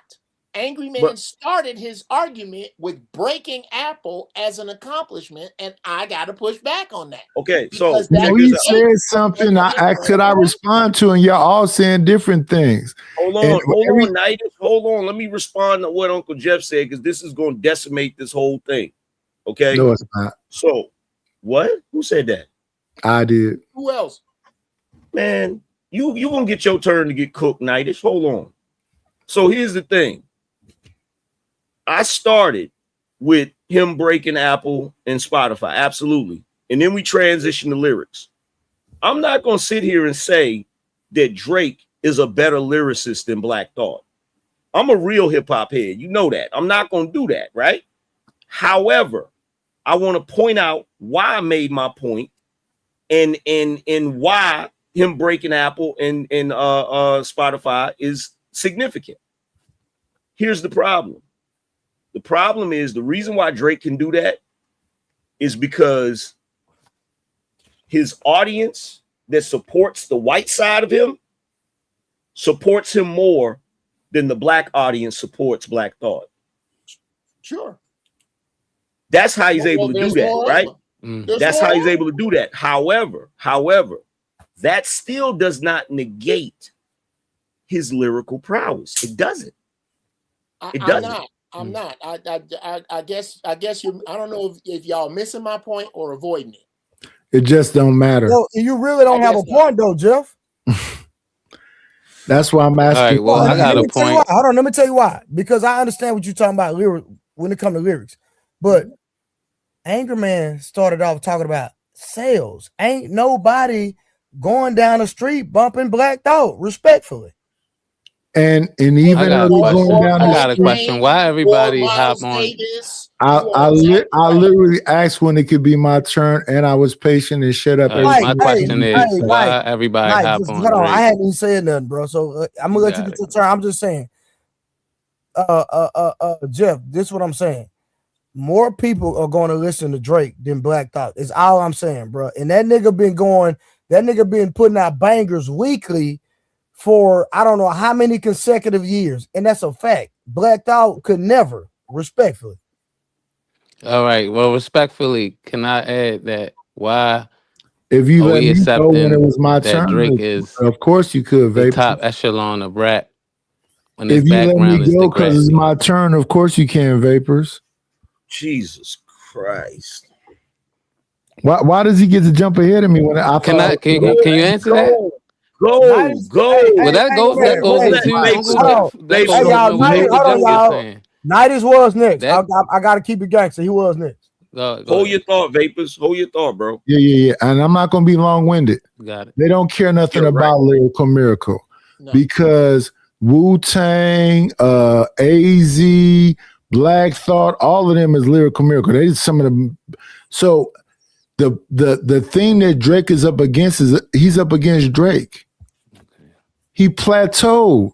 And this album where he talking through most of the album, I will agree he's saying some good stuff, but most of them albums, the best ones, is him talking back against Kendrick. That's over. Just make good music. True, Most of that stuff, the best stuff on there. Wrong. No. Well, why y'all asked me to wait? Y'all asked me to wait while y'all sat up here and lied, and I listened to them garbage ass 40-something songs, and believe me, the best ones is him battling. Why is he dissing? Check this out. He's supposed to. No, I'm gonna finish my thought, and then you can cook me. He's supposed to be the king of the summer. Which one of them songs is summer songs? There's a couple of them they banging right now. That they banging right now on freaking TikTok all day long. See, first of all, I'm gonna say this because I'm tired of this shit. I'm tired of you West Coast niggas with your bias. I'm sick of that shit. Y'all are mad because technically y'all only had 2 real runs. That was NWA's time and then Dre and Snoop. That's the only runs y'all had. And now that Kendrick you actually got somebody that put out decent songs. Y'all want to crown this nigga the king of everything. You can crown him the king of the West Coast, but you ain't gonna crown him the king of everything because ain't nobody trying to hear that boom bop pow. You don't know the type of shit that I'm on. Bullshit. Ain't nobody trying to hear that goofy shit, bro. Did this nigga just completely skip over Pac's run? Yes. Yeah, he did that. Pac ain't a West Coast nigga. Yes. Pac is not a West Coast nigga. That's a good argument. Pac is not a West Coast nigga. You're not gonna hold on. Stop. You are not going to commandeer Tupac. Fuck out of here. He's not a West Coast Tupac nigga. said West Coast. We didn't say that for him. He said it himself. No. I don't care what he said. It doesn't matter. I don't care what he said. California, bro. No, that's bullshit. And I love. So he wasn't living in Oakland. Just because he was born in New York and spent a few years in Baltimore, he wasn't living in Oakland. Well, no, yeah. For how many years? Could you tell how many that years? nigga was damn near grown when he went to how many years? He wasn't in high school in Oakland. Where was Digital Underground from? Can I answer these questions? Pac didn't live in Oakland. No, let them answer my questions. Oakland didn't put him on. Hold on for a second. By the time Tupac got to Oakland, that nigga was grown. So now let me respond to the question that was asked. I'm gonna need you to Pac make was another. living. When he was 25, angry man. Let me answer the question that was asked. Can we answer the question that was asked? So how old was Tupac? Hold on. How old was Tupac and Juice? 22. 19. He was 19. He was a teenager. Okay. The nigga was grown. You are repping a part of the country that he didn't. So let me say what he said out of his mouth. Question for Angry Man. Could you name This me is crazy. Three songs? It don't matter. Where he big up New York. Absolutely. 3 songs? Yeah. Absolutely. What? Bro, what about the old school? Did you remember That's that joint one. where he shouted That's out? Where he one. shouted out? He was just shouting them out on Me Against the World on the old school swing, but he didn't say he was from there, bro. He wasn't repping it. He was shouting out all his favorite rappers on that song, bro. Man. That shit. All I know is y'all moving the goalposts. Come on, don't do that, bro. Y'all are bugging. The Hey, no, only listen, reason Angry Man. Tupac, hold Y'all on. moving The the only goalposts. reason, wait a minute, hold on, because y'all want to do this. I'm a hip hop head for real. Y'all want to do this? So Y'all first do of all, because he was a teenager when he was in Oakland, bro. First of all, there's a conversation that was had between Tupac and Nas at a show. This is what the conversation was. Grand Wiz told the shit on Math Hoffa. He said Tupac was at a show in New York and all of them niggas from Queensbridge was there. and they surrounded the nigga because Nas wanted to have a conversation with him because they was beefing and shit, right? Tupac looked that man straight in the face and he said, bro, I'm repping the West Coast because if I don't rep for them, I'm gonna be shit out of luck, basically. Because if you don't remember, if y'all don't remember, Tupac had issues in New York. Tupac had issues with certain key figures. He had issues with Jimmy Henchman. He had issues with Haitian Jack. He had issues with a lot of people. When he went to the West Coast, they showed him love. He started repping for the West Coast because that's where he had to rep. Period. He was already on the West Coast before that, Angry Man. You quote him. You should quote Nas. You should quote what Nas said, Angry Man, because Nas had the conversation with Pac. He didn't have the conversation with Pac. He's sidebarring. Not from there, bro. Y'all can try to claim him all you want. Angry Man, this is the thing I say to you, right? I get the point that you're making, right? And I'm not gonna take away from it because truth be told, it's the same argument I use when we talking about like age gaps and shit like that, particularly like in dating and shit, right? Because when I was 17 and I got caught with drugs, nigga, I went to grown-up jail, Cook County. Nobody cares. So to your point, right, when you say, okay, when he got out there, he was grown. I understand the technicality behind the argument, right? But I'm saying this. Outside of Mo B, you damn near can't name another New York producer. All that shit that nigga was getting was from them niggas on the West Coast. Oh, okay. And that's true. That's true. And that me, the only New York dude that was really producing. Talking about the Family Secret All Natural Body. Hey, check this out. Man, he was in Baltimore longer than he was in New York. Because this is why I want to see if you agree. I think you're gonna disagree with me, but I want to see if you understand my point. So take 50 Cent's first two albums. You got Get Rich or Die Trying and The Massacre. What the fuck that got to do with Pac? Bro, can you hate this motherfucker, man? You gonna always say me, nigga, because you can take over shows and talk about shit that's irrelevant. Shut the fuck. I was gone for 30 minutes. You should be gone for 30 more, nigga. Damn. Yo, let this nigga say what he gonna say. What the fuck? Angry Man, look. So you know how the Get Rich or Die Trying album, right? That's Dr. Dre West Coast production. When you listen to the Massacre, them niggas was East Coast producers. That's why the Massacre sound the way it sound. It sound grimy and dirty. The way it sound, right? Where's that beautiful ass ecosystem of a fucking album that Get Rich or Die Trying is, right? That came from them niggas on the West Coast. What I'm saying is, if you look at the credits and you listen to the sound of Tupac, that shit was so West Coast that I think it's kind of hard for you to argue that he wasn't the West Coast. That ain't got nothing to do with my point. Y'all I ain't saying it does. I'm asking you to respond to mine. I'm saying, nigga, if your whole sound is put together by the West Coast, how the fuck can you not be a West Coast artist? Your point is irrelevant for one simple thing. What kind of artist is Drake?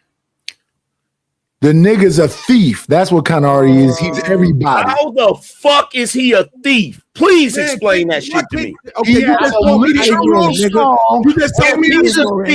If he's a thief, hold on for a second. If he's a thief, then that means that Pac was a thief. I agree with you. Let's stay right there. Don't lose what I'm saying. You let this nigga stay right there. I think Drake is a chameleon. I think Drake. Wait, Uncle Jeff, you're right. He's an amalgamation of everybody.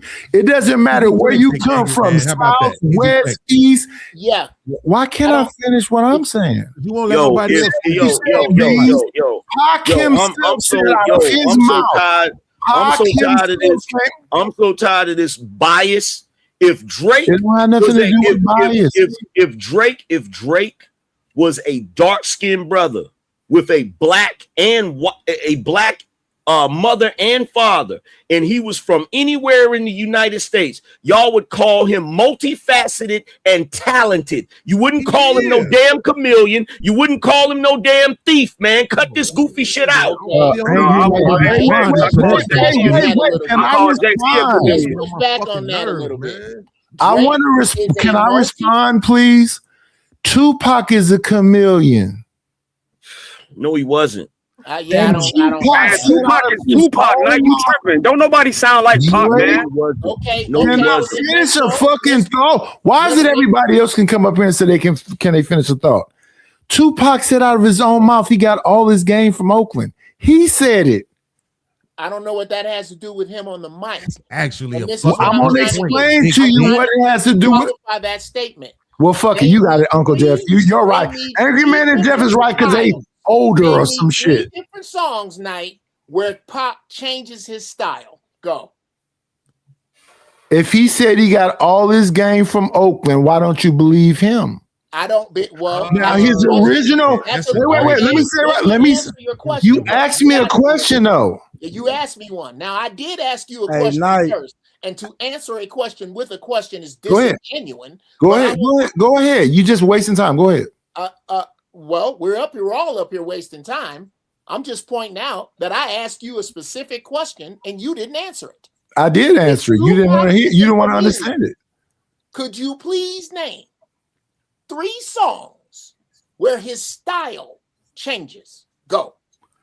Everything after Tupacalypse Now, because before Tupacalypse Now, the nigga was rapping like he was from New York. Everything before fucking Jay-Z met fucking Big L, his shit was everything before fucking Tupacalypse Now. What does that have to do with Tupac? He wasn't rapping like he was from New York on the same song. Night, you tripping? Answering the fucking question. That's he wasn't rapping like that. Night. Hold on. That man died. Hey Jeff, 1 second. Hey, 1 second, Jeff. From my understanding, Drake, and I'm there's not a song. Drake. Hey Jeff, when I start talking, Jeff, do you hear me? No. This is Trey talking. Oh, Trey, I'm sorry. Thank you. Appreciate that, brother. Night, from my understanding, there was a song, and I'm gonna land after this, and Jeff, you can go back in on this fat nigga. And what up, Black TV? Yo, what up, Trey? Hey, The thanks Vapors, for what's coming by good? the other day, brother. Nah, it's all good, man. You already know what it is. But now I was gonna say this real quick. But from my understanding, didn't Tupac say I got my game from a woman? Yeah, he did. He said that also. He also said Night. Okay, so what song did he say he got his game from Oakland from, Night?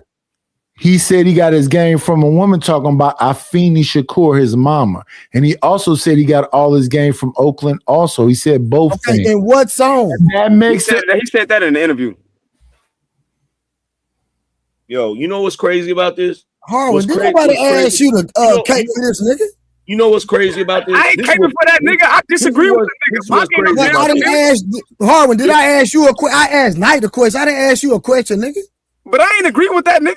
Well, don't answer for that nigga. Look, this is what's crazy about this shit, right? What's crazy about this shit is you niggas can claim Snoop. You can claim Dre. You can claim Too Short. You can claim DJ Quick. There's a bunch of people you can claim because they are actually from the West Coast. Okay. Right. You can't claim Shock G, the niggas from Queens. You can't claim Tupac, the niggas from Harlem. I don't care what type of music you put out. I don't care. I do not care, my nigga. Like the reason why Nightish, why you think Tupac is a chameleon is because you used to one-dimensional motherfuckers. And that's the main reason. That's the main reason why y'all talk about Drake like that, because y'all don't like the fact that this nigga figured out you wild don't make you right. And just because you interrupt me don't make you right. Hey, Angry Man, and you Chicago niggas can't claim Michael Jordan, nigga. You got like fucked up. And guess what else? And guess what else? And guess what else? And guess what else? If I really wanted to push the damn line, you really can't claim Kendrick, nigga. That nigga from Chicago. So Wait, listen, Angry Man. It's so Angry Man being born somewhere, being from somewhere. So Angry Man, let's have a conversation. Bro, I did not know Man, Kendrick Pac was from ain't born there. Chicago, Hold on, bro. he I grew did up in not know that. I'm sorry. Respectfully, though. Why did Drake have to pay rapping folk, You Jay? can't do that, man. Angry Man, I can't let you do it. As Hold much on, as y'all. you Hold make on, me hold do, on, I hold on. can't Hey, let hold on, you do it. y'all. Hold on, let Vapors get in there. Vapors been trying to get in, y'all. Come on. I'm saying, first of all, Tupac. Fuck that salamander looking nigga. From Baltimore, where I'm from. You know what I'm saying? Moved from Oakland. Nobody know nothing about it. Yes, he did. Like, can you not cut him off, my nigga? God, let him talk. Will Smith, everybody know about it. Stop playing. And I want to go back to my original question. Why do we accept Drake when he has the background from Degrassi? Can anybody answer that? Pull up. Do you accept? Hold on. Do you accept Most Def? Yeah, I like Most Def. Oh yeah, go pull up the TV show he was on when he was young. He was actually on a TV show. He was actually on a TV show, and his mother was Thea. Yeah. Go pull that show up. The TV show. That mean we shouldn't accept him? I don't understand it. That's crazy. No. That's crazy. I said his background and the fact that he was on Degrassi. What is his background? Hold on for a second. Please, can we ignore one thing, Angry Man, that's irrelevant? Do we have to address every silly shit that's brought up? Can we just ignore it? You know that shit's irrelevant. Just let's not even address it. What I'm Angry Man. Here's you my answer thing. it then. I want to retract my statement. I want to retract my statement. Because I just realized when Ice Cube first came out, his whole production was handled by the Bomb Squad, which is an East Coast production team. So I want to retract my statement. This nigga lied for no reason. But Beans, when you said 50 first album, we know 50 from the East Coast, but like you said, his first album was all West Coast beats mostly. Absolutely, it was driven by Dr. Dre and the production team. Absolutely, right. First of all, wait. That's incorrect. Hold on. That's incorrect. Correct me after I'm done. Correct me after I'm done, Angry Man. Correct me after I'm done. Because I'm trying to get to this point. Yeah, they're just making up shit as they go. So listen, but at the same time, even though I'm retracting my statement, right, that about the production team and where they were from, the sound in itself still matters. So one of my favorite Tupac songs. You're wrong. I know. Absolutely, you're right. So one of my favorite songs, Angry Man by Tupac, is called "Representing '93." In the song, he says, "Once again, it's your friend out of Oakland, hoping I can rock this shit to get you open." Right. So he's claiming the spot. What do we do with that? Ignore it. Let me ask y'all a question. Legitimate question, right?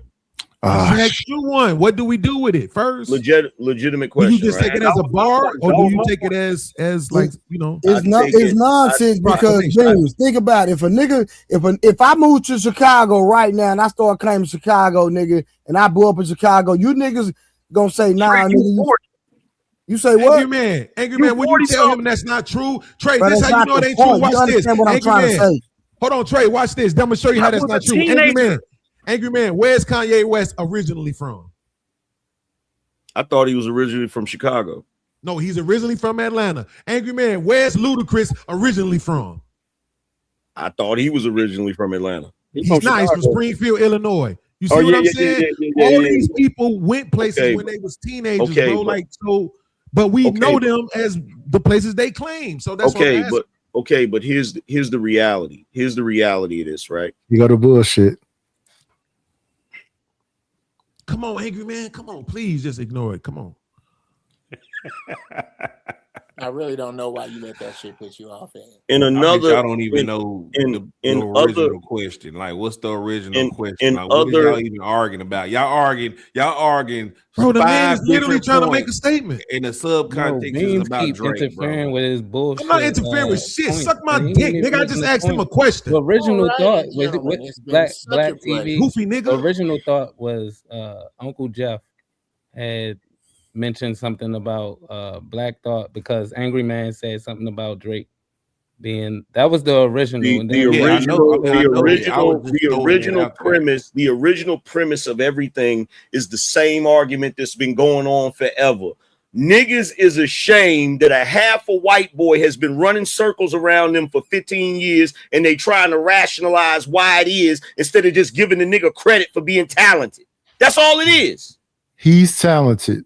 That's all it is. It's the same shit y'all do with Eminem. It's the same shit. Wait, he is talented. He's just a Bruno Mars of rap.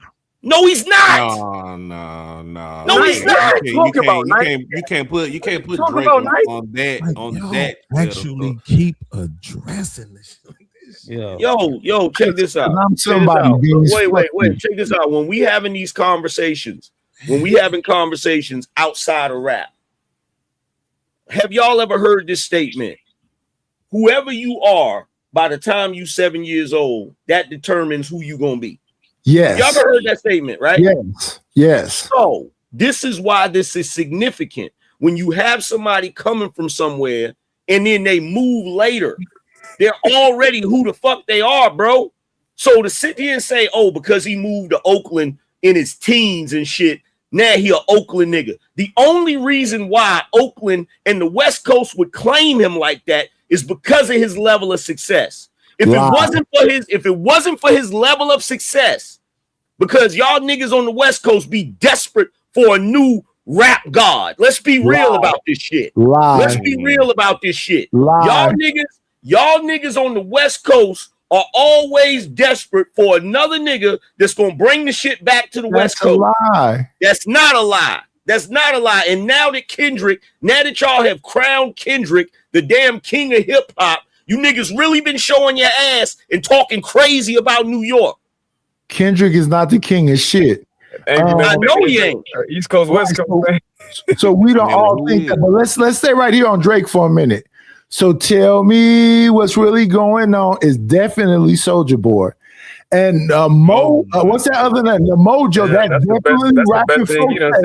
Right now, he got a fucking Mac Dre song on this shit he just put out. That nigga's everybody. And guess what, Nidus? Hold on. No, stop. Hold on. And when R. Kelly first came out, everything he was doing was Aaron Hall. Is Aaron Hall more talented than R. Kelly? No, stop. Hold on.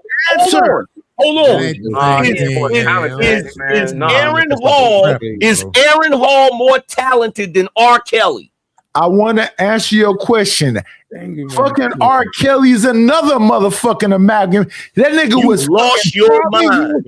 Let me answer, please. Let me answer, please. That nigga is Charlie Wilson. He's Aaron Hall. He's fucking who else he tried to imitate? Everybody was influenced by somebody. Everybody was answering the question that was asked. Let me answer the question. Is all? Can I answer the question, please? Nope. You ain't answered it yet. I am answering it. Some people are students of the game. When Chris Rock first came out, he was a white person's comedian. When Dave Chappelle first came out, he was a white person comedian, but they study comedy. Right now, Dave Chappelle is doing fucking Dick Gregory. Bro, clearly, check this out. It's obvious. And I'm gonna get back to Drake, and then I'm gonna shut up. Drake he's a fucking Bruno Mars of rap. No, he's not. And this is the thing. This is the thing that annoys me. This is what annoys me. What annoys me is when it's an artist that you don't like, you saying he's stealing. When it's an artist that you, when it's an artist that you do not like, you say that. When it's an artist that people do not like, they say he's stealing. When it's an artist that you do like, you say he's influenced or he paid homage to those who came before him. Y'all are bugging right now. I can show you where Michael Jackson gets his dance moves from. And newsflash, it's a white boy. And newsflash, it's a white boy. So let's stop playing this bullshit. So wait. Let me say this real quick, and I'm gonna shut up. Hey, hold on. Angry man. Wait. Now we can't let angry man. I understand your point, but I can't let you get away with that. Don't do that to money. Well, don't do that to Drake, nigga. Don't do that to Drake, nigga. I ain't do that. Don't do that to Drake. Wait, hold on. You arguing with two different people. Don't do that with Drake, nigga. That's all I'm saying. You arguing with two different people. Because if we really want to get into it, hold on. Check this out. If we really want to get into it, I'm not just a hip hop head, nigga. I'm a music connoisseur. I'll show you where everybody stole their shit from. Yeah, majority. So you should know better than what you just said about Mike Jack. You know Mike Jack got that Jackie Wilson in jail. The only nigga that didn't steal his shit was Ike Turner. All right. See, no, not Ike Turner. But I will say this. I did a video today where this artist, 1900 Rugrat, said Drake. Nobody cares. Nobody cares. Nobody cares. Harwin, go ahead and say your point. I don't know why this stop doing that, bro. Stop doing that, man. Finish what you saying. Don't save him, angry man. No. Angry man, 1 second. Hey, Knight. Hey, hold on, Knight. Get very disrespectful. Hold on 1 second. Hey, Knight. Specialized. 1 second. Black TV is my guest, my nigga. Don't do that. What? Just say don't save him? No, nigga. You try to talk over him. No, I didn't. I said don't save him. That's all I did. No, you said before that you interrupted him. You said nobody cares. Don't interrupt him, please, respectfully. Hey, I appreciate that, Trey. You know I specialize in pissing people off. No pun intended. And I rock with Black TV, even though we disagree. Yeah, angry man, cool. Yeah, we always argue when we get on panel. I don't care. I mean, like I said before, I did a video today where it's an artist that's claiming that Drake stole from him, but he's not the Bruno Mars of rap, bro. If anything, he's over succeeded what Bruno Mars have did in his genre in rap. But you can't really sit there and say that Drake stole, because majority of every artist have sampled or did something or borrowed from some other artist. So that argument is irrelevant. Like with the R. Kelly thing. R. Kelly wrote for Michael Jackson. Does that mean R. Kelly's better than Michael Jackson? No. Yes. No, it don't. No, Beans. Michael Jackson? No, Beans. No. Don't do that.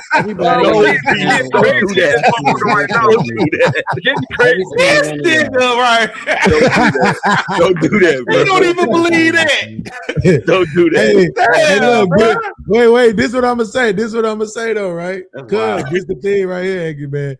When he first said that, the first thought that came to my mind is making songs. Yo, this nigga R. Kelly is better. And the reason why I'm finna say that is because name the motherfucker who helped him with his songs. I'll wait. Who helped with who? What you want to say is he's a better songwriter. He's not a better artist. Yeah. That's what I literally just said that. And this is my point. This is why I didn't really want to get into This is why I didn't really want to get into the Drake and Black Thought conversation. Because one of the reasons Drake, in my opinion, is doing his thing is because he's a more well-rounded artist. Like, he knows how to do what he's doing. And borrowing from other people to tighten your shit up, that's what artists do. Absolutely. Michael Jackson did that. He borrowed a lot of dance moves from James Brown. Absolutely. All kind of shit. But that's not the point, though. The point is this, is that y'all are the suckers, because y'all kept falling for the bait. It was that shit. Come on, man. We know this nigga is not the Bruno Mars. Like, why even respond to stupid shit? This dude brought a whole new sound to the game in 2009, and everybody and their mama tried to do it afterwards. Like, it's no reason to argue about certain shit like that. Drake is fire, bro. But Angry Man, this thing that you own, like, I need to see before you became a content creator, Angry Man, right? Because this thing you're doing as of May 18th, 2026, pretending at all like the Iceman album is good, it's sad to see. Now, look, I'm gonna say this here. Check this out. Let me address this nigga real quick. Right? I knew it was coming. I knew. So here's the thing, bro. If the album was trash, I would say it. I don't have no problem doing that, right? but there's already numerous tracks on that album that I've been bumping.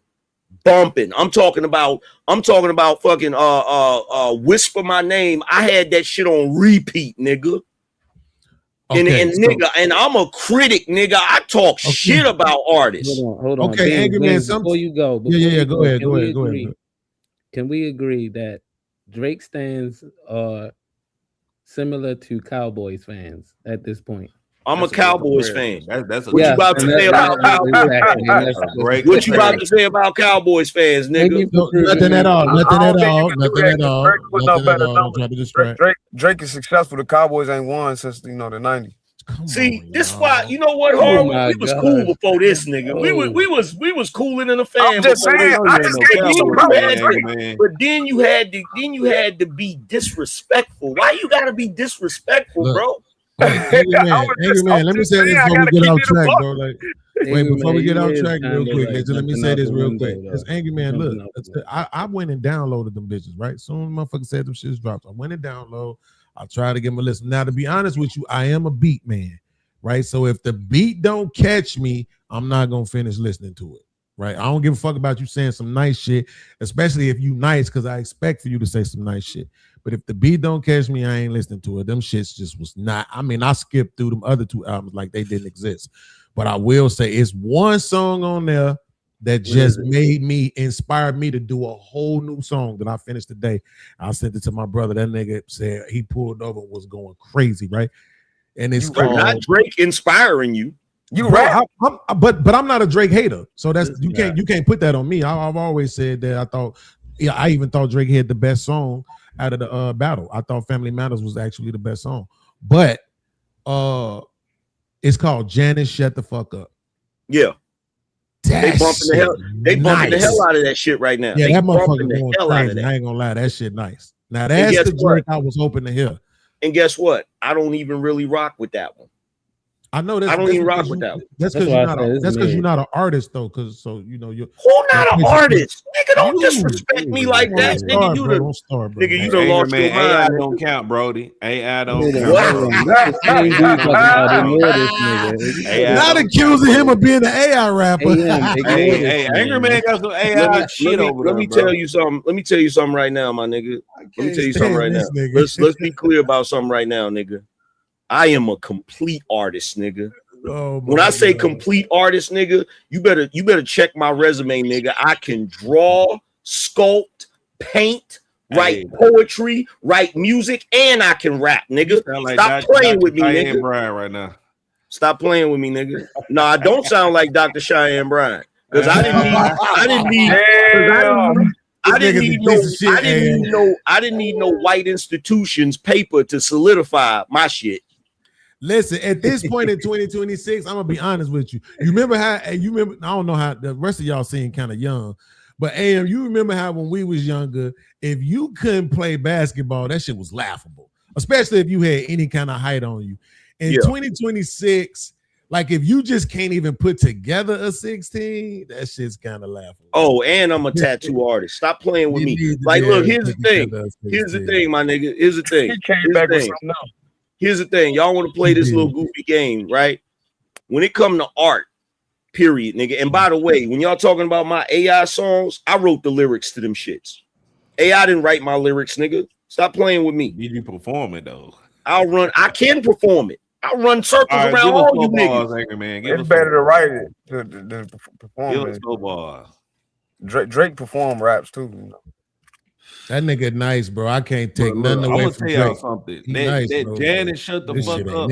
Drake is a great artist. I had to listen to Iceman over the past few days. And at first, me and Chick Smooth, we reviewed it on live. I didn't like it, but after listening to it for the third time, it's a bop. It's a bop. That Janet Shut the Fuck Up is a hit, bro. Chig did a live stream.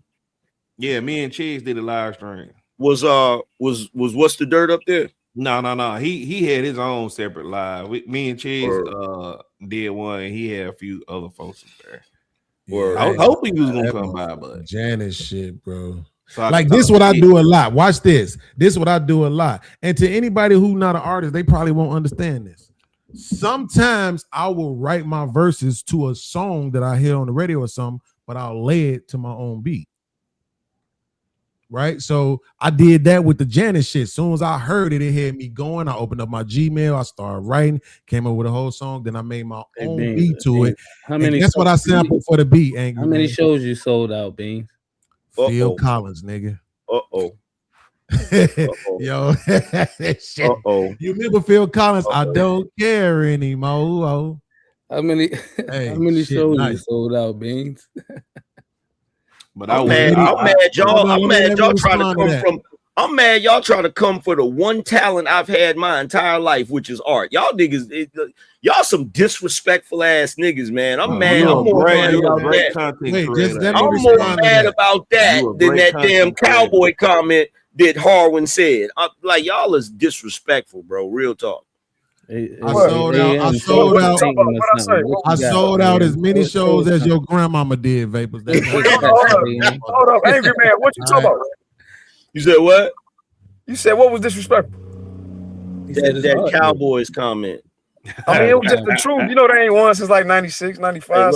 Hey, look, check this out, bro. Check this out. You feel me? Like, I don't know what you on today. Or whatever.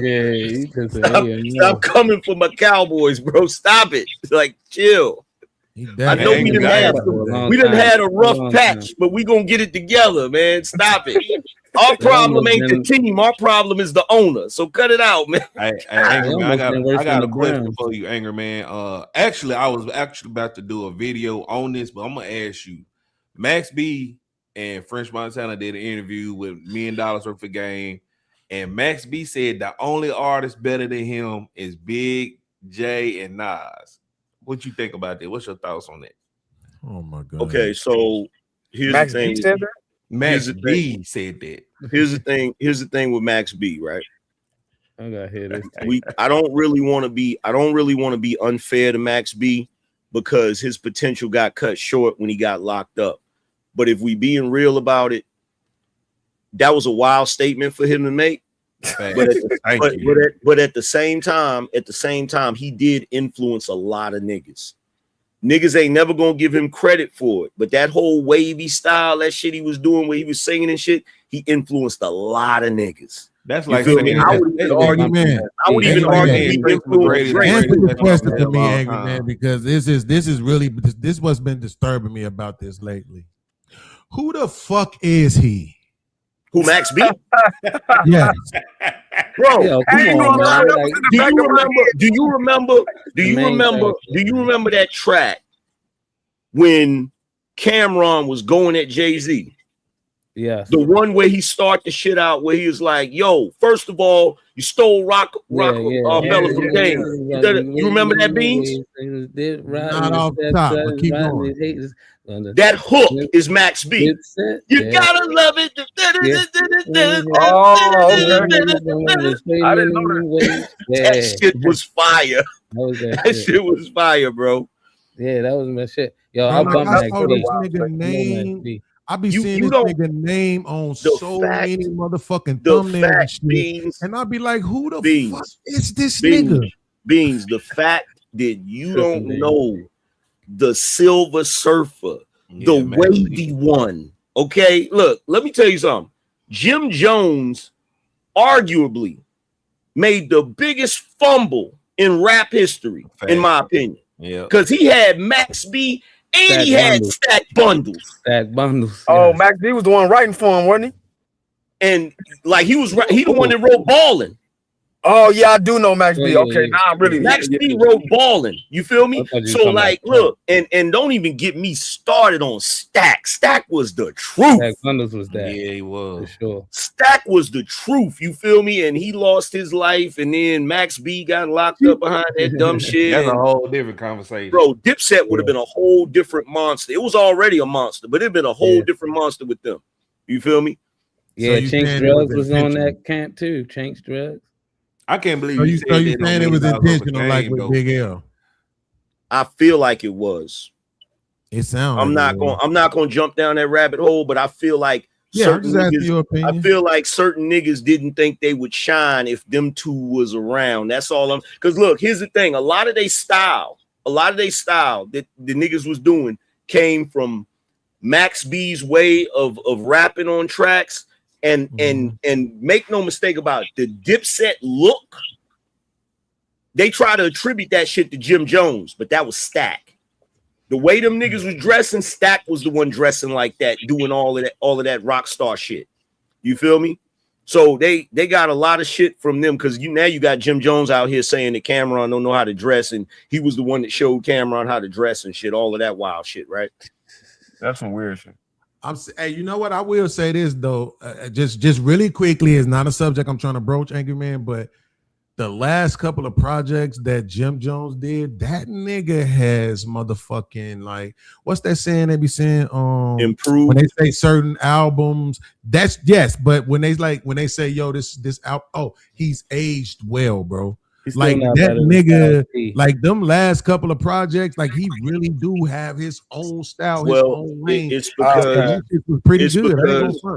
It's because he's in an era where niggas don't ride the beat. So it's acceptable. That nigga don't know how to ride a beat. Is that what it is? That nigga don't know how to ride a beat. You feel me? If he knew how to ride a beat, he'd be decent. You feel me? But he don't know how to ride a beat. Damn. But yeah, yo, if you get a chance, look up some of Max B's songs because he got mixtapes out. Look up the mixtape. I'm gonna be honest with you. I'm not gonna do that. I kind of like the fact that I don't know who the fuck this nigga is.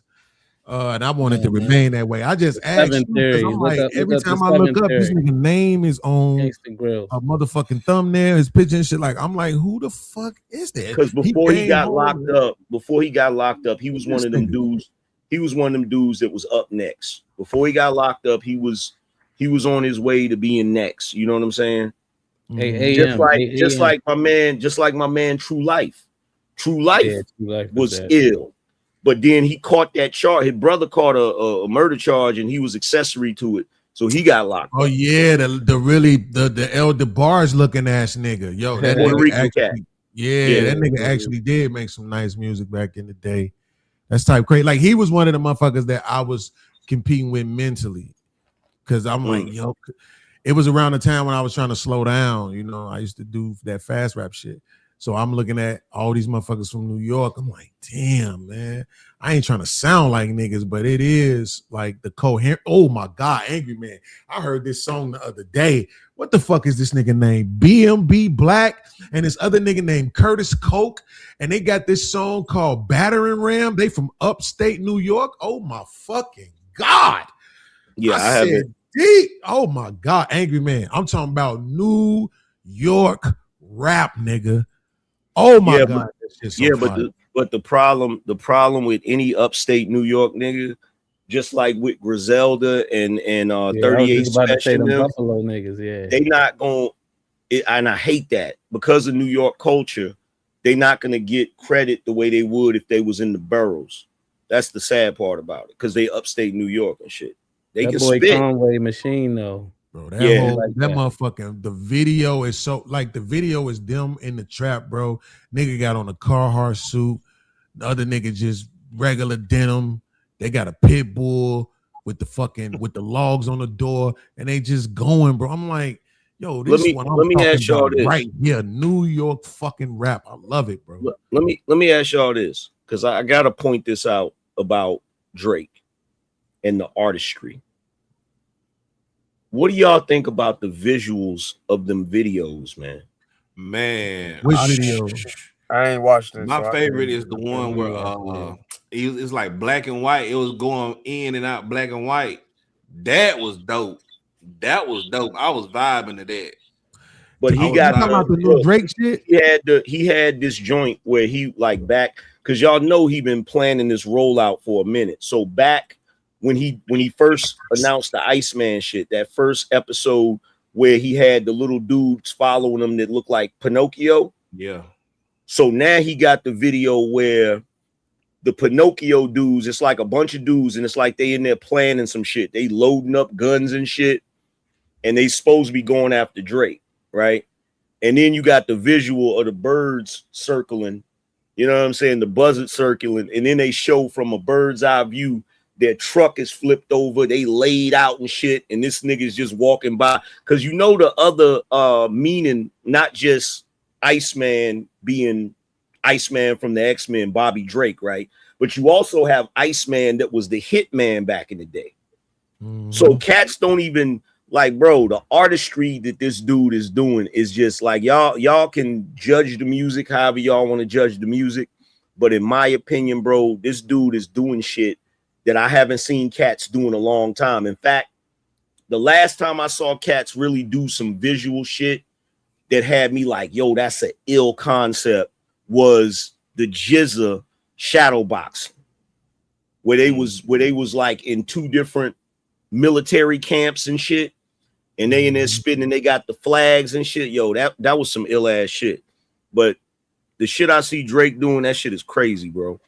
And niggas still gonna hate on it, but it is what it is. My favorite line, I would say, is the line he said about LeBron James. That had me with the 23andMe.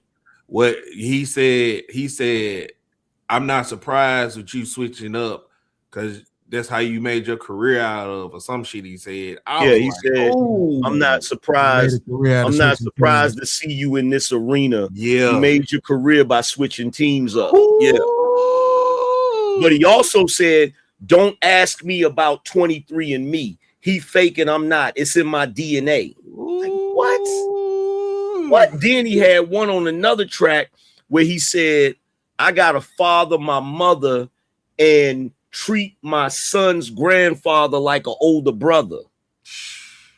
Bruh. I ain't gonna lie. He had some lines in this damn album, though. I ain't gonna lie. Bro, you know what's crazy? This is what I keep telling people, but they don't believe me. When Drake first came out, I hated that nigga. I could not stand that nigga's music. And then one day I listened to that, because like I didn't start rocking with him until I want to say 2017 or 2016 or something like that, right? Yeah. When I heard that shit, what's the joint? If you're listening to this, it's too late. Yeah. If you're reading this, it's too late. If you're reading this, it's too late. And I'm sitting there. That made me a Drake fan. But that's what the stuff Quentin Miller started writing. See, that's when I stopped. That album made me a Drake fan again. Because I know that album by heart. Hey, check this out. Harwin. Quentin didn't write that, man. Quentin didn't write that. I know he switched up and said something different. I know, I'm aware. No, bro, he didn't write that, bro. Okay. Talking about Quentin Miller. Yeah, we them reference tracks ain't real. I put it to you like this, bro. I put it to you like this. I asked the man. I know you said. I heard you say that. I asked him myself. He said he didn't write that. Now, whether he lied or not, I don't know. Why he lied to me, I don't know.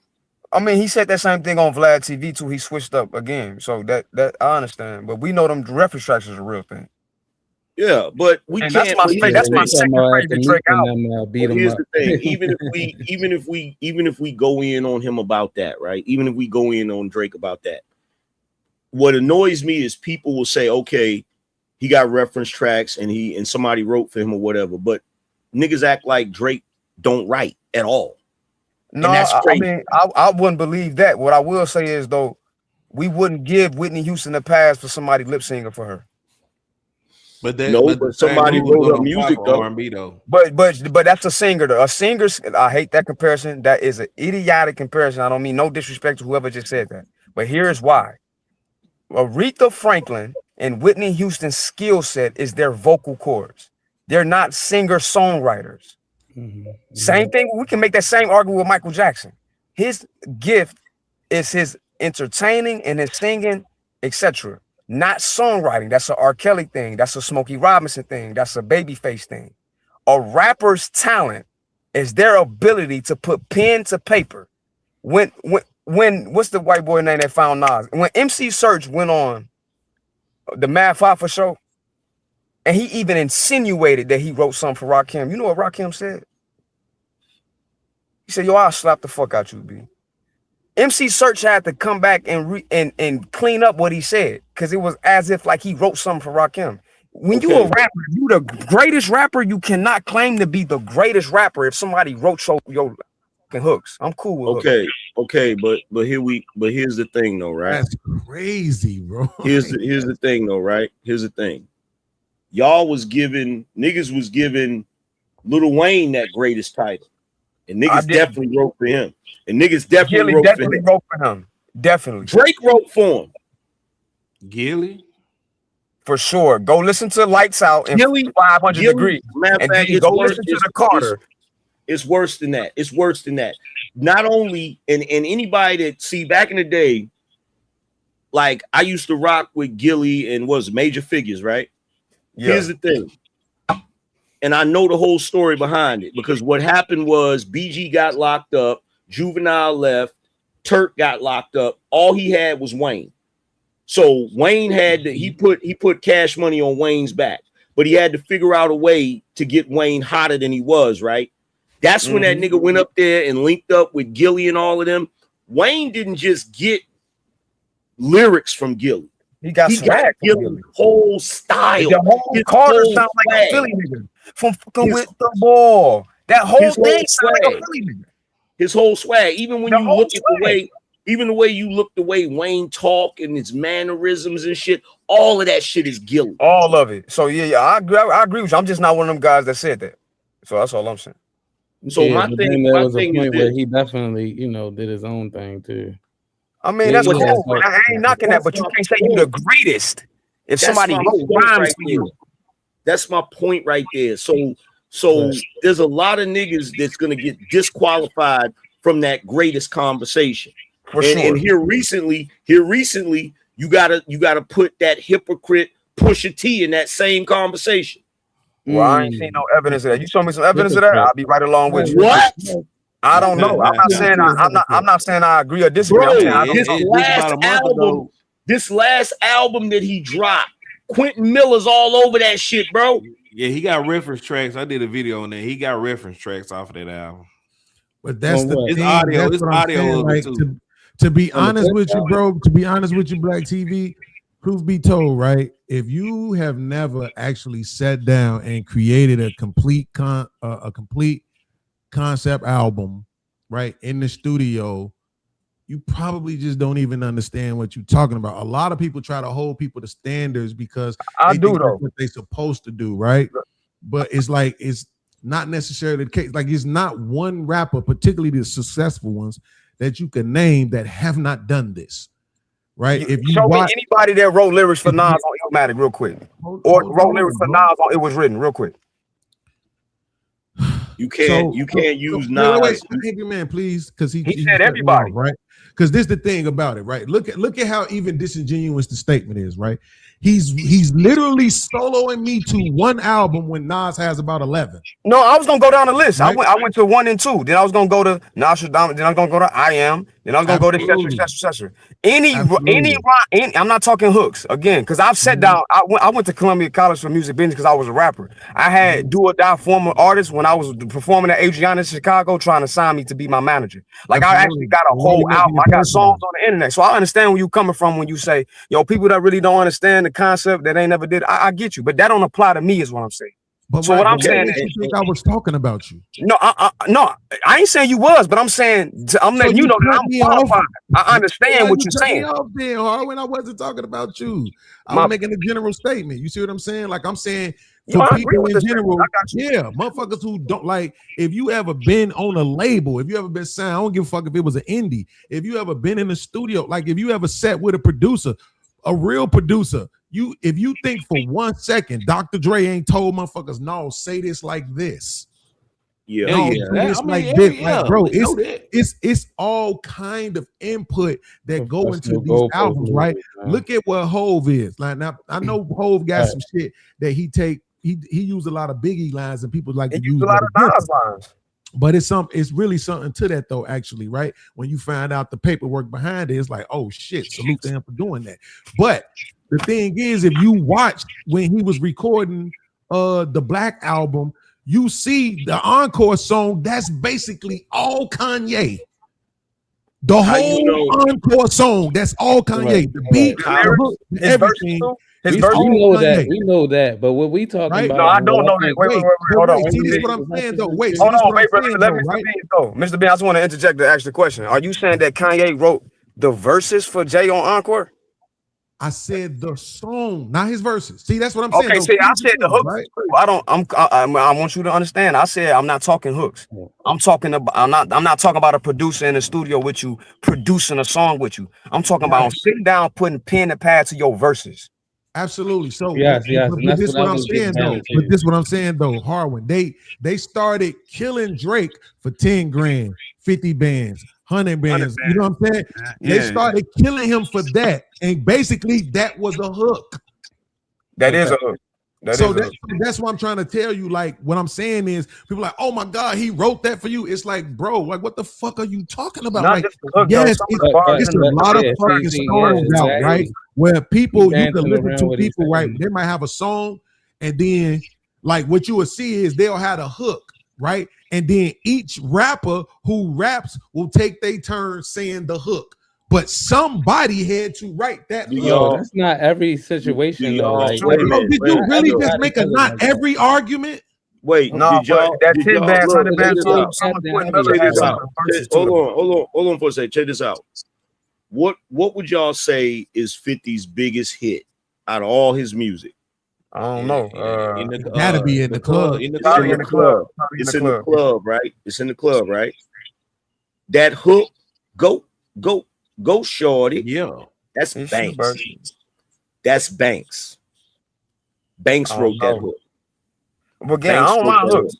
Yes. I don't mind hooks. And the reason why, the only reason why I know he wrote that hook is because there was an interview that 50 did before Get Rich or Die Trying dropped, and he was talking about the new music he got coming out, and he did a little short snippet of it where he just started go shorty, and he admitted that was Banks' concept.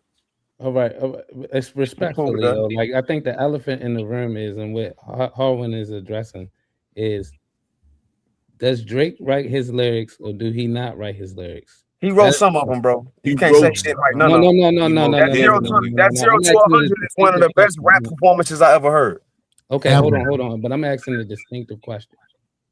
You got to be fair when you ask, because I'm not being delusional in saying that he didn't write some of his own actual verses. I'm not saying that.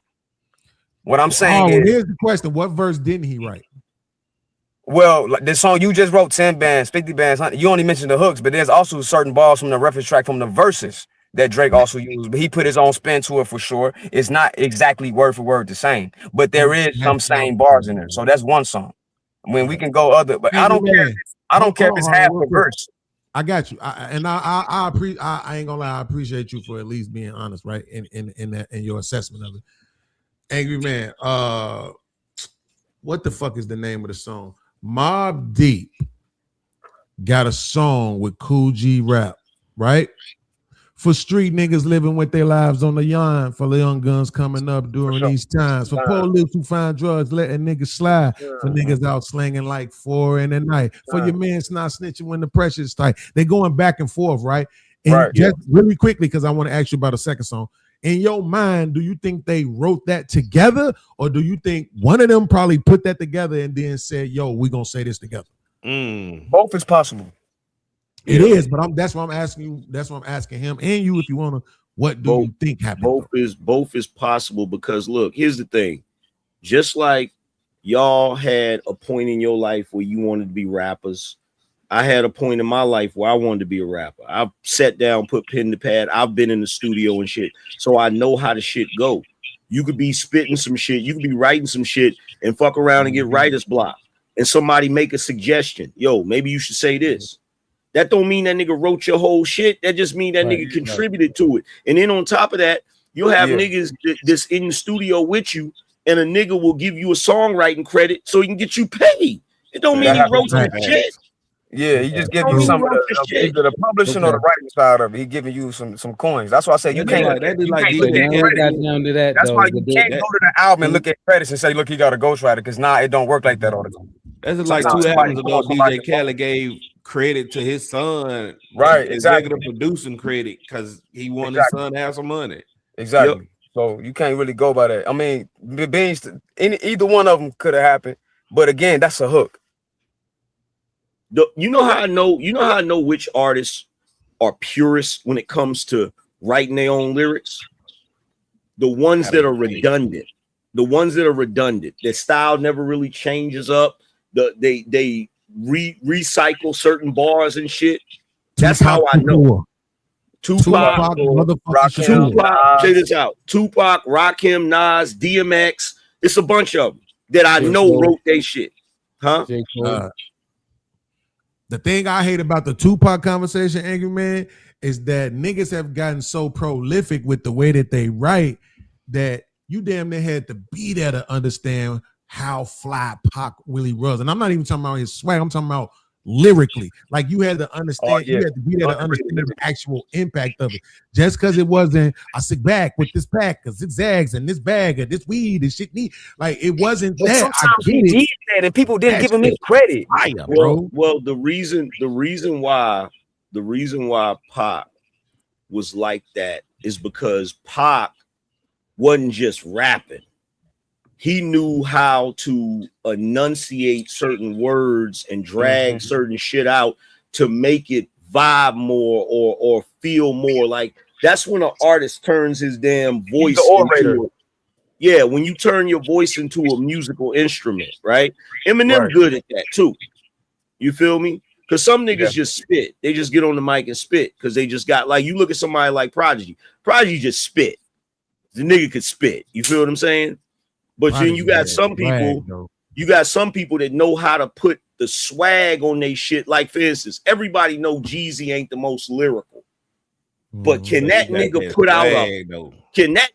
out a track, bro? In his prime, in his prime. True. But Angry Man, but Prodigy had swag too, because to your point, when I first heard the joint with Kool G Rap, I thought Kool G Rap had the best verse because it was more, and I'm just using the term for the sake of a lack of a better one, it was more lyrical miracle. But when I started really getting into it, Prodigy verse was so you mean his cadence. You talk about how he was cadence and how he rapping with the syllables. Oh my God. I mean, it was just so melodic. That nigga, I'm like, yo, this nigga different. This nigga just talking to you. Prodigy underrated. That's a very fact, underrated. Bro. Very underrated. That nigga was the first nigga to say some next level shit that nobody ever mentioned. That nigga said, Illuminati want my mind, soul, and my body. Secret society trying to keep their eye on me, but I'ma stay incognito in places they can't find me. My move strategically to God is sort of similar but iller than a chess player, bro. That nigga said, I'm gonna give you all of my tools so maybe you can three.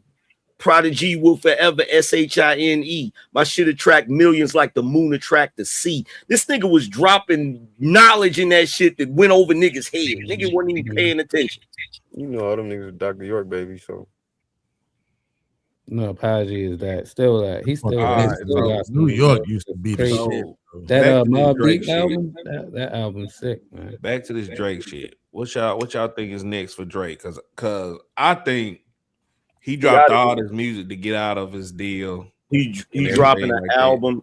He dropping an album this winter. That's what's next. He dropping an album because like he got like a 6-month grace period with the label, and what you can't say about him is he ain't. He said Lucian Green in every song.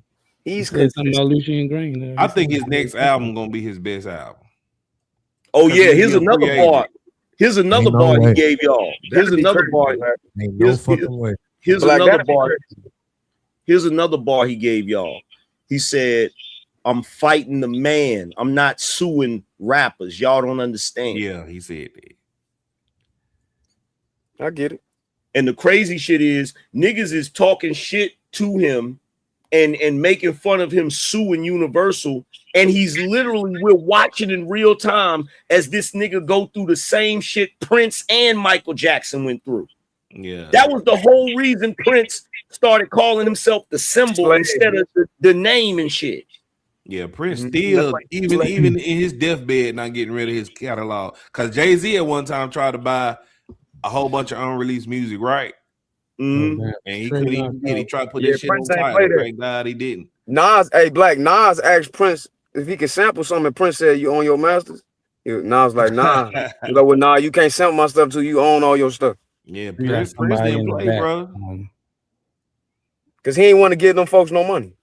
Yo, Man, business I actually heard a backstory on how Mike and Prince got into it. It's like a story about Mike got on stage with James Brown. I seen that. So James Brown, he seen Yeah, Prince in yeah. the James Brown crowd, to and tell he Prince just to come up. embarrassed Prince on stage. I'm like, damn. And then Prince tried to run over the Prince Jackson, tried to run over Jackson family. Prince Tried tried to to run run him over Mike's mom. Yeah, I'm like, damn. I heard that story today. Hey, did you hear? But I don't know if that's really what he was doing. I thought he was trying to show love because he asked James, James Brown, Michael Jackson idol. He went to James Brown like, "Yeah, can you bring him?" No. It was Prince the battle didn't- between Prince did and- not. Prince did not fuck with Mike like that. No, he didn't. Didn't. But look, Because he here's asked him to be on that bad album. He wasn't feeling it. He was trying to make him play a side role. yeah. Look, here's the thing. He Here's the deliberately thing, embarrassed right? that man on purpose. Here's the thing, right? Did you hear the story about when Mike beat up Tupac? No, Yeah, but I don't know if that's real though. That comedian said that. I don't believe that. Nah, this story. No, check this out. You talking about I think his name is Pooh. I forgot his name. Yeah, but it's something like that. Pooh something. Yeah. He told that story, but guess what? I've heard that story from other niggas too. Yeah. I've heard that. And look, here's the thing. This is what niggas don't realize. Mike could throw them hands. Niggas don't realize that Joe made all of them niggas fight. He made all of them niggas fight.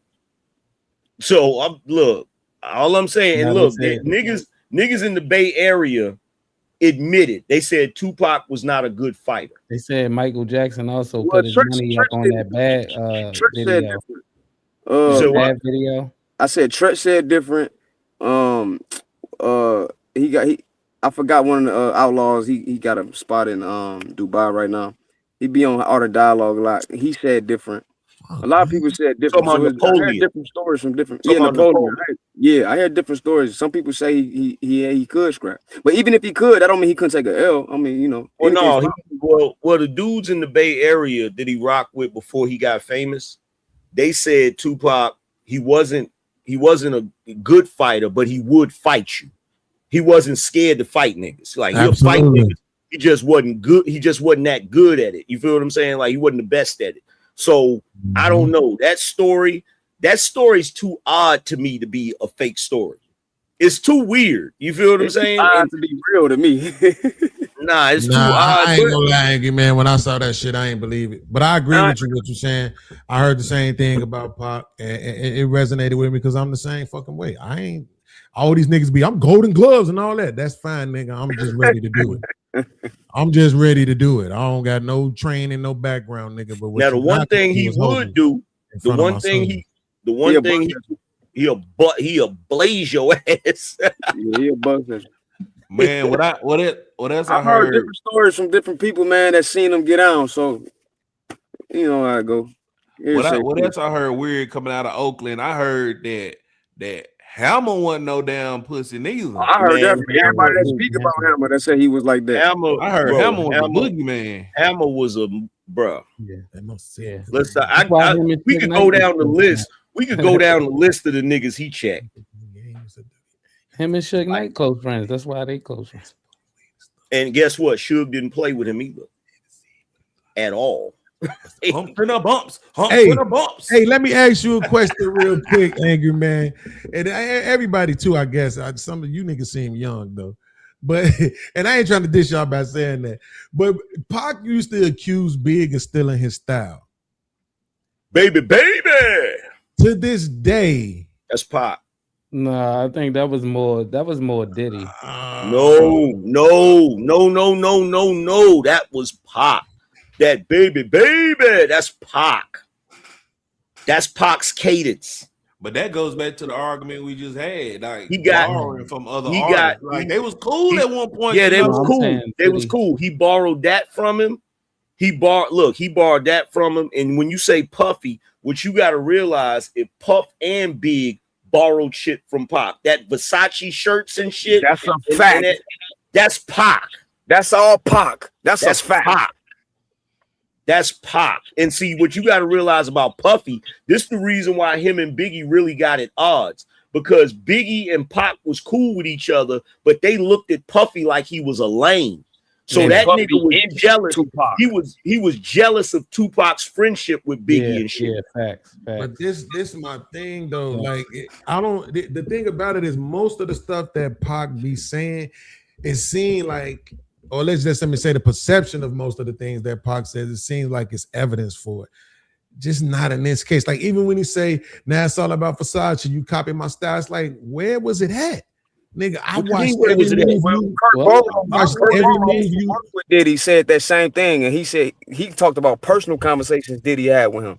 Like if you go watch Straight Game TV by Delray Richardson. He exposed a lot of that, bro. Diddy was infatuated. It was a love-hate relationship. A weird relationship he had about Pac, man. It was weird. I think I'm gonna tell you what I think personally. I think he tried Pac.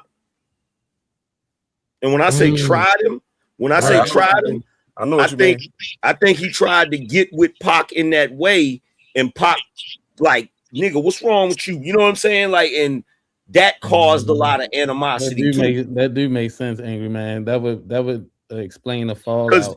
Because the nigga said this in this rap. Y'all remember this? And Puffy, he said, Puffy, remember when you was in the vibe saying I was a thug? And then he said some shit about some, you can tell everybody what you want, but you and I know what's going on. That's what he was talking about. That bar never made sense to me until recently, when I saw the dudes coming out on the Diddy documentary talking about how he came at them and all of that shit. I said, that's what that shit was. That nigga tried Pac, and Pac wasn't having that shit.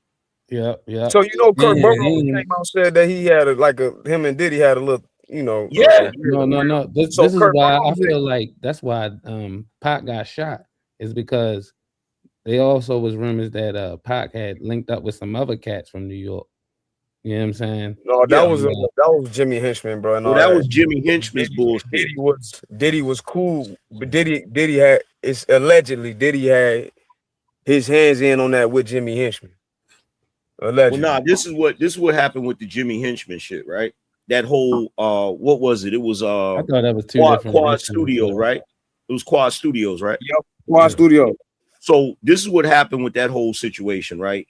Because that whole shit was convoluted. Like, it looked crazy, right? But with that situation, you got to realize Haitian Jack and Jimmy Henchman, them niggas did time together in Rikers in the juvenile division, right? It was Jimmy Henchman,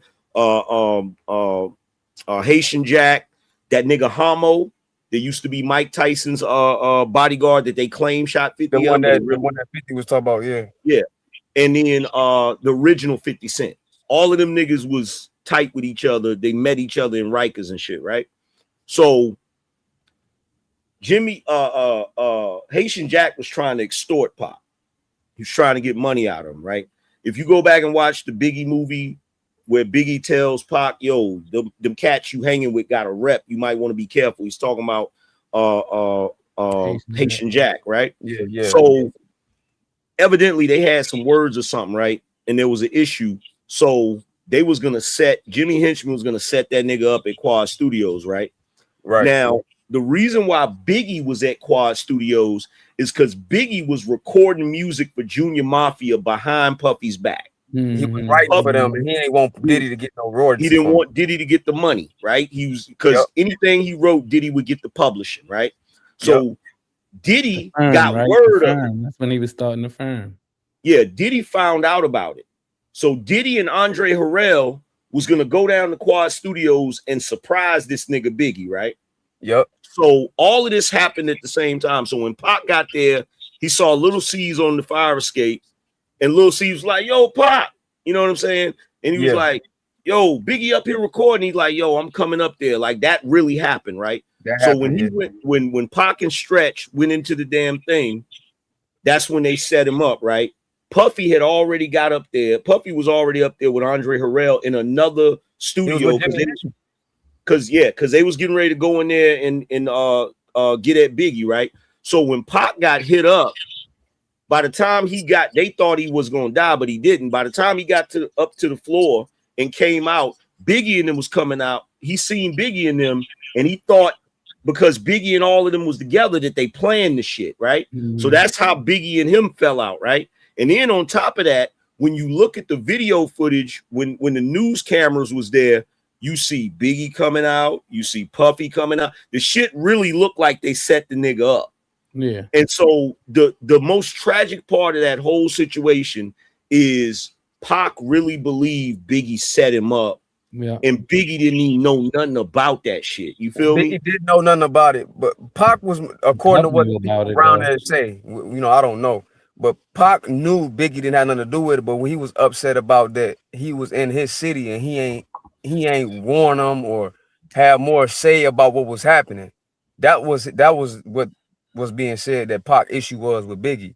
He kind of knew, but the whole reason Biggie didn't have nothing to do with it. That was more Diddy and Henchman. But the whole reason why he was mad about Biggie not warning him or any of that, because he think Biggie had prior knowledge of it.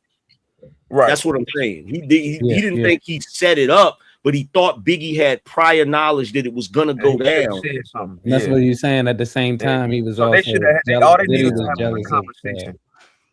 But the crazy shit about it, Diddy and Henchman definitely. The crazy shit about it is Biggie was oblivious to that shit. The whole Junior Mafia was oblivious to that shit. They ain't even know nothing about that shit. They didn't know Diddy was there. But you know what, though? That was the point I was making earlier, Angry Man, about the motherfucking white dudes like Norm and Liv, right? How it gets exhausting rehashing all these niggas' past crimes because, nigga, when in 96, when Reasonable Doubts came out, nigga, I could give a fuck about a Jay-Z. Nigga, Pac said, fuck you is fuck you. Like, that's just how it was for a lot of us. Like, if Pac said, fuck you, nigga, that's the truth. That's a whole lot of truth. Here's the funny thing, because, I always got a hater in the chat room talking about Angry Man sound like he really know these niggas. You'll be surprised who I know. You'll be surprised who I know. Between who I know and between who my wife knows. You'll be surprised. So the point I was making is this, is that it was Hard Knock Life, 1998. One of my homeboys was like, he was the one who was inspirational in me slowing down and stop trying to rap like Twista and shit. And he played Reasonable Doubts and Hard Knock Life for me. Oh, and In My Lifetime. And the first joint. And I'm sorry, not In My Lifetime. In My Lifetime, Volume 1. Yeah, that's Volume 1.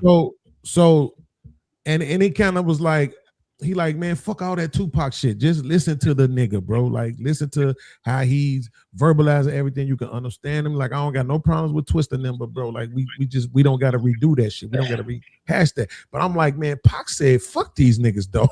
I'm still on this Pac shit. So here's what happened. I realized at about, it was Blueprint. When the Blueprint dropped, I realized that I had become a Jay-Z fan somehow, some way. I wasn't thinking about the fact that Pac said, fuck you no more. And I don't even know how it happened. And then when I tried to go back to it, I just couldn't, because at that point I had too much respect for this nigga's body of work. You see what I'm saying? Here's the thing with Pac, right? Because the whole situation is tragic. And Pac, I get why he did it, but in my opinion, he miscalculated, because when he got upset with niggas behind the Quad Studio shit and some other shit that went down, he decided to say F the whole city. And so niggas in the city was like, why is it F everybody if it's these specific niggas that did XYZ to you? Why you gonna hate the whole city? You feel what I'm saying? Because he was like, man, F all you niggas from New York. We gonna kill all you niggas. Y'all remember that shit? Well, he switched up. But see, that's out of context, though, right? That's not. That's the exact word. Context, it is a little bit. If I say fuck all you podcast niggas, but then I'm dropping names. I'm being specific. I'm saying the names, right? But when I say all y'all, I'm saying all y'all about these. This nigga dissed De La Soul. I ain't even fucking know that shit until like 2 years ago, right? De La Soul got dissed on Against All Odds. Like that shit's crazy, right? So I'm just saying, like, he was naming names. So even when he says all you nigga, it's all you niggas I named and all you niggas that I named, because it was still too many motherfucking people in New York that he actually fucked with. You know what I'm saying? He only named Nas because he thought that message was about him, and him and Nas chopped that up. So he wasn't talking about all of them. Beans kind of right on that. Oh no, he's not right on that, and I'm gonna tell you why he's not right. You gotta understand New York culture. You gotta understand New York culture. I don't care if he said 10 specific people. The moment he said fuck New York, yeah, that's East Coast. That was a problem. The moment he said that shit, bro. New Yorkers don't play that shit. The moment you start, New York culture is like this. New Yorkers will walk around all day complaining about the city. But if you're not from New York, you better not talk shit about New York. That's the way New Yorkers are. They don't play that shit. Angry Man. And also, not to mention Angry Man, that New York was running at the time. So yeah, New York represented East Coast rap. You know what I'm saying? Angry Man, major source. Pac man's was Stretch, right? Yeah. If your man's come back to you and say, Jimmy Henchman said you gotta get your money up to go to war with me, how you gonna look at him after that? Say that again. Stretch came back and told Pac, Jimmy Henchman said you gotta get your money up to go to war with me. Hold on, you mean Stretch? You mean Stretch? No, Stretch. Stretch is one of his homies that was there when he got shot at Quad Studio. That was one of his main mans. Okay. Yeah. Stretch is the nigga. Stretch is the nigga got pulled out of the way when they shot his ass and shit. Okay. Right. And Pac felt like, if I'm not mistaken, y'all correct me if I'm wrong, Pac felt like Stretch had something to do with it too. This is my point. If your homie came back to you and told you something, his enemy told him, why would he not? So if you said something, if he said that to you, what you say to him? It's the same situation as Slim. It's the same situation as Slim and 50. Like, come on, fam, you my man. And then on the Art of Dialogue, one of Pac girls at the time said Stretch tried to holler at him when he pulled up at her crib. Yeah. Now we know we can take that. Well, you know, I mean, but take the that with a thing grain is, of salt. though, Just lie. but But this is years later. Why would she just randomly lie 30 years later, bro? Because people do. Because I'm telling you, people conflate memories, bro. It's you young niggas is lucky. I promise you. When you start getting older, you start conflating memories, man. It's happened to me several times. Why in yourself? No, but it's too much. You know what I'm saying? Hey, yo, check this out. Hold on, man. Do me a favor. Hey, yo, check this out. I'm gonna say this right? one more. Hold on. I'm gonna say this one more time to this punk ass nigga in the chat room that keep trying to thinking he doxing me, nigga. I'm not from no fucking Martinsville, Virginia, you dumbass nigga. My baby mom is from there, nigga. Stop it. You got a hater in the chat. You got a hater in the chat. I got one on the pond. That nigga follows me around. Eat a dick and keep going. That nigga follows me around everywhere talking that same dumb shit. Right. Cool. I understand that. Right. His name is probably VJ Dapers. Well, listen, this one I'm trying to tell you, though. This one I'm trying to tell you though, right? Your boy Ed Lover stands on it that Stretch didn't have shit to do with it. I mean, he stands on it, but he wasn't there. Right? So your boy Ed Lover stands on it that Stretch didn't have nothing to do with it. When he talk about it, he's so fucking passionate, bro. It's hard to kind of like not accept it.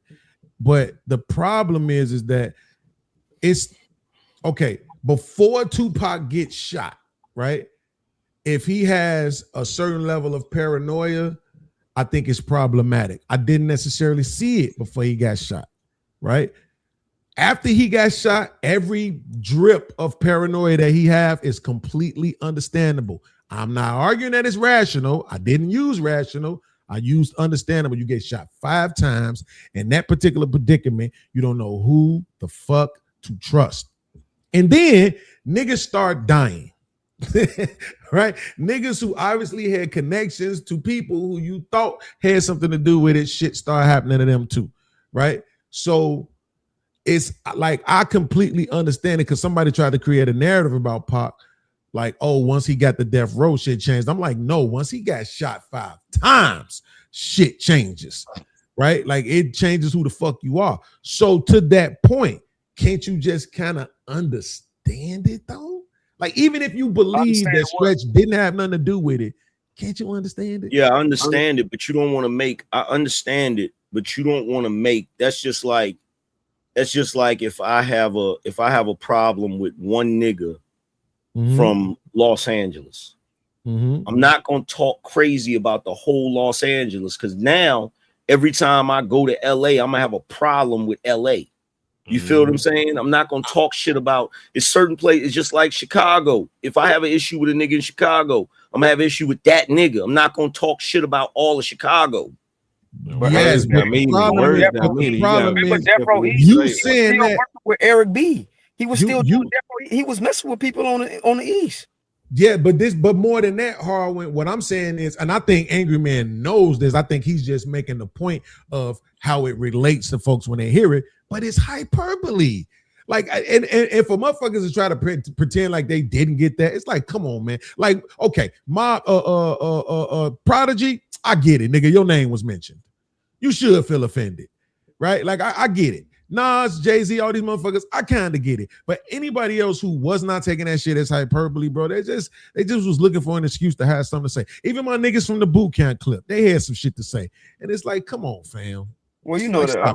Y'all know this is the same nigga. This is the same nigga that, what's the name of the song again? You brought it up earlier from motherfucking Me Against the World. The Old School. This is the same nigga that made the Old School, bro. Like, stop it. And that's the reason why it's such a, if you ask any niggas in New York that are podcasters that talk about these topics, they will tell you flat out, New York felt like Tupac turned his back on New York. That's how niggas felt. That would have looked like though. Some niggas felt like that, some niggas didn't though. Shit, he shoulda. You know what I'm saying? That's my point, nigga. If y'all want to claim the nigga, right, then I ain't saying niggas should have went to the police, but I think it should have been way more clear communication. Like, yo, this what happened. This who the fuck did it. Do you remember the climate back then? Yeah, I do. I remember. Yes, I remember it. Okay, you remember it then. If you remember it, you remember the Source Awards. You remember Snoop Dogg standing up there and telling them niggas, y'all ain't got love for Snoop Dogg because they was booing them. You know, got something to say. You know, the Swords magazine actually blew that up. But Angry Man, this is what I'm saying. Really set that fire on that. Shout out Harwin's from the crib, right? So watch this. Let's just say I know Harwin, right? I know him. We might have even like he got an artist and he get with me to do a song with his artist, all that type of shit right there, right? Then whole time we got Twister. Matter of fact, I'm gonna go with B-Lo because that's my nation member. We got B-Lo from Do or Die. This nigga Harwin has something to do with B-Lo getting shot, and I know it, nigga. I'm telling. I ain't trying to hear none of that shit. Niggas talking about, hey, yo, B-Lo, let me holler at you. Yeah, nigga, I got it on Nation, nigga. On the fin. This the nigga that had something to do with that shit. Absolutely, nigga. I was woo, blase escaping. What the fuck we doing? Like that's, and I'm saying, and that's my issue with Stretch, bro. Do y'all right, I get that now. That's a great point. That's my issue. That's my exact issue with Stretch. That's what I'm trying to tell Angry Man. Are y'all the niggas that be throwing up the forks and the pitchforks? No, that's not him. He the Finn is he under the People Nation. But Angry Man. Yeah, that's my people I grew up with and shit. But Angry Man, that's what my point with me. Beans just said is real talk. You cannot be delivering me messages from the dude I know had me shot. Of course not. So Let me ask you something. Let me ask you something. I don't want to take the mic. I just want to ask you. Are you confirming that particular conversation happened after the shooting? Ed happened Lover, after, bro. That was after. Ed Lover tried to defend Stretch, and in my personal opinion, I feel like Ed Lover, like, nigga, you wasn't there. You feel Exactly, me, bro. I get what you saying. I get what you saying, right? I get what you're saying, but I'm not talking about, Stretch. That's some goofy shit. I know you talk about all of New York and how they demean where the way I was brought up like this. Don't tell me what a nigga said about me. Tell me why he comfortable telling you. So Exactly. I understand what you're saying, right? But what I'm trying to reiterate, what I'm trying to point out is that New York is the type of city where if you a famous rapper during that era and you tell the whole New York F you, niggas is gonna have problems with that. Maybe not every nigga, but the climate, No, I can see that. I can see to that. The climate is gonna be okay. You want to look? I put it to you like this. What's that nigga name that put out that track? Gold all in my what's that nigga name from Atlanta? Trinidad James. He did a show in New York. And he stood up there and said, yo, it's crazy because y'all used to run the rap game. Now the South run y'all. You know how many problems that nigga had from that shit? Like that nigga couldn't even go to New York and perform. You remember when OJ the Juice Man performed in New York and they were booing the fuck out of him? And this was on camera. Yeah, this is home of the freaking Apollo, nigga. New York niggas will boo other New Yorkers, nigga. So if you talking like that and you not just a rapper, you one of the most famous rappers, and niggas know you was born in Harlem, and niggas know you was running around New York for a certain period of time, nigga. You're in one of the classic New York movies. You're in Juice, nigga. And then you say that about New York, yeah, niggas gonna have a problem with that. Niggas still talking about it to this day. They was on Math Hoffa show talking about that shit. Niggas still feel some type of way about that shit. Bro, wait. Yeah, but them same dudes don't got no problem with looked up, bro. Guess what I just looked up and saw, Harwin. So guess what day Tupac got shot? November 30th, 1994. Guess what day Stretch got killed? November 30th, 1995. Oh, that's crazy. That ain't no coincidence to me, bro. This seems more likely that he probably did give Pac some sort of information. Know that, bro. That's crazy. I didn't know that. That's what I've been saying the whole time, though, bro. Stretch knew. Come on, bro. Stretch out of pocket. It's probably more likely that he actually was giving him some information. And Ed Lover, and the only reason why Ed Lover did that because Ed Lover was cool with Pac and he was cool with Stretch, and he had both sides to both of them. So he disappointed in Pac because he seen from the outside. He wasn't there. But truth be told, though, you also could tell that, like put you like this. We know for a fact that Biggie had a lot of love for Tupac, even though it went the way it went. We know he had a lot of love because he could have did way more damage than he did with them songs, and he didn't. He went out of his way to not even mention Tupac's name, right? Busta Rhymes said he did, but he didn't bring it up. Absolutely, that's my point. He could have done shit that he didn't do, right? You need to get that shit out. You know how many diss tracks I done on niggas in this space? I ain't released them all. But the fact of the matter is that what I'm saying is, the nigga genuinely had love for him because of the way that he responded to the attacks. Stretch at the same time, bro. I just believe Ed Lover when he talks about how much that nigga actually valued Pac. People think, oh, Stretch was a friend. Go get Pac's first album, Tupacalypse Now. Stretch is all across that motherfucker. Stretch is on the Thug Life album, on my favorite Tupac song of all time, nigga. So that really was his man's man. You see what I'm saying? Hey, so check this out, nigga. Check this out, nigga. You better not have no diss track on me, nigga. Because I'm gonna tell you right now. Because I'm gonna tell you right now, it ain't nigga. This ain't 98. I actually got studio equipment now, nigga. I freaking get on the mic on your ass, nigga. You better not have no diss track on me, nigga.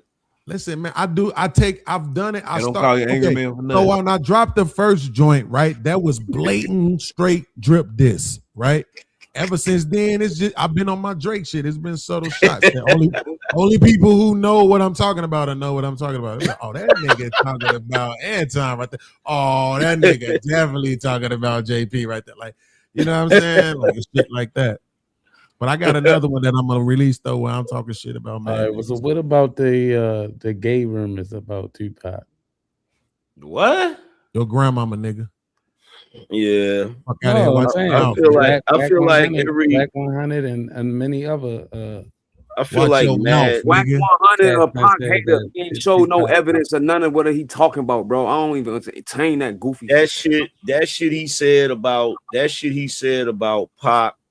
It's been so many niggas. It's been so many niggas that solidified nothing never happened to Pac in prison. Too many. But that nigga. Wait. Angry Man, guess what? I think you was fucking right, nigga. I'm looking at these against all odd lyrics.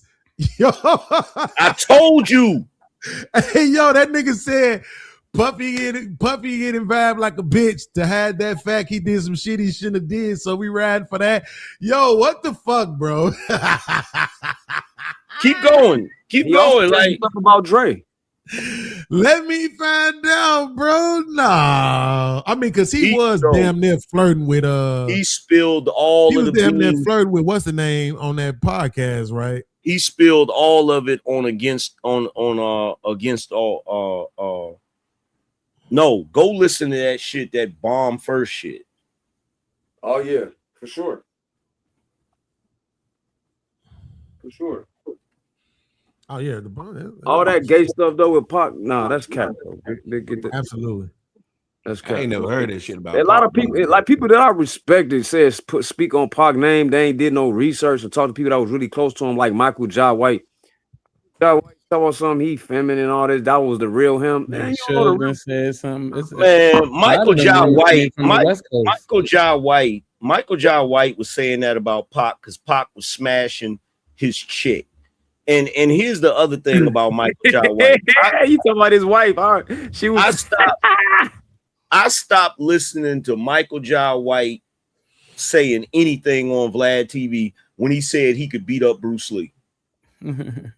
Yeah, I've seen that shit. Because here's the thing. Back in the day, I say back around, I want to say around 2011, 2012, right?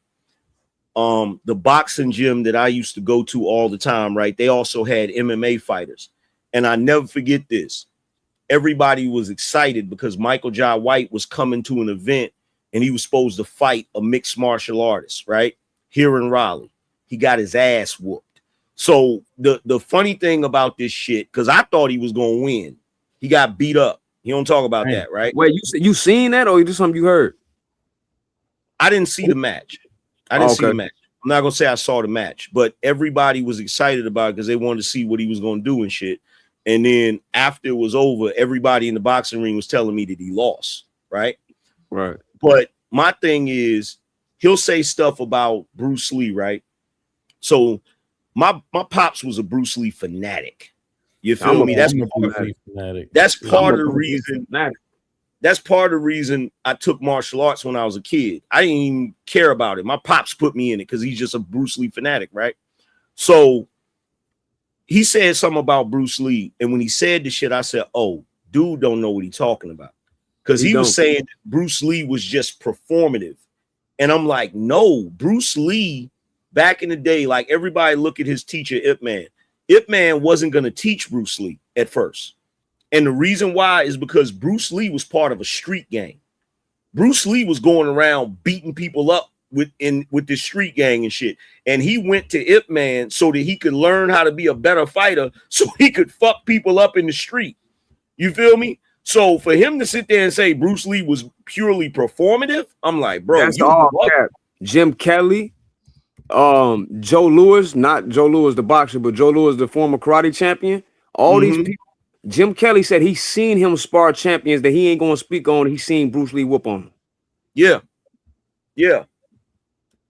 So Michael Jai White, and it's crazy because I'm like, why is he speaking on niggas? Why is he speaking foul on niggas that ain't even here no more? That shit is crazy, bro. Talking about his size and all that. That ain't. I mean, it's a factor, but that ain't the only factor in fighting, bro. Like, and then he went in on he be going in on what's my man's name that used to play in all the movies, the one with the ponytail. Damn, what is old boy's name? He used to play in mad movies. He played in Glimmer Man with Keenan Ivory Wayans. Hey Trey, Big Aaron said he's still there if you woke, if you could hear us. Steven Seagal. Oh yeah, I don't disrespect my boy. He fake, bro. And I was like, damn, he going in on Steven. They claim he shit on himself one time. Like it's going in on bro. Yeah, he fake. Man, listen, to all them niggas, bro, fuck them niggas. Ruining my childhood. I loved all them Steven Seagal movies. Hard to Kill, Above the Law. But I tell you what, fire, nigga. I tell you what. Hey, look at Black. Look at Black. Do it again. Do it. I tell you what. I tell you what. Check this out, right? When it come to the martial artists, right? Hell no. You know who people really don't give credit to? Me, nigga. Fuck you, me. I'm saying. No, I mean as far as being like niggas joke about the shit and all of that, whatever. Because you had, that nigga Chuck I would say Norris. John Claude. That nigga Another Chuck dude Norris. that trained with Bruce Lee. Chuck Norris. Okay. Another Nigga dude. Chuck Norris. Yeah, Bro, Chuck Bruce Lee beat the fuck out of Chuck. No, bro. That's a movie. Check this out. No, he real smart. Check this out. Bruce Lee was a bad motherfucker, but even Bruce Lee is quoted as saying that nigga Chuck Norris is the truth. He Bruce Lee. That dude was Chuck Norris was whooping karate champion. Yeah. What about Kareem? Kareem too. Nah. Bro, listen. I wasn't gonna say nothing, angry man. I was kind of gonna just let it slide, but in real whole life, I do think Michael J. White would beat Bruce Lee. I think he made a really, good point, right? I think he made a really good point, right? It's the same reason why they have weight classes in fighting, to some degree, and particularly if you strong enough, or if your chin is good enough to take a hit. You know what I'm saying? Like, and you have some sort of defensive awareness. If you can just get your hands to him, like if you just talking about standing there and karate shit, it might be a problem. Man, you talking about a real ass fight, nigga? What you talking about? Real ass fight, though. He's not no movie dude, bro. Beans. I saw Chuck Norris. Excuse me, not Chuck Norris. Beans. I saw Bruce Lee do push-ups on his thumbs, nigga. That's fine. I saw Michael Jai White kick 3 people with one jump. Yeah, that was blood, you know what I'm saying? But there wasn't no camera shit. He got games though. You know, Michael Jai White can fight. So you think Michael Jai White? So you think Michael Jai White could match the speed of Bruce Lee? No, I don't think he has to. That's the point. No. That's he does have to. What was my very first piece of evidence, angry man? What was my very first piece of evidence? Did it have anything to do with speed? No, I said that's why they have weight classes, right? I said if you just talking about some motherfuckers. First of all, Bruce Lee shit, which you couldn't hear me say because in a street fight. Right? Hold on. No. In a street fight, that weight class shit don't matter. You talking about boxing? You talking about weight divisions in boxing? You talking about organized fighting in a street fight? It's different. That's different, bro. Bruce Lee. Did you ever read? That's why he didn't. Did you ever read Jeet Kune Do? I read all of them. Tao Jeet Kune Do. I still got the Bruce Lee commentary Jeet Kune Do from 8th grade. Bro, check this out. The style of fighting in Jeet Kune Do is so dirty. There's no way. That's why he didn't get into sport. And that's what I was saying. The different styles alone would like give He's the father of modern day Majority of MMA. people They gotta disagree. keep it a bean. Yeah. Okay, how many? Did you see that I dude? heard What's that that? too. What's that dude? What's big boy name that be on them streams and shit with Rampage? That big ass dude that slapped that streamer. Larry Wheeler or Larry Yeah. Wills or something like that. I think so. Did you see that nigga fight that MMA dude that was smaller than him? He got pieced up. He made that big ass nigga tap out. I'm telling you, and on all the moves, when you see them ground moves and shit Grappling. that they be doing, that's Bruce Lee, bro. Straight up in that arm bar and shit, that's Bruce. He know all that, bro.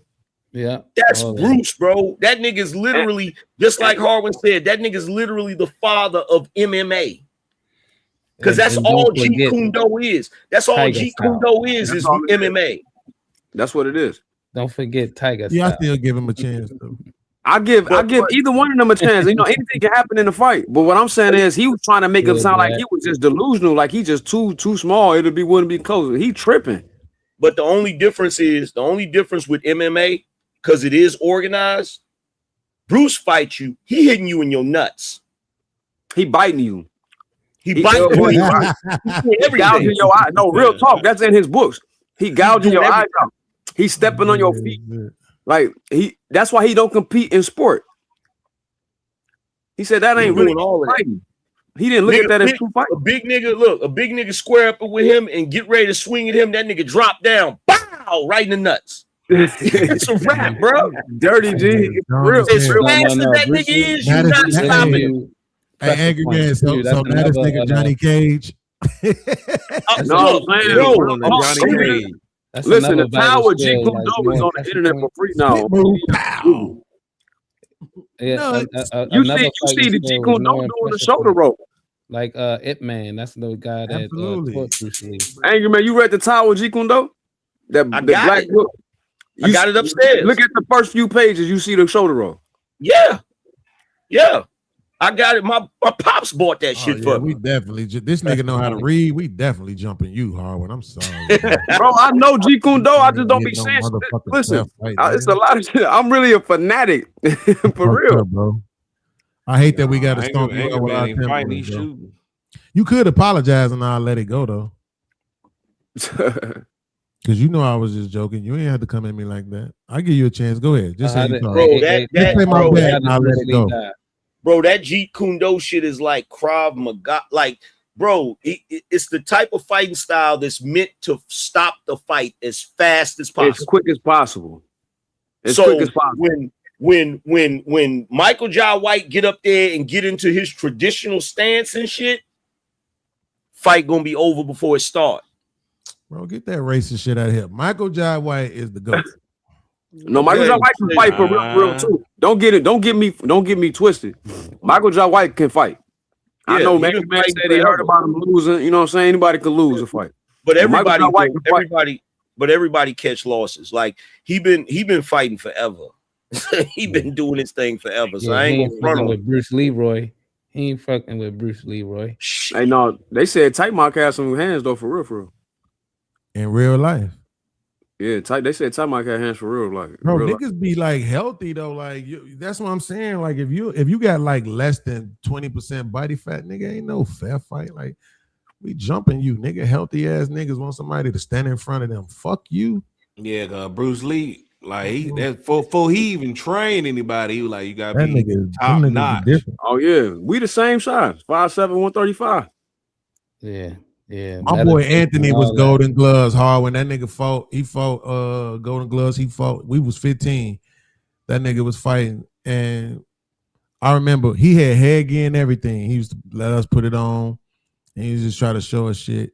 And then one day, you know, we was all just talking shit, and that nigga just one by one pieced us up. No, you see, one by one, nigga. You definitely got your ass whipped in Harvey, but my mama didn't let me, so my Uncle Jack was fresh from prison. I don't know. He from the 9. I don't know if you probably he know. I don't know if where you from, Beans or whatever. I don't know if you hold on real quick. I don't know if you know this, Vapor, but don't nobody do this dumb shit that you doing to me no more. Cause everybody, don't nobody troll me no more, bro. Like you the only stupid bitch in the space who still think that shit's cute. You and Jay Prince, the only two niggas who think that shit's cute, bro. I'm like, not don't even nobody trolling troll you, me, bro. Like, but don't worry about it. Don't worry about it. You Here's what's think gonna happen, we bro. gonna get a Here's what's gonna happen, reaction bro. out of Here's what's gonna happen, bro. Here's what's gonna happen. You think you gonna When get I a get to reaction out of Chicago, right? I'm gonna link up with Harwin. I ain't gonna even be on no violent shit because I'm gonna get an apology out of Harwin. He gonna apologize to me, even though he don't want to, right? But he gonna see me, all my brothers, and all my nephews, and then he gonna be able to tell you like, "Yo, leave this universal elite nigga the fuck alone, bro." None of you niggas not Hey, gonna. Mr. Beans, you hear that screaming in the background? In my boy, Nigga, stop. you got a hostage, That's that nigga. K2, man. You No, know I got that game K2, dogs. buddy. I don't roll with niggas. I'm like DMX. I keep game dogs with me. There go right there. There go right there. You heard that? Yeah. They scream like that when they want to eat something. She's Right. she's not crying. Okay, well then I'm just gonna gonna wait. Let me ask you something. She's not crying. Let me ask you something. Are bulldogs good fighting dogs? Pit bulls are bulldogs. Not though. I'm talking about them motherfuckers with them little ass arms and shit. No, they not. They not. Damn. Fuck. Okay. Because They got horrible plans. They not quick. They horrible. The real bulldog is the American Pit Bull Terrier. That's the original bulldog. What about German Shepherd? They good on humans, but fighting animals, they don't want nothing with no game dog. They not bred for that. Okay, what kind of dog would I need to be able to fight one of your dogs? A game dog. Ain't that a bitch? You need fire with fire. I mean, this the difference though. Game dogs ain't big like a massive, like a cane corso. Motherfucker pull up with a cane corso. I would say this: the cane corso better take care of what he got to do within the first 5-10 seconds, because he's going to get tired and he will quit. You hear that screaming? Yeah, I hear cool. it. Okay, cool. Yeah, My cousin, the game dog don't. That's what they call cane corso, nigga. So That's now why what? they call game dogs. They got he got some damn demons over there. He got some demons over there. But see, here's the thing. This is what I gotta say to Harwin with his demon dogs and Beans with his brothers and his cousins and shit, nigga. I roll around like Raymond Reddington from the Blacklist, nigga. This nigga ain't shit. In other words, I got that too. I got the hammer cock, nigga. Ready It's always to go, one in the head, angry man. One in the head with the It's hammer always cock, one in the nigga. and regardless, I'm not in tip-top physical shape, but my guns are in perfect shape, nigga. See, this was wrong with the community now. Niggas don't want to just get jumped and take their jumpings like they used to. Nah, nigga, them days is over, nigga. Hey, I graduated from scuffling with niggas in the dirt when I was a teenager, nigga. No, not no scuffle. I'm saying lay down, let these 4 niggas kick you a little bit, punch you a little bit, and then ain't go gonna be home. none of that. I had a conversation the other day. Y'all niggas soft, nigga. I had a conversation the other day that if Friday was a real movie, this shit wouldn't have happened. First of all, why? And look, wait, let me say this real quick. Black and Beans. I'm so grimy as a nigga that I'll back the joint out like that. I'll be like, stay right there, nigga. Now what I'm gonna do is I'm gonna back up slow, and you gonna stay right there. Take that with you. Man, you like what? This nigga stupid as hell. My thing is like, that conversation just slap me. Yeah, I was like, what? You can't do nothing. You gonna get shot, nigga? Hell, fucking no. Fucking crazy. Nah, look, I'm gonna keep Debo wouldn't have had joint up. Look, all over Debo Black. Hey, look, I'm gonna keep that joint up like this, the same way I keep the joints up like this, nigga. Yeah. It ain't gonna drop. Man, if Friday was real, that shit would not have happened how it was. First of all, Craig had a whole pistol in his room, bro. You mean to tell me you let this nigga Debo come on your own porch and try to rob y'all? No, nigga. No. And y'all in Compton? Come on, bro. Talking about Well, see, this what happens. Like, stay right there. I'm gonna go back. Movie would have been over right there. He told him he don't try that with the niggas up the street. You know Black, why? this You what know happens why when he you didn't niggas- go in there and get that pistol? You know why he didn't go in there and get that pistol? Movie would have Because been he was afraid that damn high .9 was gonna jam on his ass. That's why. No, listen. This is what happens, right? When That niggas would've been start some shit. going back and reevaluating. Oh shit, you got to think about it, Black. You saying it wouldn't have happened because he had the pistol. What did he do when he pulled it? None. You realize he never fired that Never motherfucker. used it. His daddy told him different. Smokey No, fired he that did. motherfucker. when No, was he standing did. on the roof. No, he did shoot it. He Oh, yeah, shot he it. did shoot it. He did. He shot it at. the He first time. did You're shoot right. that He big did arm shoot though. the first time. He just missed everything, but he shot it. But they shot. They missed too. They had. And you know why? Yeah, they was missing. Like, And you know why? Because that nigga didn't want to hit shit. Let me tell you something. Let me tell you something. As a nigga who has been behind that thing a couple of times in my life, allegedly, every single time I was intentionally missing, nigga. I wasn't trying to take nobody's life, boy. That's not what I wanted to do. Look, let me tell you That something. nigga Craig didn't want to When take a nigga- nobody's life. That's why he never did it. When a nigga pull a gun out like this and went start to doing prom, like you that, ain't know. That's a fact. that nigga ain't hitting shit. Now, if Oh, you God. get into it with a nigga and that nigga pull out that joint and do like that, You in trouble. You in trouble. He locked that motherfucker on you like that, nigga.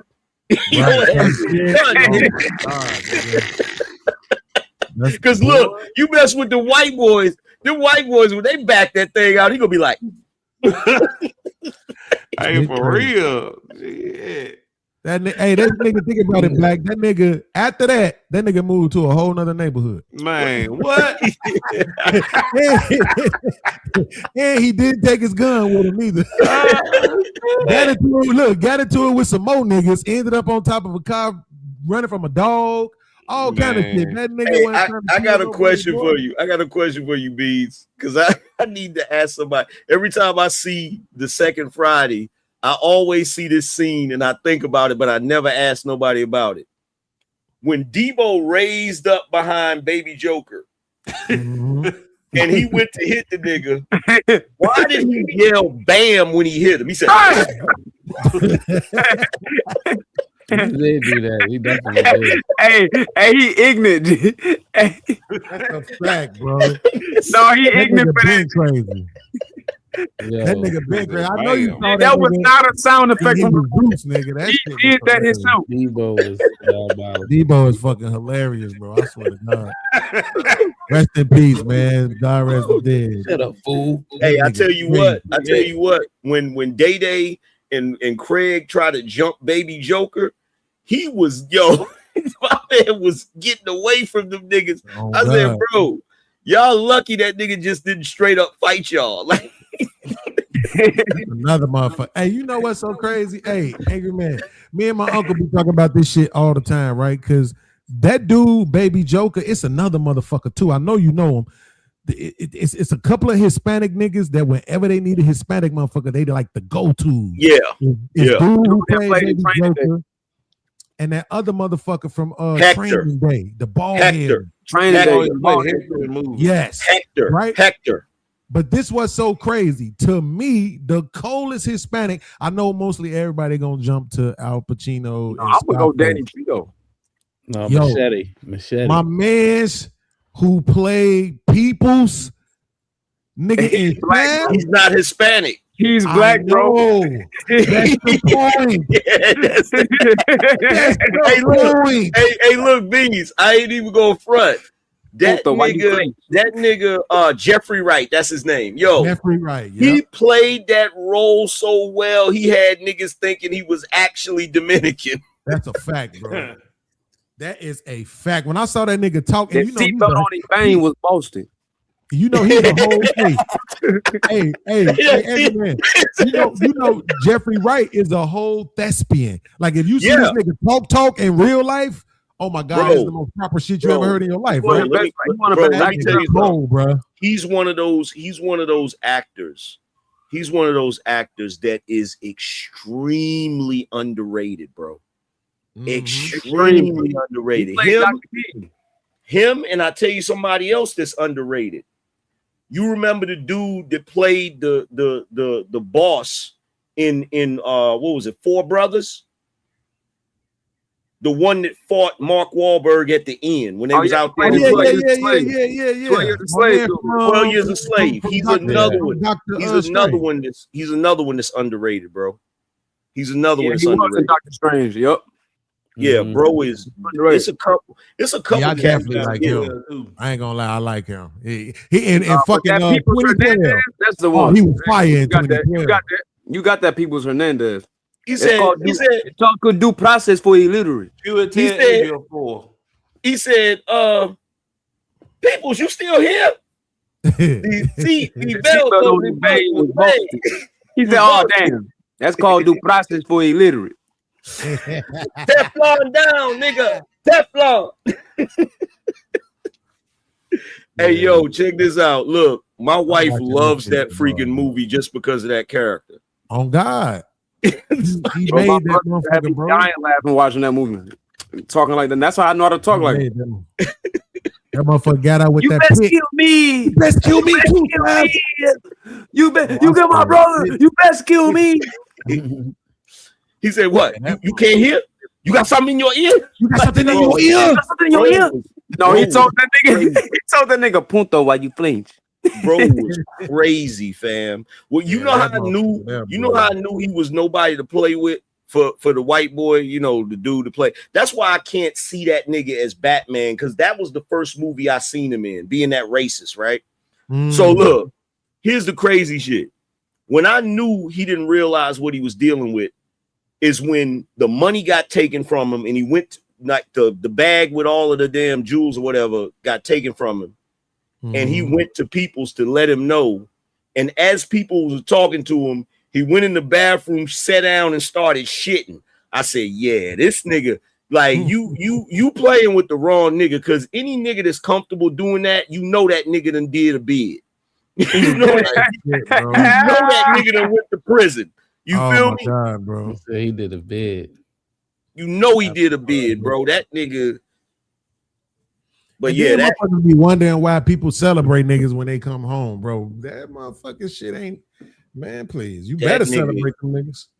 That nigga was crazy, bro. No, yeah, Peoples was that underrated character. You see when he came out the first time, he said, "Oh, here he come." You see the walk with the dog and all that. The walk. Yo, when he got the whole squad together, this is Egyptian culture. That nigga was walking mad. Oh my God. But yo, hold on. When he did the B-boy stance, he did. He said, "You best sleep in that vest." Oh, now you done did it. Oh, damn. Yo, when I first heard that Samuel Jackson was gonna play Shaft, I kind of had my doubts, but I ain't gonna front. He did his thing in that shit, bro. Absolutely. Oh yeah, he cooked that shit. This nigga, hey, listen, I know the go-to for everybody is Denzel, but I'm sorry, bro. Sam is the one. Oh, he's the GOAT. Bro.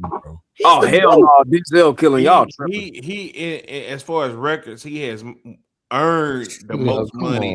That's because that nigga play every role. Yeah, he's in the Guinness World. You're not doing that. You're not doing that. But wait a minute. Earning the most money. Samuel Jackson. But let's be clear. Let's be clear, because I know where y'all gonna go, because he take a lot of different roles and shit, right? He still look, I'm not gonna front on Denzel. Denzel is ill. You feel me? But bro, what was the movie where he was the negotiator? Yeah. With what's his name? Weirdo. Bruh, Kevin negotiator. Spacey. Yeah, Kevin Spacey. Negotiator. A Time to Kill. A Time to Kill. He killed that. That was a good one. Time to Kill was a good one for sure. He killed that. That nigga was. Yeah. I mean, I don't know a bad role he played. He elite. Don't get it twisted. He's elite. Listen, Unbreakable was good. Yes, bro. I don't know a bad role Samuel Jackson ever played. Like, think about it like this. Samuel's best role is Django Unchained, bro. No, without a doubt. Without a doubt. Because I legit hated that nigga. I legit hated that nigga. Hey, Harlan, think about it like this. That's how good he No, was. he made me believe him. I believed him, Angry Man.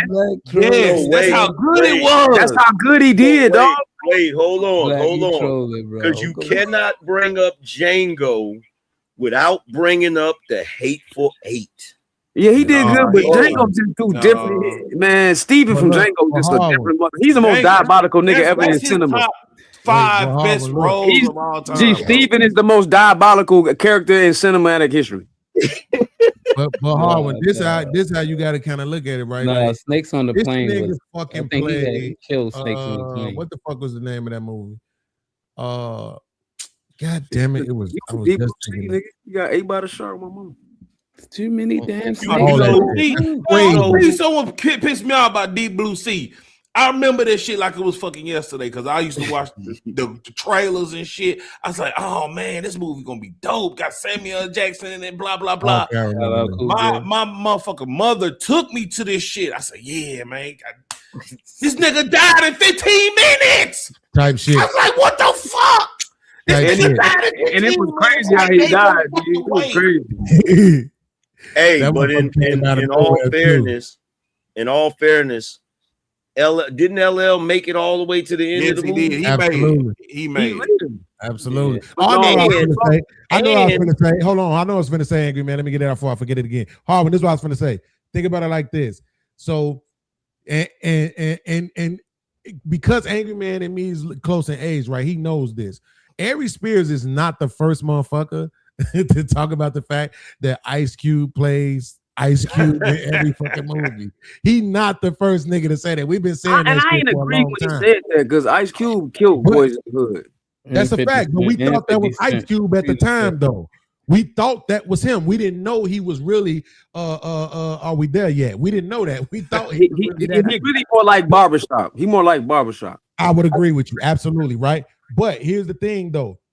You see how he get killed for it, but Samuel Jackson don't. For some reason, that nigga is Samuel Jackson in every role, but it worked. He's the go-to for the angry black man. But guess what? It's because he's not. Look, here's the thing. It's not. You're right. Ice Cube does get killed for that, but here's the thing. He's not a method actor, right? So there's a few actors that's like that. Samuel L. Jackson is always Samuel L. Jackson. Denzel is always Denzel. Jack Nicholson is always Jack Nicholson, right? Another good one.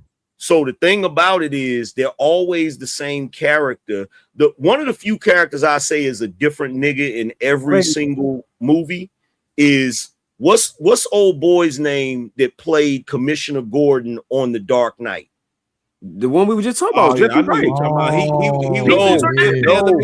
No, that's from the Batman. I'm tripping. The one you talking about is Gary Oldman for that played in the Gary Oldman. Yo, bro, some of the movies he's in, you don't even know it's Gary Oldman. That nigga was in Fifth Element, bro. That He nigga was was in in Fifth Fifth Element. Element. That is him. My favorite role of him is The Professional, though. He was in Bram Stoker's Dracula. He was Dracula. He was Dracula. That was him. Yo, that's crazy. He was in But Johnny Depp like that though. Oh yeah, he the king of that. Johnny Depp. Wait. Let me point this out real quick though. But Angry Man, think about it. I don't want to take no credit away from him. But the two movies you named so far though, that's heavy makeup. That's heavy makeup. You see what I'm saying? I ain't taking it away from him, but that's Fifth Element was crazy.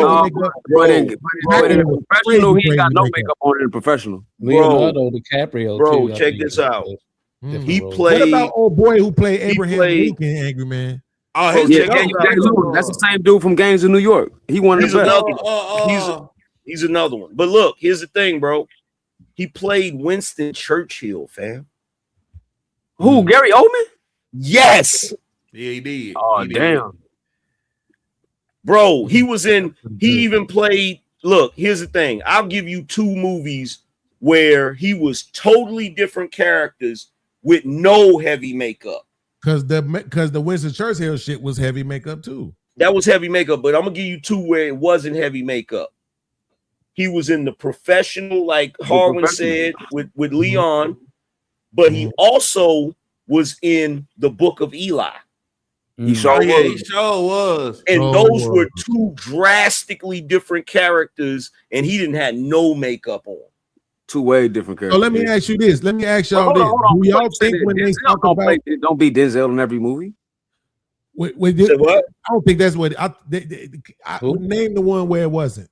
Malcolm X. Denzel is all that was Denzel, bro. That's still Denzel. That's Denzel, Denzel. Yeah, Denzel was Denzel and Malcolm X, bro. That was Malcolm X, bro. In He was every even Denzel in the movie, last movie he played. look, I'm gonna tell you why. on. Hold on. I'm gonna tell you why. And to be truthfully honest, the best actor to ever play Malcolm X is the dude that played Malcolm X in the first couple of seasons of The Godfather of Harlem. See, He was the best Malcolm. He was the best Malcolm. He was the best Malcolm, bro. I don't care what nobody says. Right Oh no, that's not. I'm saying. I know you. I'm saying. Nah, hell no, baby, man. This is the first time we hard disagree. I'm saying it, bro. He had his voice down.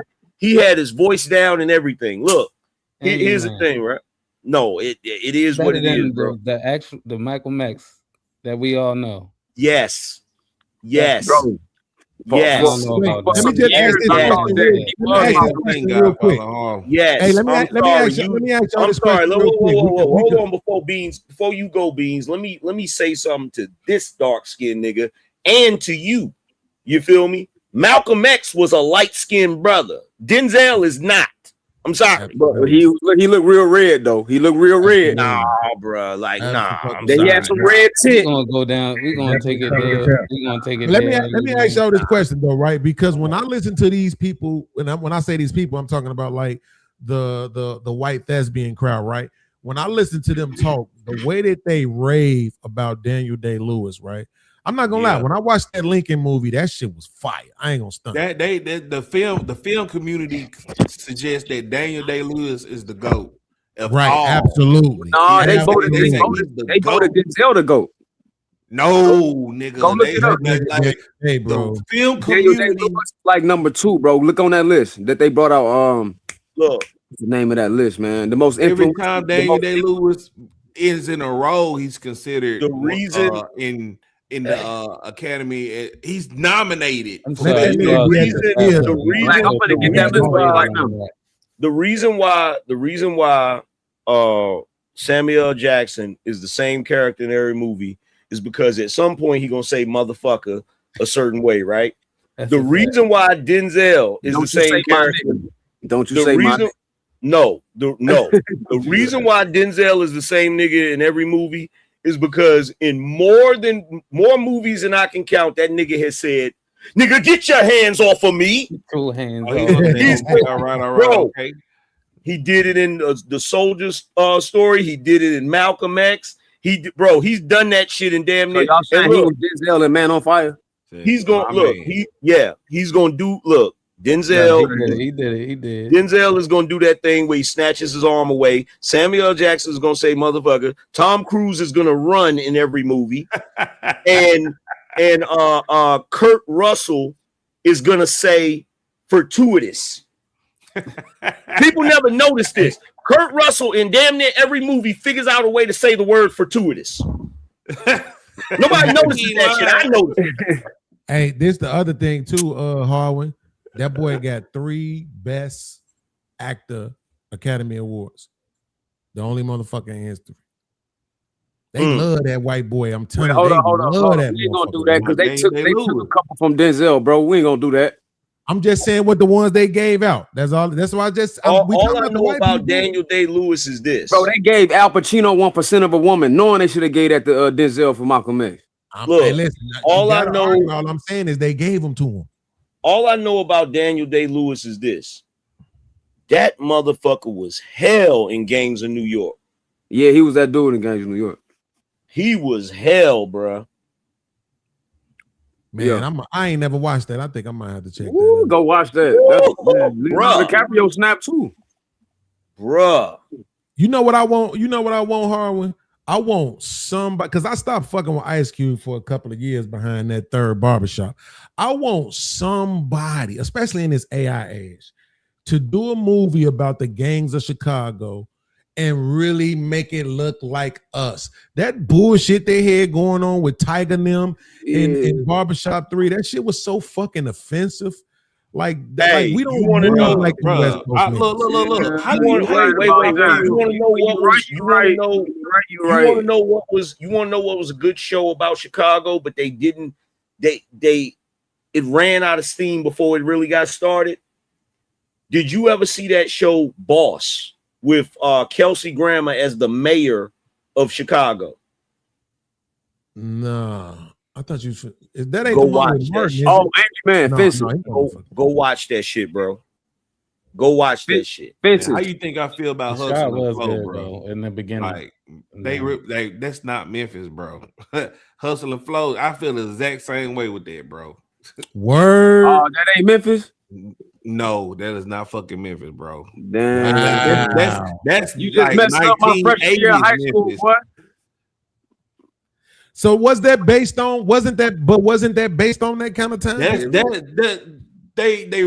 made the story around this rap artist named Al Capone, and it took little hood stories from here to there and everything, but Terrence Howard was portraying this rapper named Al Capone. Mhm. That's what In it's the all 90s, based right? around off of. Like the 90s era. Say what now? Like in the 90s era. Yeah, the early 90s. Hey, Black. So that's what I'm saying. If it was based on that, don't you think it may be more accurate if it was based on the But early. none of the movies that are about certain cities ever really get the shit right. Especially Chirac. That shit hard. The closest, I can't even get into that shit. The closest thing you got to an authentic show about a city is The Wire. That's the closest thing we got. I heard a lot of people say that's right. Yeah, you got that. Bro, no right, fucking way. There's no way. I'm gonna tell you Don't something. say I'm that not. thing. I'm not disagreeing with you Don't that The say Wire no wasn't goofy shit, accurate. please. This is what I'm saying. What about the I'm not Ozark? agreeing with you that The Wire was accurate. Okay, But I am okay. saying no. You can't convince me that Boys in the Hood and Colors was not accurate. Bro, it's gonna take 30. I can't tell you. I can't tell you because I'm not. I've heard a lot of people say The Wire is accurate though. No, I heard a lot of people say Memphis Society. What about New Jack City? No, man. No. It's not even a real city. Oh no, man. He said it ain't a real city. Hold Hold on. Black, It's hold on. not Jack City. Black, you know this right here. This here's New the York thing. Times most influential 25 right here. Man, Colors, nigga. Here's the thing. Look, here's the thing. When it comes to the West Coast, I can't tell you what's accurate for the West Coast because I never lived out there and shit. I just know what I know from rap and movies and shit. You feel me? But with like New York, niggas like New Jack City, but in my opinion, there's never really been an accurate New York movie. What about Sugar Hill? Not even Sugar Wait, Hill. when you say that, but you basing it on black culture? No, I'm basing it just on New York culture. Like, so the closest thing I would say would be like probably New York Undercover, but it's from the police perspective, so it's goofy. Like, oh, you talking about the TV show? Yeah, I'm talking about the TV show. Like, it's never like I've never seen one like with New Jack City. Now, don't get me wrong, them taking over those projects, that was a real thing. That was some shit that niggas really did back in the day. But they didn't do it like that where they had fucking computers and shit and all that goofy ass shit, right? So, But what about Out of Belly and Paid in Full? Yo, that's a great fucking. Oh, Paid in Full. Yeah. But the people that Belly. AZ said it wasn't that accurate. I mean, Yeah, it was it accurate.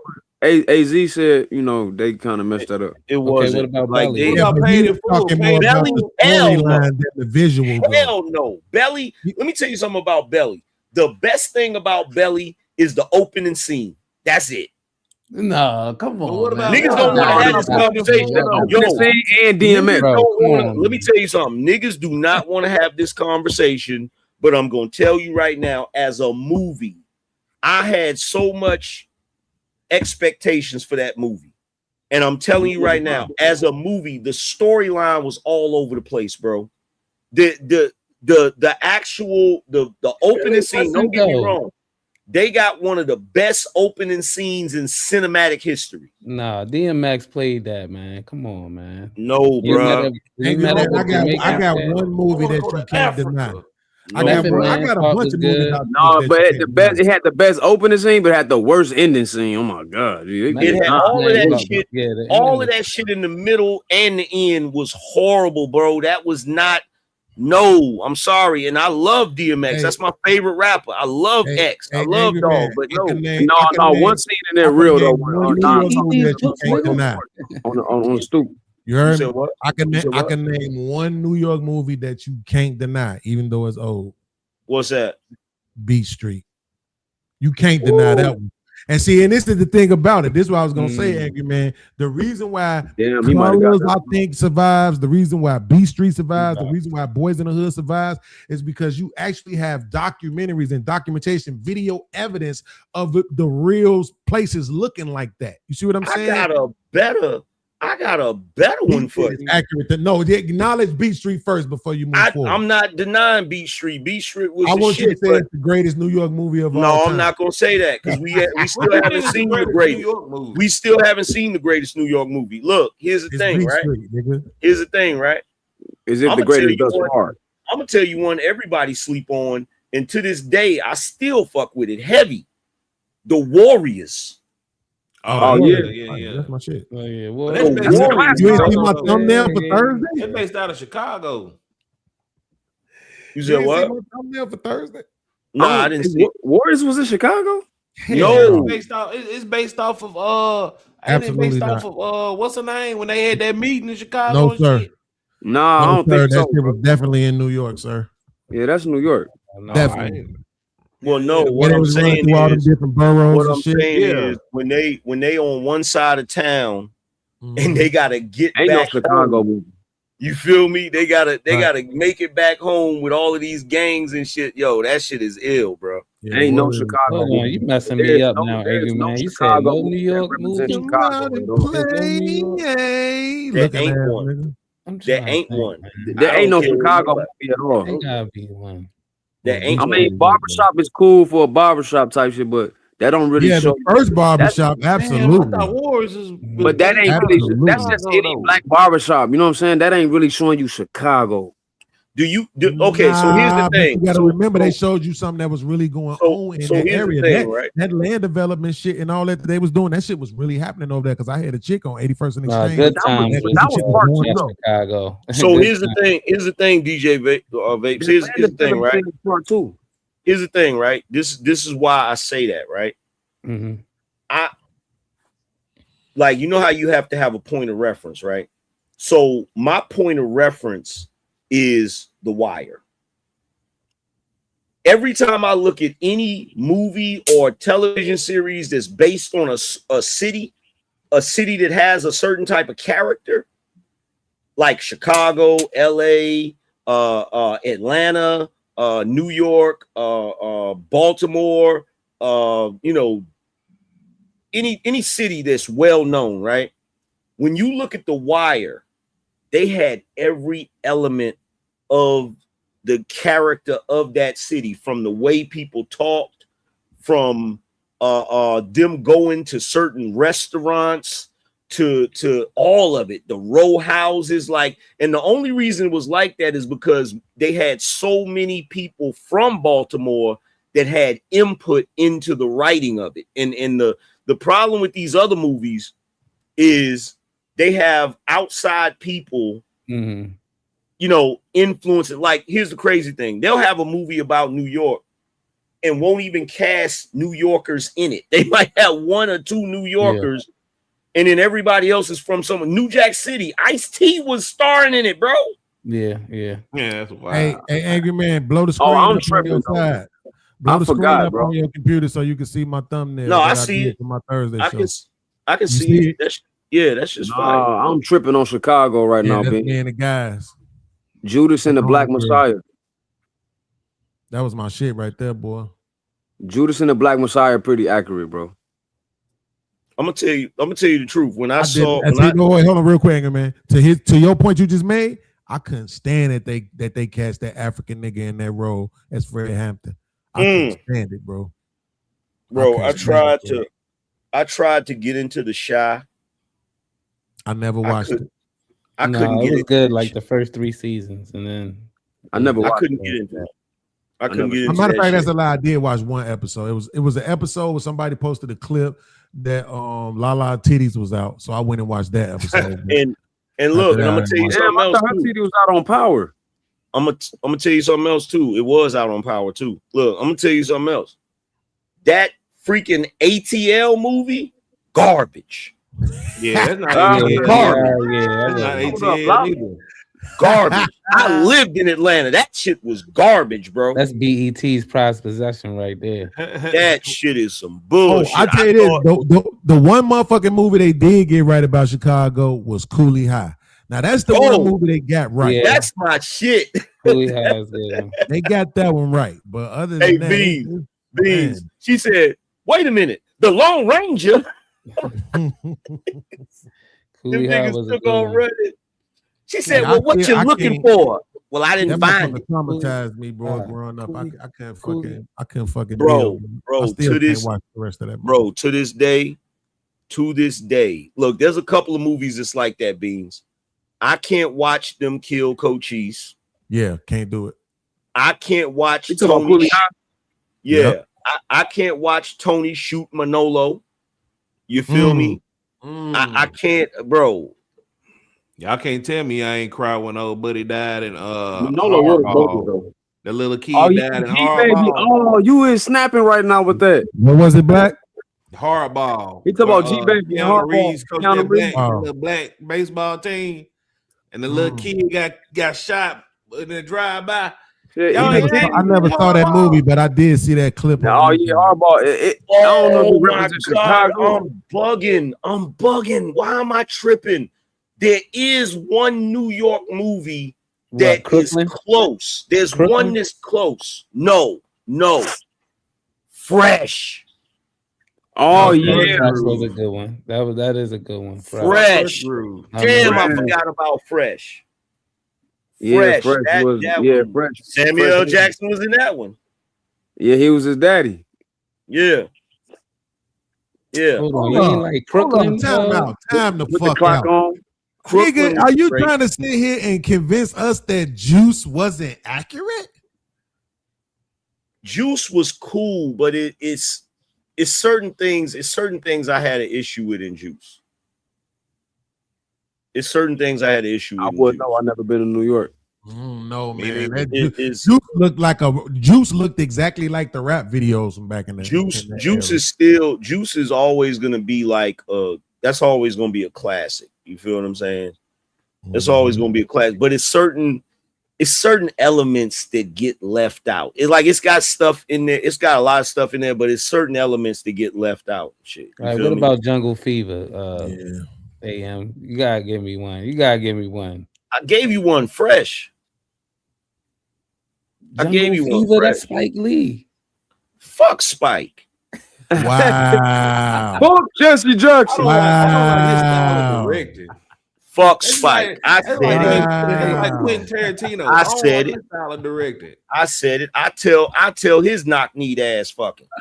Fuck the nigga that gave us Chirac, huh? That shit. That's why I'm saying it. That's why I'm saying it. That's a low light of his career. Don't bring that That's up. why I'm saying it. That's why I'm saying it, bro.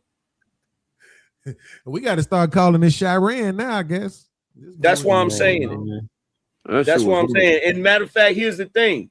Do the right thing would have been it if he didn't put it. It was goofy shit he put in there. You feel what I'm saying? Being artistic and shit. Right. And it's like, and that's another one of the movies. I can't watch him choke out Radio Raheem. Yeah, man. Yeah, that's tough. I can't watch him choke him out, bro. That shit is crazy. Man, I'm so glad you admitting this, bro, because I be feeling like I'm the only motherfucker like that, bro. It's certain shit I just can't watch, bro. Yeah, I can't watch Raheem, but I can watch Manolo get popped. Nah. Why? Cause what you doing, bro? He told you to leave his sister alone. You know he crazy. Yeah, but that's your man. Yeah, but that's your man. Why you like you? That's your road dog. Like, yeah, that's just like Scarface, man. That was. It might be. It might be Scarface. because he killed him. Okay, yeah. That we can see the optics, right? But it might be because he killed him that we can kind of like look at it from the positive way. It might be because of that. Because like, let's say he didn't kill him, they had got into a fight. We all probably would have been like, man, you should have just left his sister alone. But in reality, assuming that the nigga actually wasn't gonna be a player no more, who the fuck else would you rather have with her? Yeah. The nigga that you know will put a bullet in the motherfucker about her, put a bullet in the motherfucker about you. Nigga, you know this nigga gonna provide, you know this nigga gonna be like, you see what I'm saying? Like, but like Scarface tough, didn't give a fuck. Scarface took out his homeboy because he did this shit behind his back. Oh, I tell you, that's why I can watch it. He did it behind his back. After he told him no. Beans, I got another one for you. In fact, this is my favorite movie out of all these gangster movies. In my mind, Carlito made it, bro. He made it to the spot. It was able to rip hard, bro. And he got popped right in his neck. That dude turned. Carlito. Yeah, bro. James Franco is a good artist too. Fam, out of all the gangsters, I don't care what nobody say. Way down. Carlito was the illest one. He was the illest one, bro. I don't care what nobody say, because I hate the fact that they did that that retro joint and ruined it. Because you remember they did when he was younger and messed it up with Puffy and them. Yeah, I hated that shit. Around, you know.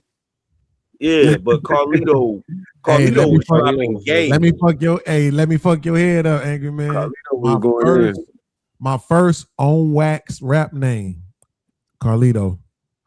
No, that classic though. Man, let me ask y'all this: do y'all who y'all think was right and wrong in the situation with the homie still G Money and Wesley Snipes and Nino and G Money? Yeah, G Money. They both out of pocket. G Money. Explain. G Money what? What you saying? That chick was a strag. Like, you gonna get mad at your brother because he wanted to smash a strag? Like, that wasn't your wife, nigga. That wasn't, like, bro, I could see if it was his wife. You feel what I'm saying? But that was just some chick that he was smashing and shit, bro. But am I forgetting something though? Am I forgetting something? Because Nolo was smashing his sister, dog. He didn't intentionally bring it down though, right? He just was fucking with old boy who just so happened to be a fucking narc. Like, he didn't do that on purpose. You never do it on purpose, do you? Right? Like in Paid in Full, that nigga sent Alpo up on purpose, right? But that didn't happen in real life. That's why I understand. I'm just talking about the movie. So right. So I'm saying, like, that ain't what G Money did though. So why the fuck did he really have to Alpo killed this man? So Alpo killed Rich. That was the beginning of the rift between them. The bitch. Because if you remember when they was talking, and he told him, he's like, man, what you did, man? He's like, nigga, that skeezer, that ski hole. Like you trying to get you mad at me over this ski hole, nigga? Like, come on, man. But he really killed him because of the fact that he brought the Fed Raleigh ass nigga into the business, right? That's really why he shot him, right? Yeah. And that's crazy because Nino said that he wasn't even gonna snitch or nothing, right? He wasn't testifying or no shit like that. He didn't have to kill that nigga, man. Fuck that shit, bro. Yeah, that shit was messed up. As a gangster, he had to follow the G code. No, you don't kill the hoopers. You let the hoopers live, man. Fuck that. Let me ask this question. Shout out to Benji. Rest in peace. So let me ask this question then. Let me ask y'all this question then. Should Romello had taken out his brother sooner? Nah. I don't even remember what the fuck. Romello brother was riding for him. That moment at the end of Sugar Hill, that was an accident. But Romello was out of pocket. I mean, not Romello. His brother was out of pocket. His brother was on some other shit, bro. Once he was out of pocket Was he really out of pocket when what he did to his daddy though? I wouldn't do it. Let me get right. I wouldn't do it. Yeah. Yes. Bro, his daddy had his mom and them strung out, bro. But it's still his daddy, bro. Like, right. This nigga gave his daddy a hot. Come on, man. No, bro. No. It's bogus. It's bogus. No. And then on top of that, but Romelo shouldn't have got his brother though. Because here's the thing. He said here's the thing, right? So Romelo's brother, he wanted Romelo all to himself, man. He didn't want that. He didn't like the relationship that Romelo, because Romelo kind of forgave his father. He didn't want the Romelo to have the relationship with his father. He didn't want Romelo to be with the chick. Like, he just was on some other shit, bro. But that's because his father, though.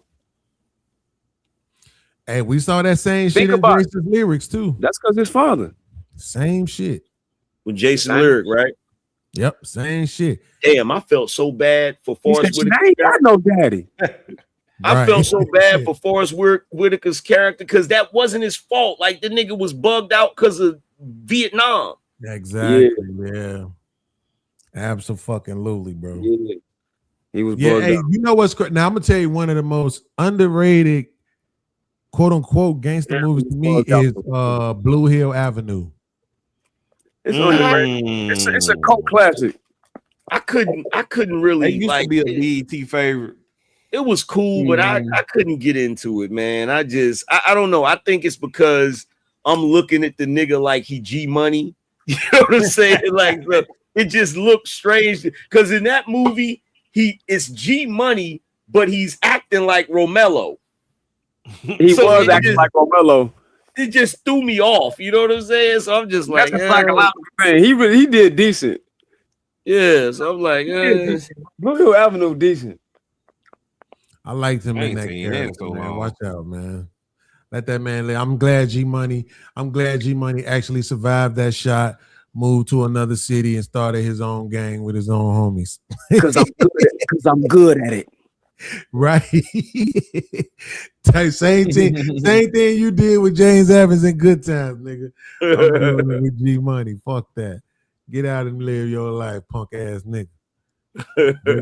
Nigga gonna kill you just to get his own self shot. I like that scene though. That's one motherfucking death scene I enjoy. Your soul is required in hell. Let me ask y'all this question. The turning point for Tony Montana when he asked him to blow up them folks' car and he seen them kids get in that car. He ain't do wrong. Did y'all agree with Tony Montana? Yes, I do. I agree with Tony Montana. Sosa looked at him as a crash dummy anyway. From the beginning. Here's the thing. I can't really say that. Here's the thing. Go back and watch it. Look at the psychology of it. Here's the thing with that situation, right? The problem with that whole situation, and don't get me wrong, that's a messed up situation. I agree as a person, you can't do that shit. It's little kids in that car.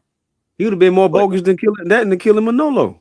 But at the level that he was playing at, that's what they do. It was a mistake. At the level, the moment he decided not to blow up that car with them kids in it, he signed his own death warrant. But he stood on principle, though. He stood on principle, but it cost him his life. And he went out like a G. It cost him his life. But see, here's the thing. I feel like he didn't realize. I think that Tony thought that Sosa was another Frank. And he didn't realize Sosa already had them troops waiting if that nigga didn't do that shit. He had them already there if he didn't do that shit. Like, Sosa was thinking steps ahead. So, like, he already had them there ready to go. So, like, yo, if he don't do this shit, if he don't get this shit right, we getting him up out of here. Because think about how quick them niggas got there.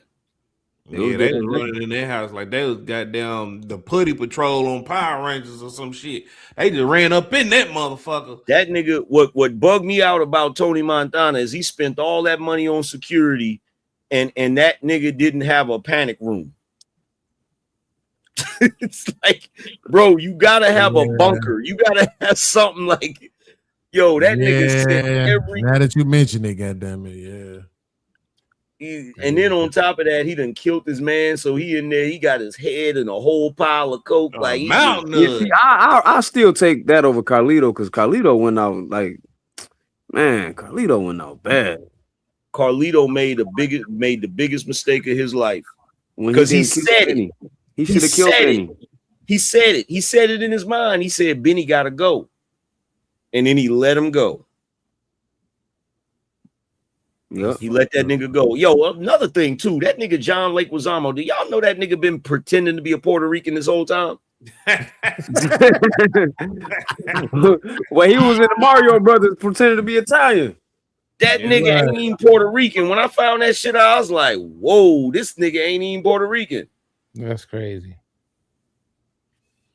That shit is crazy, bro. That nigga was in Spawn playing the Violator. He was still Puerto Rican. Nigga, this is not a Puerto Rican role. This is not a Puerto Rican role, nigga. Yeah, he was Puerto Rican and John Wick. Hey, Angry Man, remember I told you I was using the name Carlito as my rap name, right? Here's the ironic thing about it. I had never actually saw the movie. Oh, shit. I didn't see the movie till like 10 years later. Word. Like oh, 2008. John Leguizamo Colombian? I never watched it. Yeah, he Colombian. So then when I did watch it, it was like, damn, this nigga died. But that nigga, black niggas taking all these dead niggas' names. But that nigga been claiming. But that nigga been claiming Puerto Rican. Really claiming Puerto Rican though, for real. Yeah, he was claiming that shit. He tripping. Yeah, yeah. That's just crazy, bro. And some African motherfucking Carlito. He was the knockoff Bad Bunny. But look, I tell you what, this nigga Al Pacino played a Puerto Rican, he played a Cuban and Italian. This nigga, yo, he has he got three of the biggest gangster roles, nigga. That's a fact, bro. This and nigga, in that movie with Fat Joe, right? Empire. Yeah, he was in Empire too. Hey, let me ask y'all this, because this is something that be tripping me out. What's a movie? I'm gonna shock you with mine, probably. What's a movie, or more than one, that, like, as a black person, you should have seen it, or everybody you know have seen it except for you? I'm gonna give y'all mine. The Godfather movies. I seen the third. I've never seen the Godfathers. I seen the third one last year. Bro, go watch it. Go watch the first one or the second one. The Godfathers are long. That's the only thing about I got one for you. Yeah, I got one for you. The Last Dragon. Wow. I've never watched that entire movie. I've seen clips of it. Wow. But I've never, and it's one of my wife's favorite movies. I've never really sat and watched that movie. That's a very inspiring movie. I ain't gonna lie, that's crazy. You possess the power. You ain't seen the last. And this will make it so bad. And this will make it so bad. What make it so bad is recently I tried to watch it and couldn't do it. And I said, you know what? Too outdated. I said it's too outdated. If I would have watched it back in the day, it'd probably be one of my favorites. But because I didn't watch it, in my city too. That's crazy. Yeah, I was like, nah, man. I ain't gonna lie, that's crazy as hell. Yeah, that movie. So now. Damn. Yeah, Show Enough was a that's real like villain. saying, that's like saying you never watched, you never seen Howard the Duck. Like, how the fuck you get Howard the Duck? I ain't never seen Howard the Duck. Nigga, that's my shit, nigga. I ain't never seen Howard the Duck. That's my shit. Hold up. I don't think I watched Howard the Duck straight through. Bro, I watched it straight through. I watched that joint over and over. I had it on VHS when I was a kid, nigga. I used to watch that shit over and over. And I still, to this day, I still feel sad that Howard wasn't able to get back home, my nigga. Yeah, Pops got them and took us to the drive-in to see that shit, bro. All that duck ass he missing out on. Ain't that a Marvel movie? Huh? Hey, yo, I ain't never seen the whole. It's a Marvel character. Yeah, I know that. I never seen the movie. The Last That's Dragon, another yo, movie you I ain't ain't see this? Oh my god. Everybody be talking about all these movies and TV shows I ain't never seen. But no, let's not skip past what Black TV said. How you ain't seen The Godfather? Yeah, that's crazy. Man, that's like the only trilogy I have never seen, bro. Well, you ain't got to watch the third one. Epic trilogies. I done seen Lord of the Rings, from Star Wars, hell, even all the shit. I never seen Godfather. Star Wars movies. The sequel after Godfather, what was that one? What was that called? They snitched on him and all that. The sequel is Godfather 2 and then Godfather 3. No. It's the movie. It was from there. They was the same. So about Goodfellas. Yeah, Goodfellas. Yeah. Oh, yeah. Man, I researched the real story behind that shit. The true life story of that shit is more diabolical than the movie. It is. Them motherfuckers. Casino too. Yeah. Bruh. Casino, yeah, that was another both of their stories more diabolical. That scene on Casino when they put that dude head in the vice grip, that really happened. Casino, that's one of my favorite. That's my favorite for real. Tell me that Sam wasn't the ultimate simp. Yes. Yeah, he was. There's no character in cinematic history that was more of a simp than Sam Rothstein. Nobody. Yeah, I got Number one. I had an argument at work about that. I couldn't think of nobody more simpish than, because the whole movie revolved around that aspect of it. Is him trying to get his wife back. And you know what's Right, crazy? that's A lot crazy. of that is going on now at an all-time high more than anything. That's crazy. Yeah. That's crazy. That's literally a thing. That's a thing. You know what I mean? Chicks going and hanging out, messing with a rich dude. Somebody Got a whole somebody took the conversation they had in the desert and put the words to an episode of Looney Tunes with Daffy Duck and fucking Bugs Bunny. Funniest shit I ever seen. He said, "Don't you ever go behind my back again, you motherfucker." Like, and the way he set it up, it looked like they was really having that conversation. Yo, Angry Man, when he gave her the beeper, oh my goodness.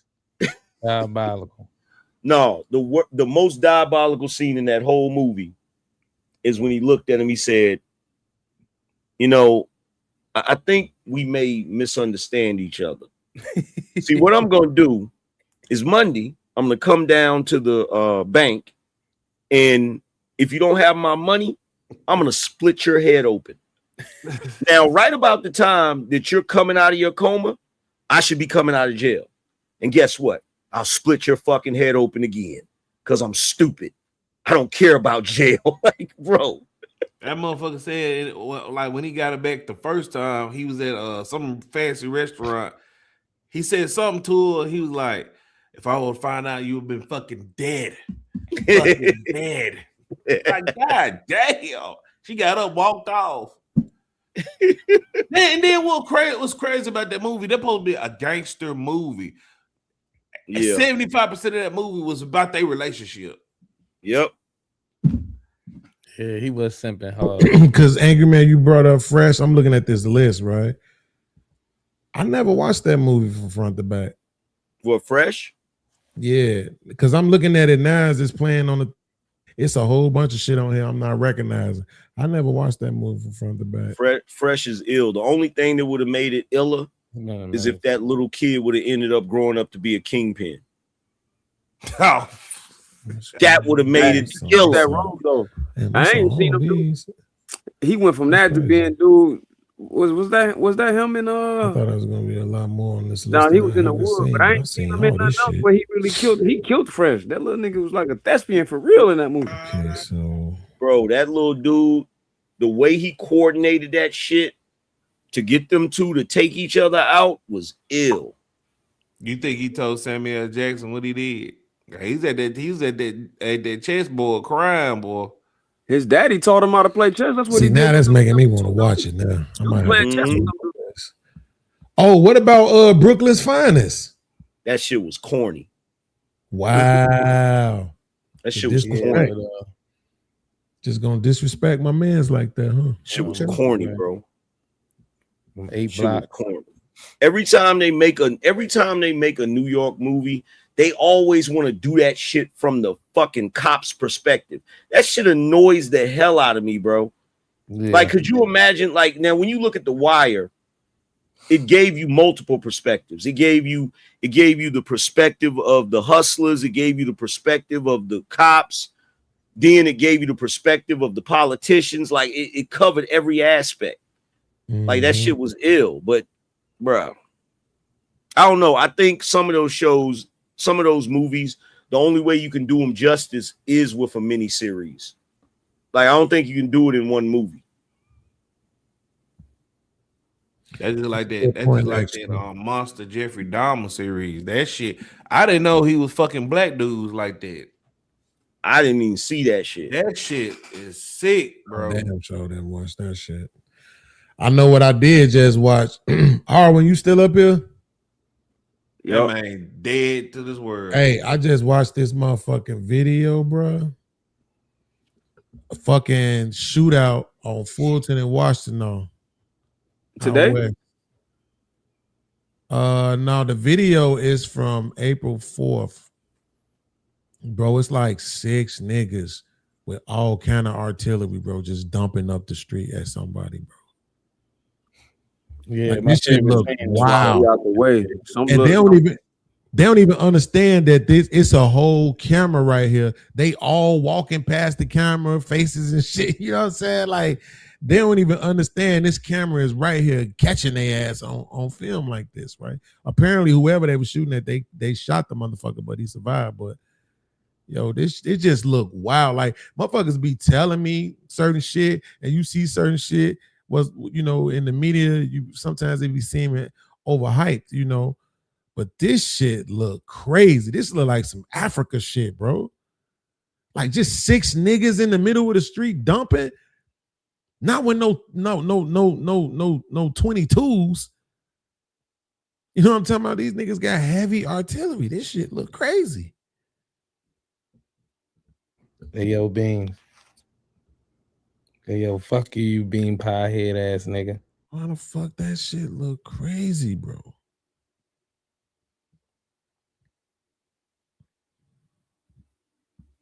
Damn.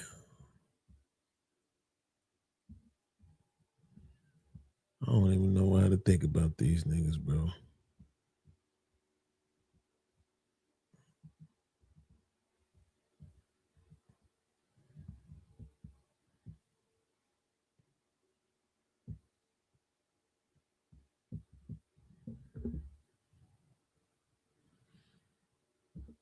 This shit doing dumb shit, bro. Somebody got controls.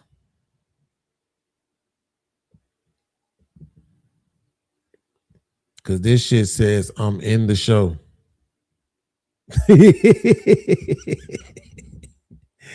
Oh, that's because I am in the show. I wasn't looking at the thing. Oh, yeah. Oh, okay. How the hell I end up in the show by myself?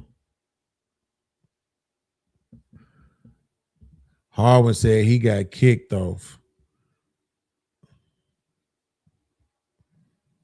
Bro, this video look insane, bro. Watching these niggas just shoot up the block like this, bro. Man, the fuck is going on in my city, bro?